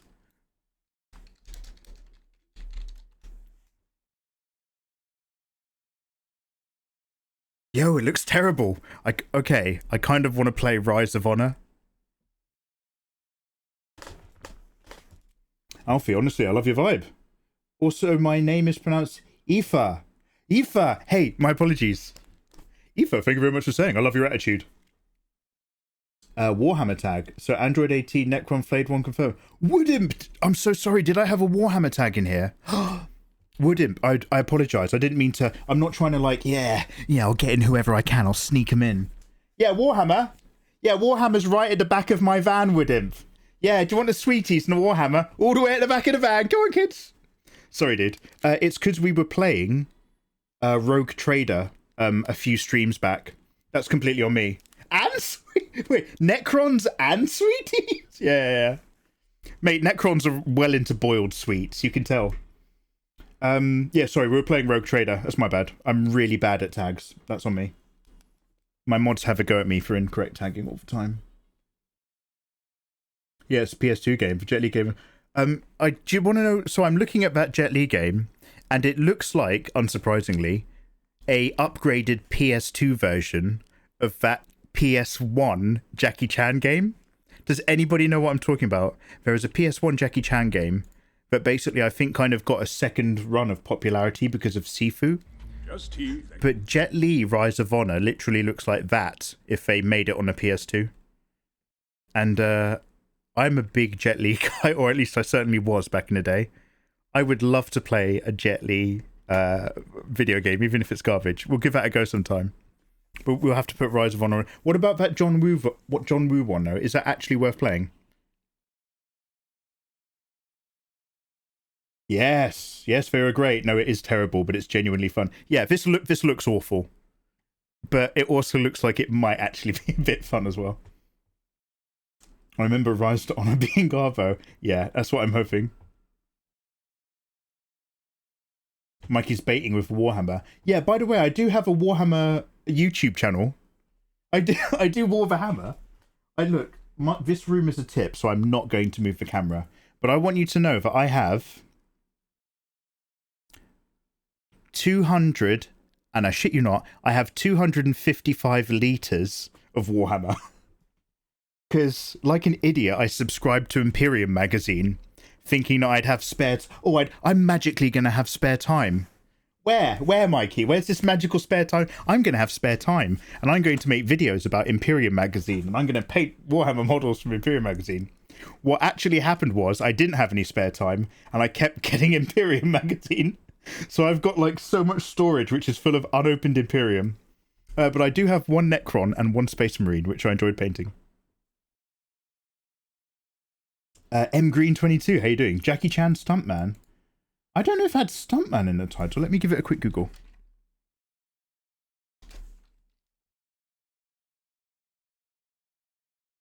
Nope, you're 100% correct. Jackie Chan Stunt Master. Yep. Yep. So me and my mate once, we rented this from a Blockbuster.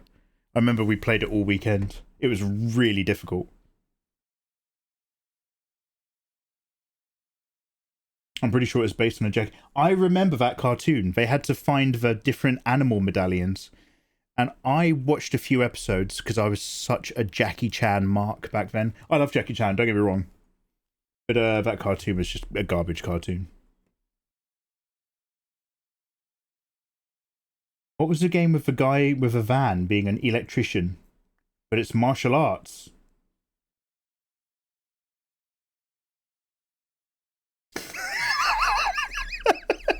There are two parts of the Warhammer hobby. Buying it and all the other stuff. That's too real. That's too real, Woodimp. I don't like that. That's too real. Woodimp, I know that he's not around at the moment because he's had a son. But I don't know if you're familiar with a streamer called Jimmy the Brush. Him and his partner do loads of Warhammer. Him and Princess. Was it Hitman? Oh, yeah, Hitman's... Do you know what? I know that you guys have told me they are actually really good fun if you're streaming. But I've never gotten into the Hitman games. I don't know why, but they've never looked interesting to me. I'm more open to them now because you guys are like, actually, if you're dossing around with people in chat, they can be a laugh.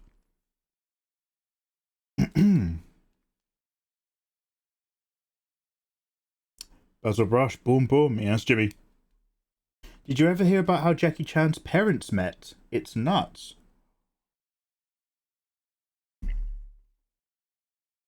I have his autobiography. It's called I Am Jackie Chan. And I'm pretty sure Jackie Chan was present for at least 10% of it. And the whole thing was ghostwritten. But no, I can't remember. I remember how his parents gave him away to a Chinese theatre school. I remember that bit. I can't remember how his parents met her. Yo, you've got I Am Jackie Chan. Oh man, we've slowly gone through all the cool kids. We've percolated a crowd to the kind of people that I like talking to. It's brilliant. Bean says hi to everyone. Oh, give Bean a cuddle and a stroke for me.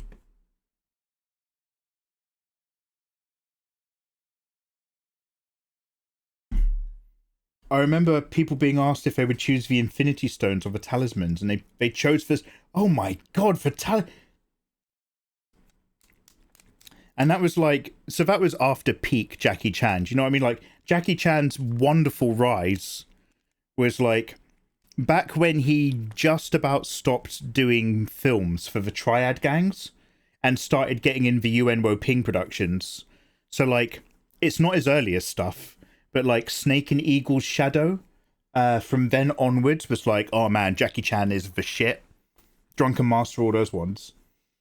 And then he went into like action Hong Kong cinema. So like all the police stories, or at least the first two, is like peak. And then you've got like not a plateau. You've just got a different kind of Jackie Chan after that, where you've got Police Story 3 and 4. And then you've got Rumble in the Bronx, which is like probably absolute apex Jackie of still action but accessibility and coming over to the West.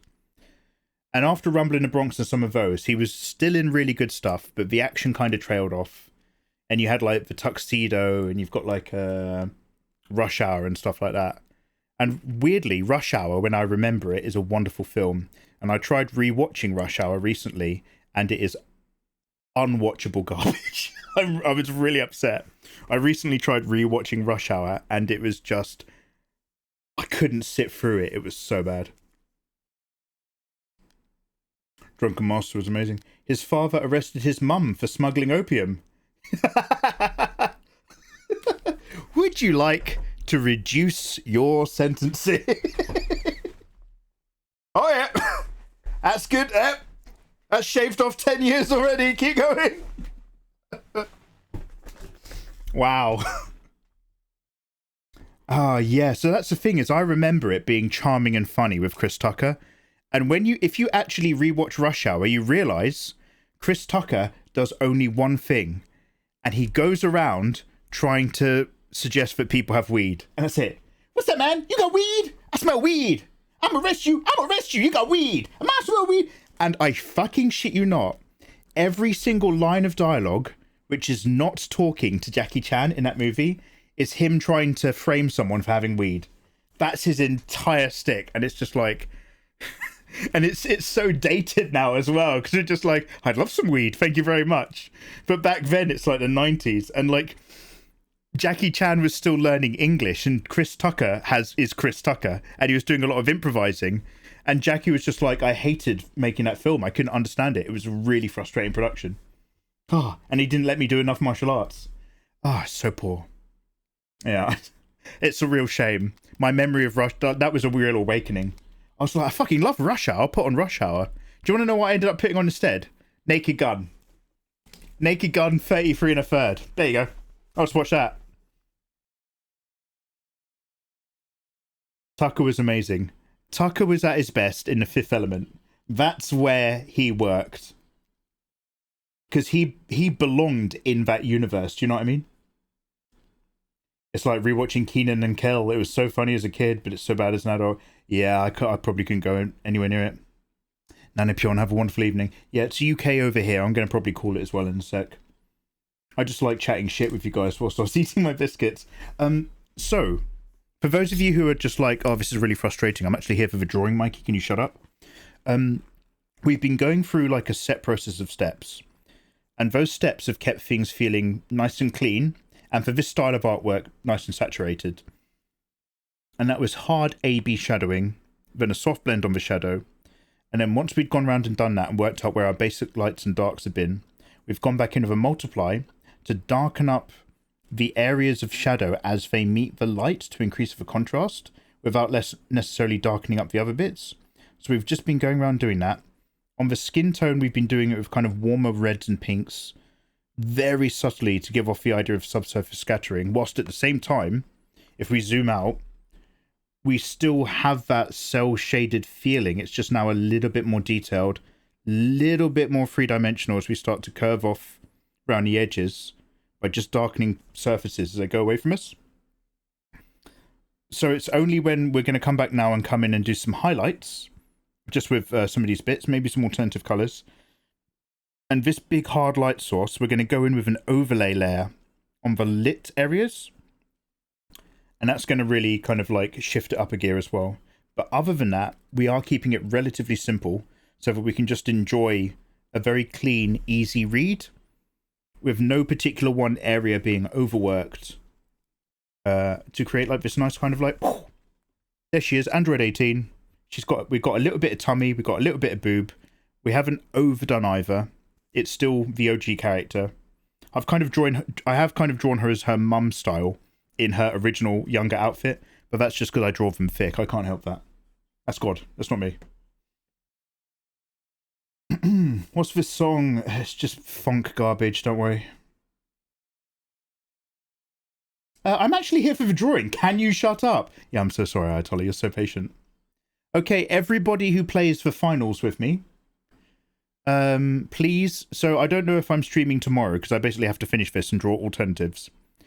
However, once this is done, we're going to play some video games at the weekend. So on the off chance that we play the finals, make sure you've downloaded whatever updates are on the finals. On the off chance you play Dragon Ball FighterZ, make sure you've downloaded any updates for Dragon Ball FighterZ. And we'll vibe from there. I'm only here for Nathan. 3 out of 10 stream, it needed more Nathan. Hey, Toxic. I just wanted to stop by and say hello. It's lovely to see you, Toxic. I've been away for a very long time. 6 weeks not streaming is the equivalent of literally being dead. So it's lovely to be back among the living. I hope your evening's been going really nicely, dude. Oh, Toxic, I hope you're feeling all healed and better now. I hope you're long recuperated. Hey, Renigma. Hello there. Who plays the finals? They introduced that new level, that 3D level with all the virtual rooms. I fucking hate it. It's so garbage.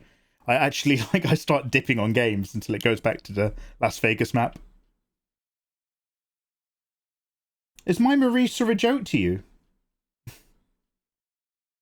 I love that emote. Who's Marisa again? I think I've forgotten something.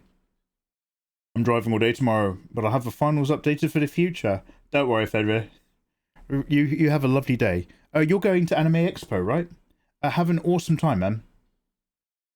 I know, I missed your face. Oh, Toxic! Drone Mix. Saved? Good shouts. Good shout, Drone. That's very handsome of you. It's all about democracy! No more finals. Okay, so we're going to play Stellar Blade. And... should we shake the dust off of my Baldur's Gate save or pick up Near again? Oh, no, Ayatollah. Hey! What day is it today? Wednesday. Is it Wednesday or Thursday? Sorry, guys. Oh, shit. It's the weekend right now. It's literally Friday tomorrow. Okay.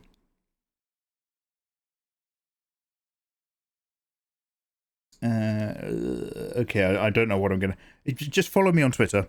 I always tweet an hour before I go live, but I haven't quite worked out the plan. But, yo, Ayatollah, do you have any time this weekend to have a go at playing duos on, Otherwise, we'll have a look at that Stellar Blade demo.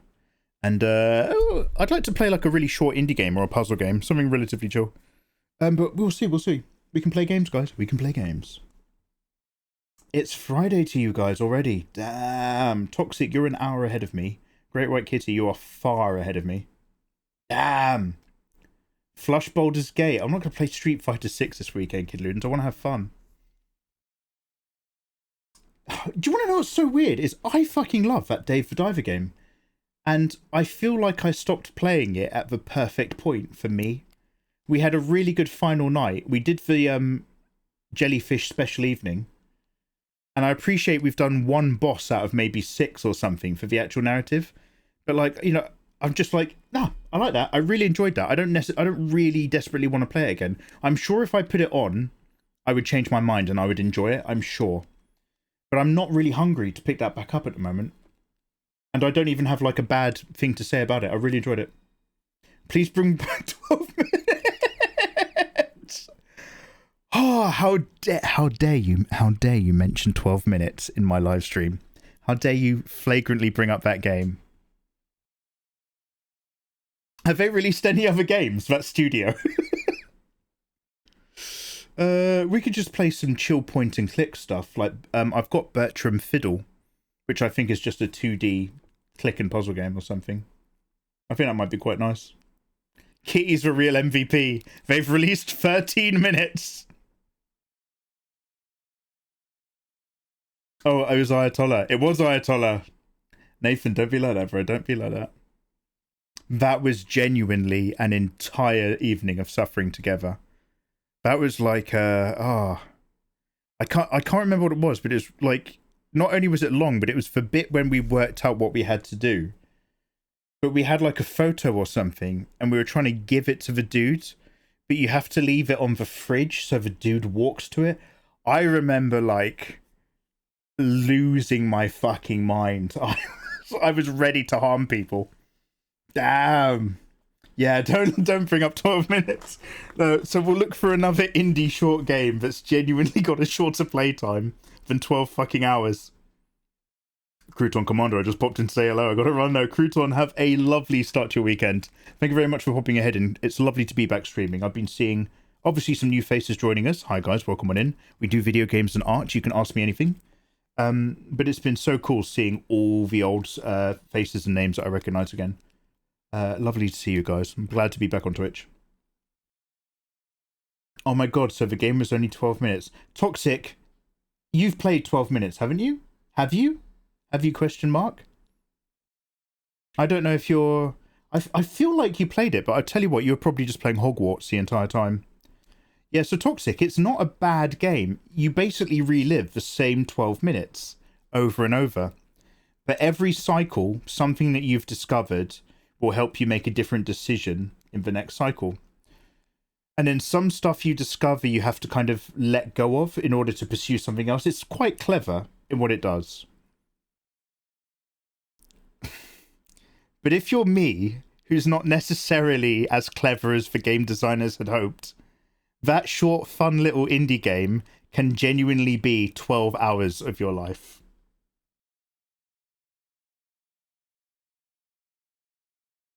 Katana Zero.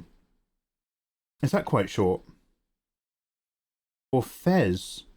I'll tell you what, guys. If I'm on tomorrow, we'll keep it really casual. Because I'll probably be having to do Patreon stuff if I've not finished this. But what we can do tomorrow is we can have a quick chat about maybe an indie game or some fun stuff. I have most of the games I was interested already loaded on my account on my gaming PC. But I'm open to other suggestions as well for the sake of a weekend. That short, fun indie game, yeah. That was too clever for Mikey, it was. The suffering that night bonded us forever. Yeah, maybe it'll just be Stellar Blade demo. I've heard it's quite good. Just came back in. I thought Mikey was talking about when he was 5. And he watched Narnia and panicked. Stop remembering things. Naru Michael, you are as bad as Homongchi. You two only ever bring up stuff that's triggers. You never remember my nice stories. You only remember the ones that made me upset. I'm not talking about that. Mikey will not be on tomorrow. He's live every day. Guys, I'm live every day. ! Twitter. Please make sure you're following my Twitter account. I always tweet an hour before I go live. You never quite know when, but I'm always on somewhere. As long as a part of you always believes, I will always be here. So I don't know about tomorrow. I might just have it off. But it is Friday, and I do want to get this done and get the Patreon stuff and have a little break where I play video games. I've been kind of back to back with work and redecorating, and I really want to just doss about online playing games with no need to get anything else done. So we'll see. We'll see. See you in October. I can be the resident triggered by the wholesome stuff if you need. Yeah, definitely. Can you remember the stories that I come up with a smile and a wistful twinkle in my eye that brings chat closer together instead of the ones where I start crying? Okay, let's see who's streaming. Guys, thank you very much for hanging out this evening. It's been a pleasure, of course. I'll try to work out how that video player thing works as well. Maybe. I'll never get around to it.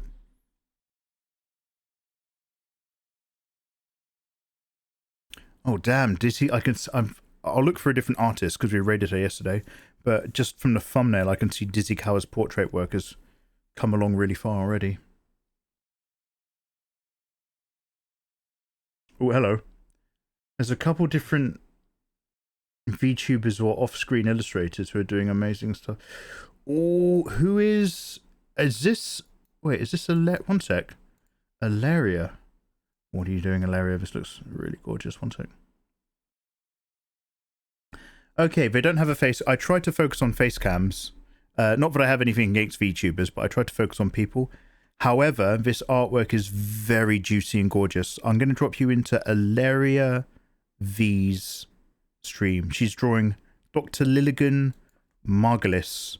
I don't know who that is. From Subverse. I don't know what it is, but this artwork is insane. Let's go say hello to Ilaria V or Ilaria 5. I'm going to drop you off into her stream. Be polite, say hello. I don't really know them, so give them a nice wave. If you want, you can say mega raid. You can copy and... Oh, thank you. Oh, we've got a command. Yeah, of course we've got... Why not, guys? Why not copy and paste that raid command?